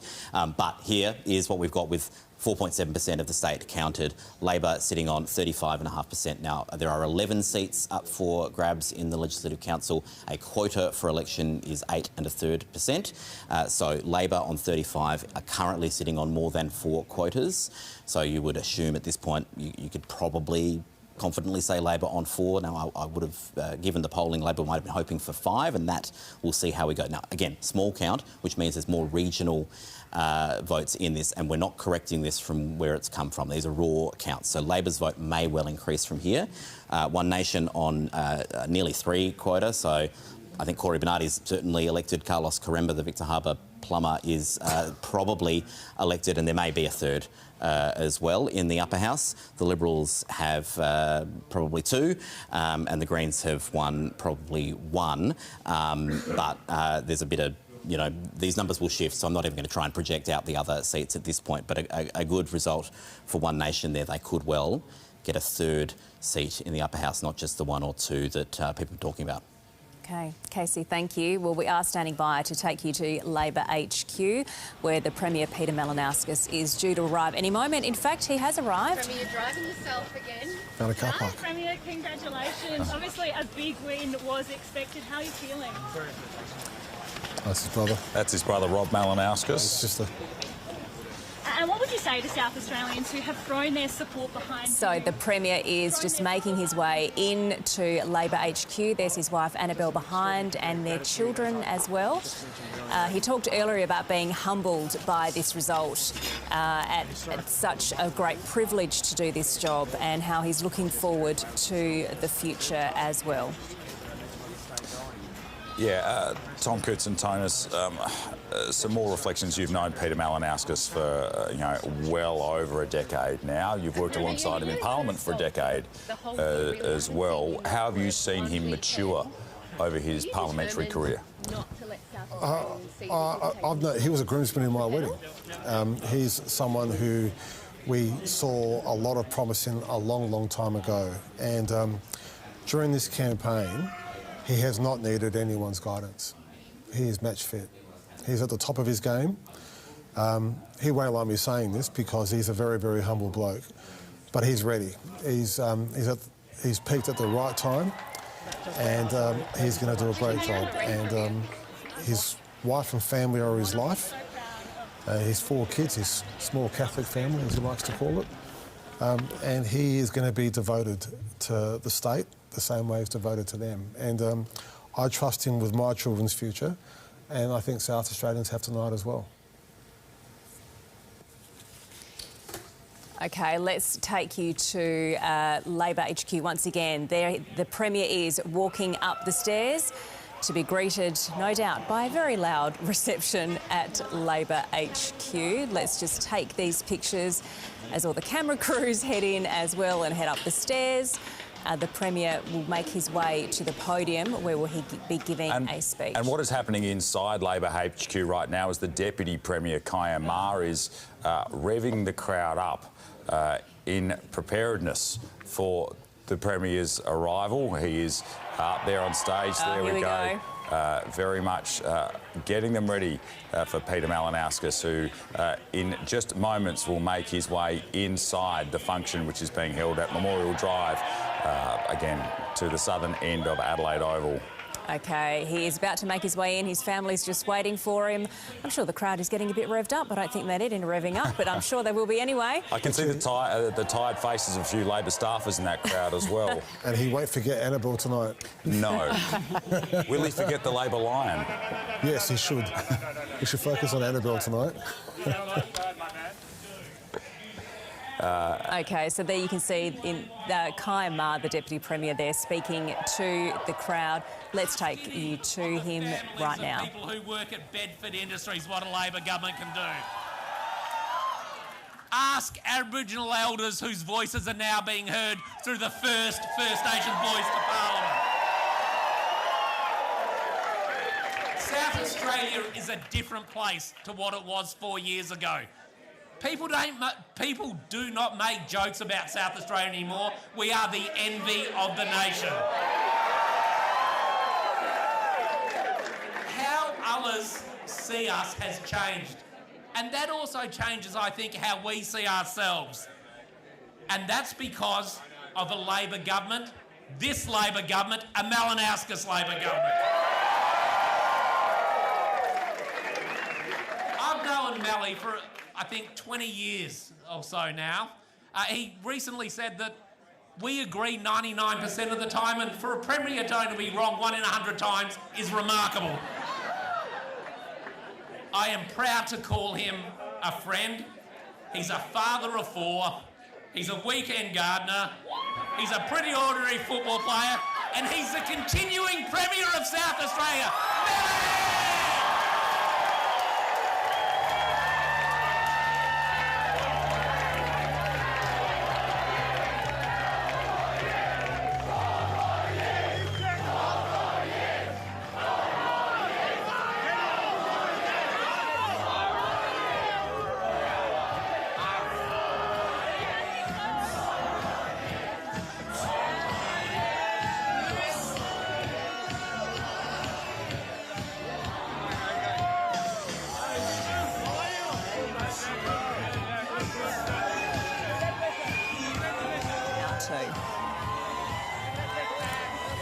Yeah, so here he is, Peter Malinauskas, making his way through the crowd as you'd expect, being greeted with open arms. There's Jen Roberts, the incoming member for Hartley, there at the front of the stage, waiting to see more selfies and an embrace with Kayama.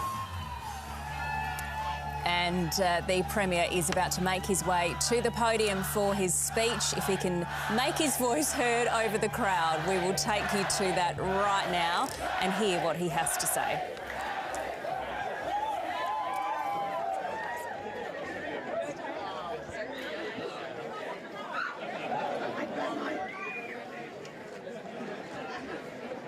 Friends, I am somewhat humbled to be standing here tonight on the lands of the Kaurna people, and I feel it's entirely appropriate to pay my respects as Premier of the state to the longest living culture that human history has ever known.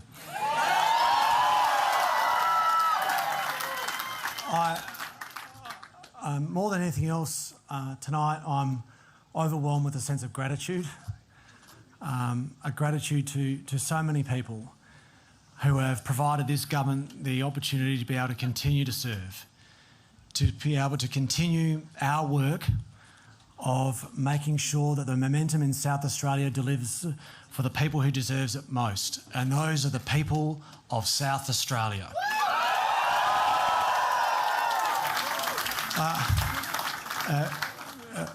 Earlier this evening, I received a couple of phone calls, and I do want to take this opportunity to first and foremost pass on my thanks to Ashton Hearn for the gracious way she conceded defeat.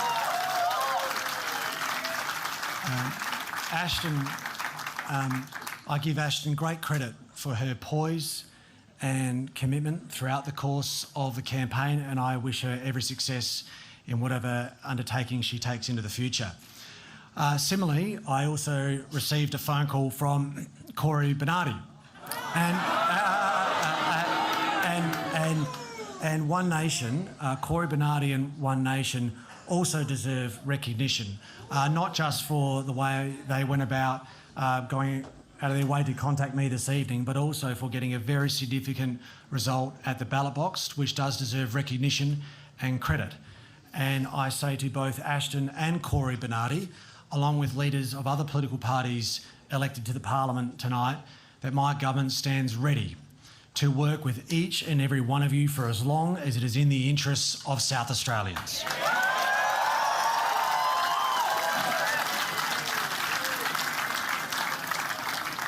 But let me assure you, it is in no way lost on me as I stand before this rather full room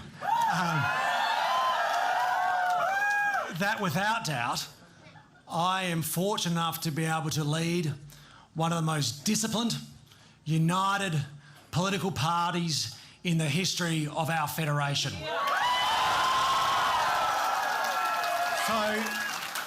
I would like to thank all of the women and men in South Australian Labor, the candidates, the volunteers and the mighty trade union movement.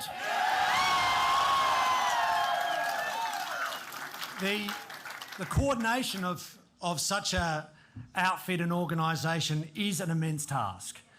So tonight I want to give a particular shout out to our campaign director. I first met him as a rather shy and quiet boy from Port Victoria,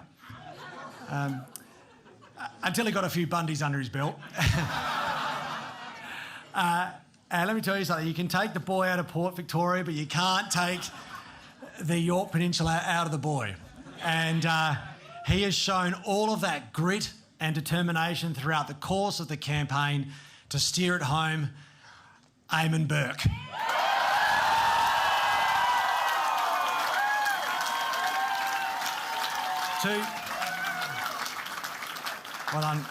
Well done, Burke Mo.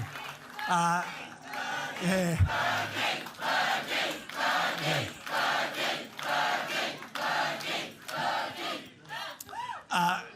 To my staff, working in any office in a political environment is robust. It's tough.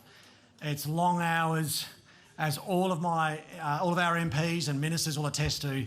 But that's particularly true in the Premier's office. I've got an incredible team, ably led by, without doubt, the hardest worker I have ever come across.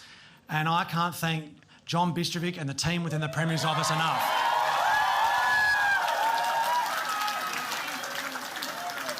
For my parliamentary and cabinet colleagues who chose to put their faith in me almost 8 years ago to the day, when we were in opposition, that was a big decision, and it has never been lost on me how grateful I am for the enduring support, the absolute loyalty and dedication that you have provided my leadership so we can focus on the task at hand.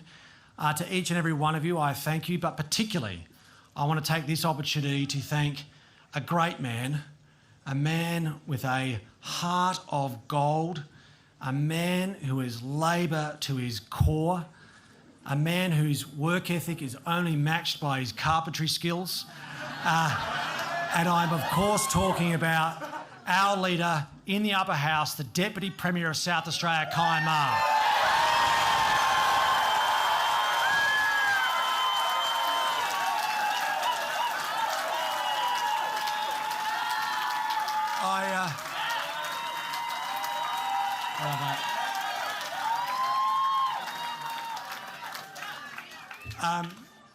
I also do want to take the opportunity to give a shout out to our loyal Labor line. Our Labor line's loyalty is only outweighed by his wisdom. I've tried taming him every now and then, it doesn't work, but he fights for our great party every day, and I do want to take the chance to thank the longest serving member of our parliament, the father of the house, Tom Koutsantonis.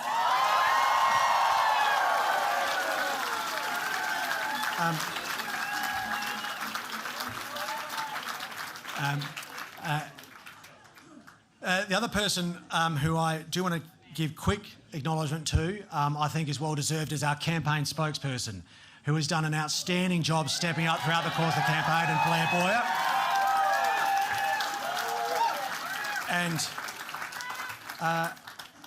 But my most important thanks, hopefully doesn't surprise anyone. I do want to thank the people that mean more than anything to me in the entire world, and that is, of course, my beautiful, ever patient family. Most of all, the most incredible woman I know, a woman full of kindness and warmth, intelligence and grace. And that's my beautiful wife, the love of my life, Annabelle Margaret Malinauskas.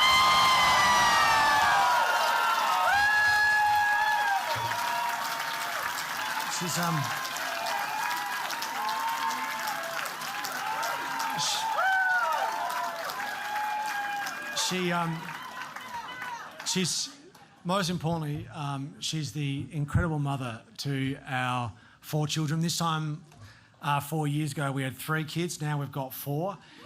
And I can promise you there are no more. But to Sophie, Jack, Eliza and little George, who's in his cot as we speak, I love you so much, guys. I'm so proud of all of you, so thank you so much.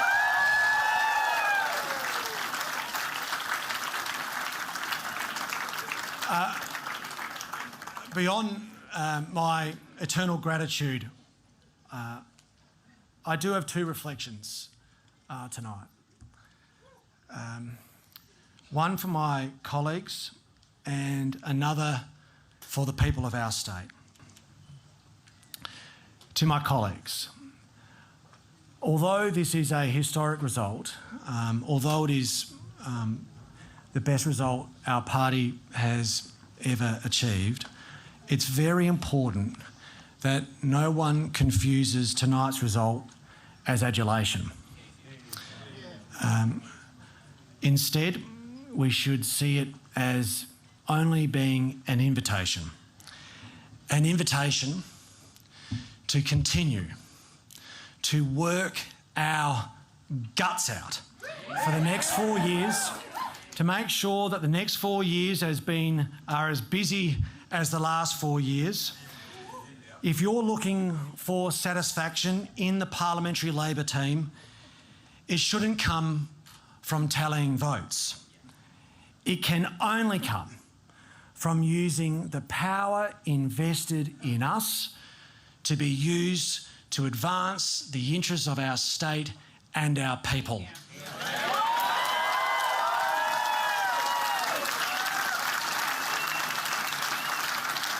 And when I say the people of our state, I mean each and every one of them, regardless of who they voted for at this election.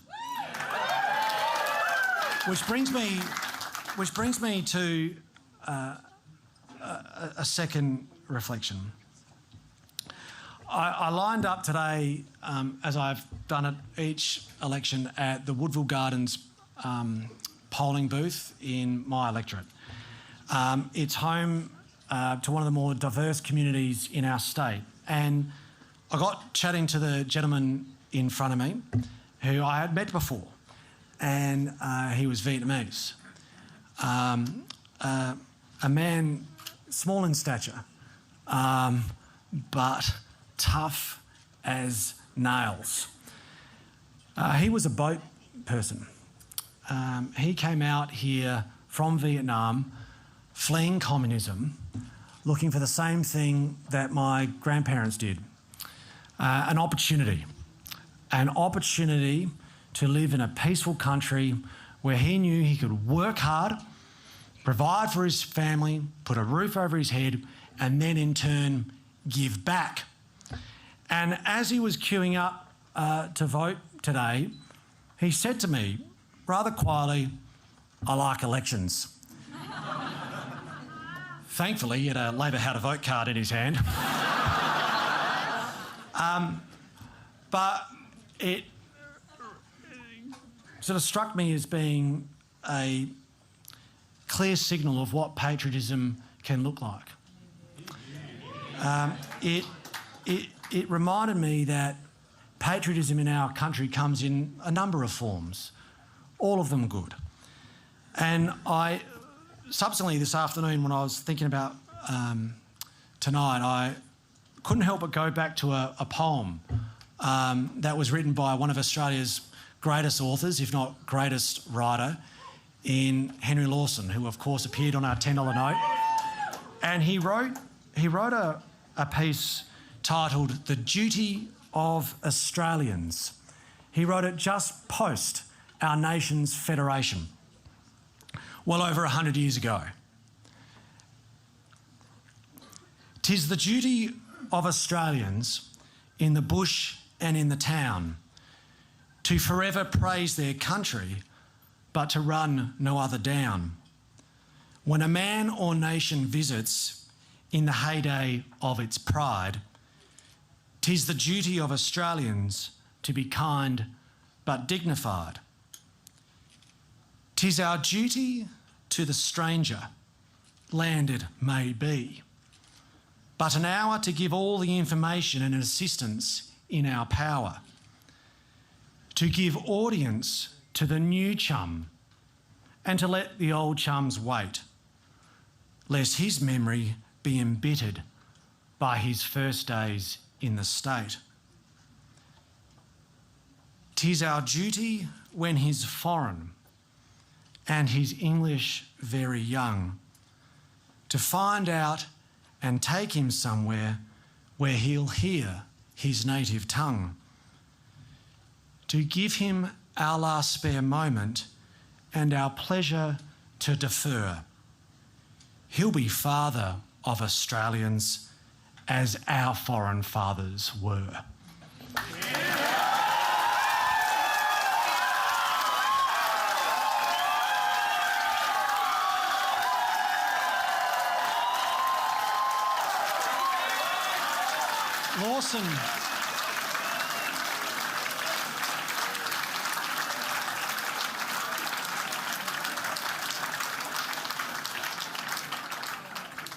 Lawson was onto something that has remained true to this day in our island continent that we call home. And it's why Australians should be patriotic and can be proud of what our nation stands for, because it is distinct. Australians' version of patriotism is a little different to our Northern Hemisphere friends. We are famous for being just a little bit more laid back. That is to say, less brash and boastful and more dogged and determined. We can and we should wave our flag with pride, knowing that Aussie patriotism sometimes means sitting with a stranger and having a cuppa or a frothy and arguing about the footy, not our faith.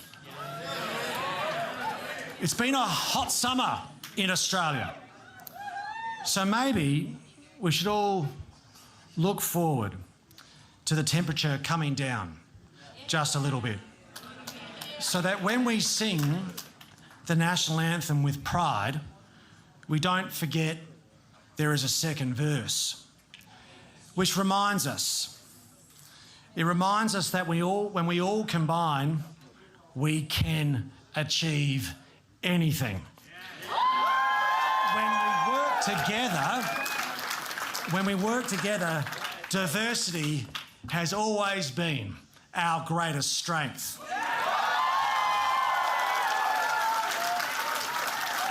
And for South Australians, that matters, because right now in our state, it's all hands on deck.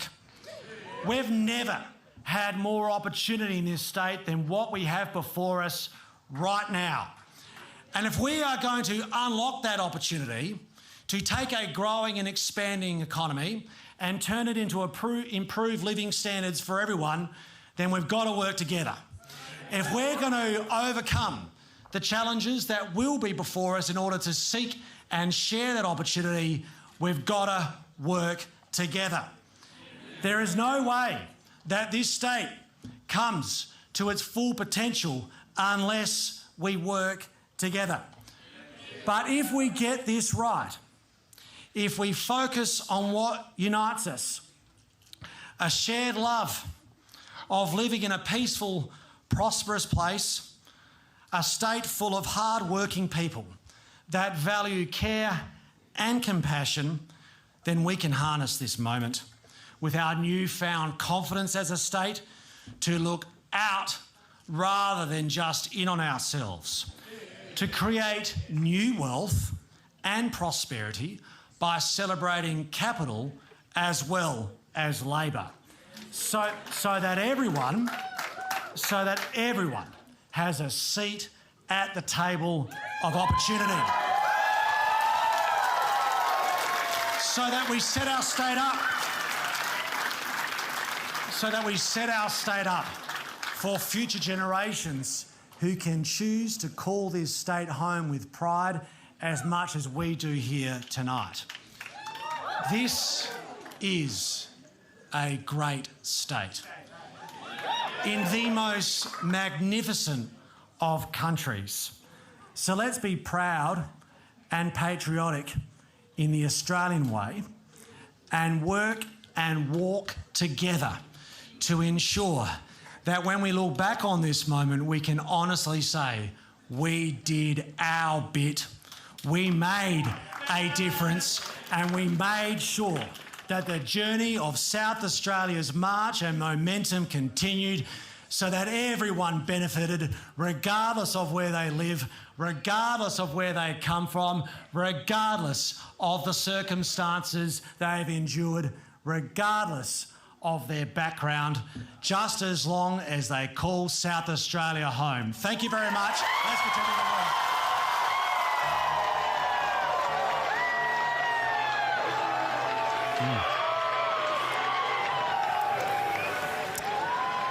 And that is the Premier, Peter Malinauskas, hugging his family, waving to the crowd after giving his victory speech after sweeping to victory for a second term in South Australia. The chants are going on. He's hugging new members of Parliament. This is a very big night, a historic night for the Labor Party. And watching on right here at the ABC's Election Centre has been Treasurer Tom Koutsantonis, Labor Lion, or perhaps Little Lion, as he's sometimes referred to, Tom. Pussycat. How are you feeling about tonight after seeing that? I'm incredibly proud of him. I think he's the best Premier in the country. I think he's the best leader I've ever worked for. He's a remarkable individual, and I think he thought about his speech tonight, and that Lawson poem was just what the state needed tonight after this result. We're all South Australians. We all care about the future of our state. And in one speech, he brought the entire state together, no matter who you voted for. And it's exactly the type of message that has made him so popular, and it has made him the choice. So many people have traditionally voted Liberal or other political parties to say, I'm with Melly. He's talking to reporters now. We'll try and bring up this Catherine Birmingham from ABC News. Housing has been the cornerstone of your campaign. Do you think you can fix the housing? I think we can make a big difference, absolutely. And that's what our I heard policy. you haven't had a cheeky Briggs for years. Is that on the cards tonight? I haven't. I will have a mid-range beer at some point or another. What's first on? There we go. Peter Malinauskas addressing the media as he makes his way back out of the Labor headquarters function. And Rustin, some of your reflections on that speech? Look, I mean, it was a great speech, and he is the Premier of our state, and I think to actually speak to everybody, whether they voted for him or not tonight, I think is really important, because he's going to be the government or the Premier of this state for the next 4 years, and his government will be the one that governs our state. So I think first and foremost, all politicians, no matter who they are and what party they come from, should always put the interests of the people of our state or our country at the forefront of that. And so I'm very keen to start work tomorrow morning to make sure that we focus on the things that matter to South Australians, so that South Australia can be the prosperous state that we all want it to be. And are you leaving tonight feeling like you've got enough seats in the bag to be able to actually credibly start your rebuild? Look, absolutely. There's still a few seats out there that I think over every chance will come to us that haven't been called yet. It's a very confusing sort of scenario in many of those seats. But quite frankly, we have to. We absolutely have to. We have to, focus on our core values. We need to make sure that we can communicate them better to South Australians so that they understand what the Liberal Party stands for. We need to make sure that every South Australian knows that we care about them and that we want them to live their best lives in South Australia. But as I say, we have to focus on our values and what we stand for. And quite frankly, we've got to put the culture wars behind us and focus on what South Australians want us to do. And Rustin, that might be your final thought. We'll give Tom Koutsantonis a chance to have his. The Liberal Party are sleeping giants. If they had more Ann Rustins, they'd be doing a lot better. But they've got too many Alex Antics. OK, and what about your final thoughts for your Labor government now? We've been given a precious gift by the people of South Australia. We have a responsibility now to deliver for them. If we let them down, we've only got ourselves to blame. Stephanie Richards, your final thoughts? I think an orange tsunami has crashed over South Australia tonight. What we're seeing is South Australia, traditionally a centrist state, potentially shifting to the right. No surprises about the Labor victory. We knew about that as far back as the election night 2022.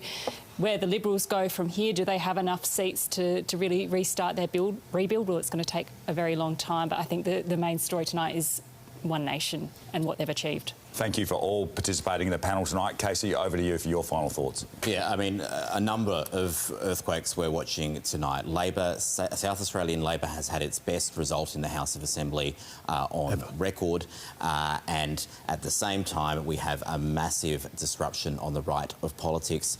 One Nation has exceeded the Liberal Party vote in a great number of seats, and indeed statewide. 37.4% of the vote across the state is our latest estimate for Labor.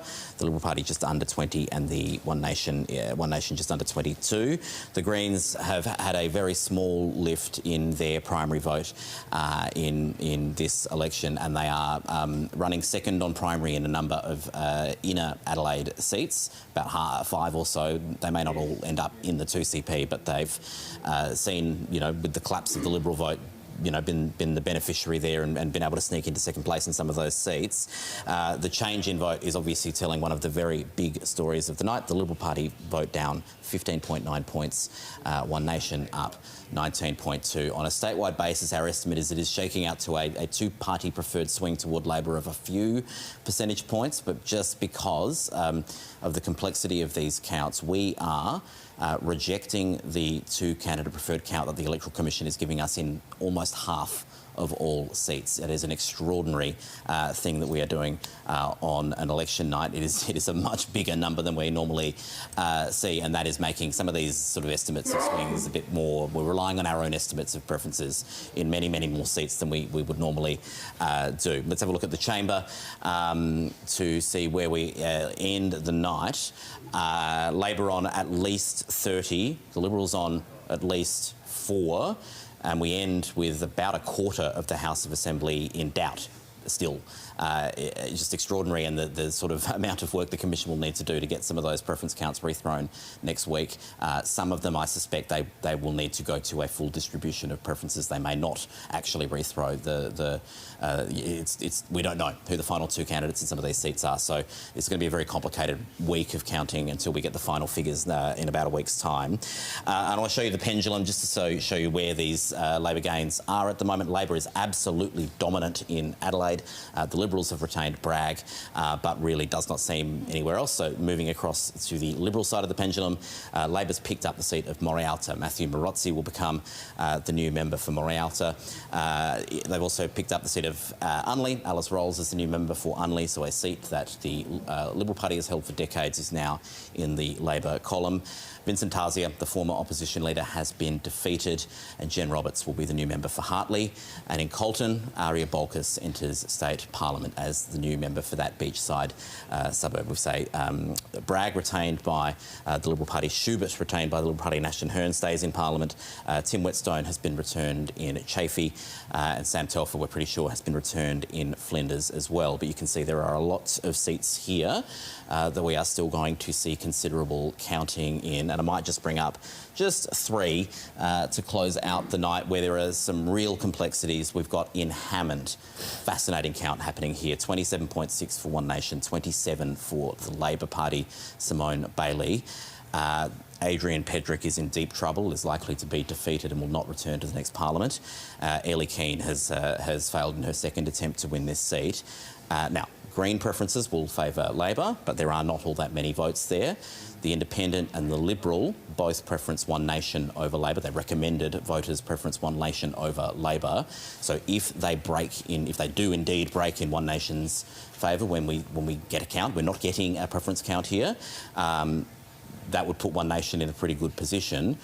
We're being cautious because we have no counts and we have no data, but the Liberal Party and Ellie Keane certainly in their how to votes we don't know how many people followed them, is the number one question there. McKillop has 14.9% counted. This is a very low count. This has really got a long way to go. But again, One Nation on more than a third of the vote. The Liberals, Rebecca Rosser on 22, 14.8 for the independent MP, Nick McBride, and Labor in fourth position. I'm not actually going to say all that much about this one because the count is so low. This one's been a very slow one, but again, another one where One Nation is topping the primary vote that remains in doubt. And Nadgerry, this one remains a really interesting contest. Again, I would continue to favour Penny Pratt, and I think it's quite likely that Tony Piccolo will be defeated and not return to the next Parliament. At this stage, the only Labor MP that would not be returned to Parliament. But again, we've got a small gap there. It's just very hard to see how Tony Piccolo would close that gap at this stage. So, really fascinating contests, a lot to unpick still, and as we've been saying all night, this election, it matters in South Australia, obviously deeply in terms of who governs the state, but nationally there are massive implications in this result. A lot of hand-wringing, I'm sure, among the major parties. The Liberal Party has suffered the biggest blows. There have been some seats where Labor has taken a haircut as well, although it's looking like Nick Champion and Taylor is probably on track to be okay and be re-elected. And we should say the sort of split in this Conservative vote, we're seeing. It's a bit hard to know exactly how preferences are flowing. We don't get them by the candidate at this point. Greens' preferences are flowing to Labor relatively strongly from what we can gather, much stronger than the Liberal to One Nation flows and the One Nation to Liberal flows. So it seems that that is also helping Labor here. There is a bit of leakage across toward Labor from the sort of fracturing of the Conservative vote. A lot to unpack, a lot of information there, Emma. It's been a very long and a very complicated night, but that's where we stand as of the end of counting. Or there's still a bit more to be done, to be honest. But as of this point in the night, 12 seats still in doubt. It's a really there's a lot to follow in the coming days. Absolutely complicated night. You've done so well to break it down for us. Thank you very much, Casey, for all your work tonight. And that brings to a close SA votes for 2026. Peter Malinauskas and his Labor government have been returned for a second term and with an increased majority. Now, as we get to the close of counting tonight, Labor is on track to gain several seats. The Liberals have been decimated. They're at risk of losing as many as 9 seats. Now, at this stage of the count, we are projecting they have won just 4. While this is overwhelmingly Labor's night, the performance of Pauline Hanson's One Nation will send shockwaves through the political establishment. The party is on track to win more than 20% of the statewide vote and at least 2 seats in the upper house. In the coming days, ABC News will keep updating results as they are reported, and you can find the latest, of course, at abc.net.au. Join the ABC's David Spears tomorrow on Insiders, where he will interview the Premier Peter Malinauskas live. I'm Emma Rebellato. And I'm Rory McClaren. I'll be back on ABC Radio South Australia tomorrow for a comprehensive analysis of the result from 10 a.m. But for now, from all of us here at the ABC Election Centre, good night. Good night.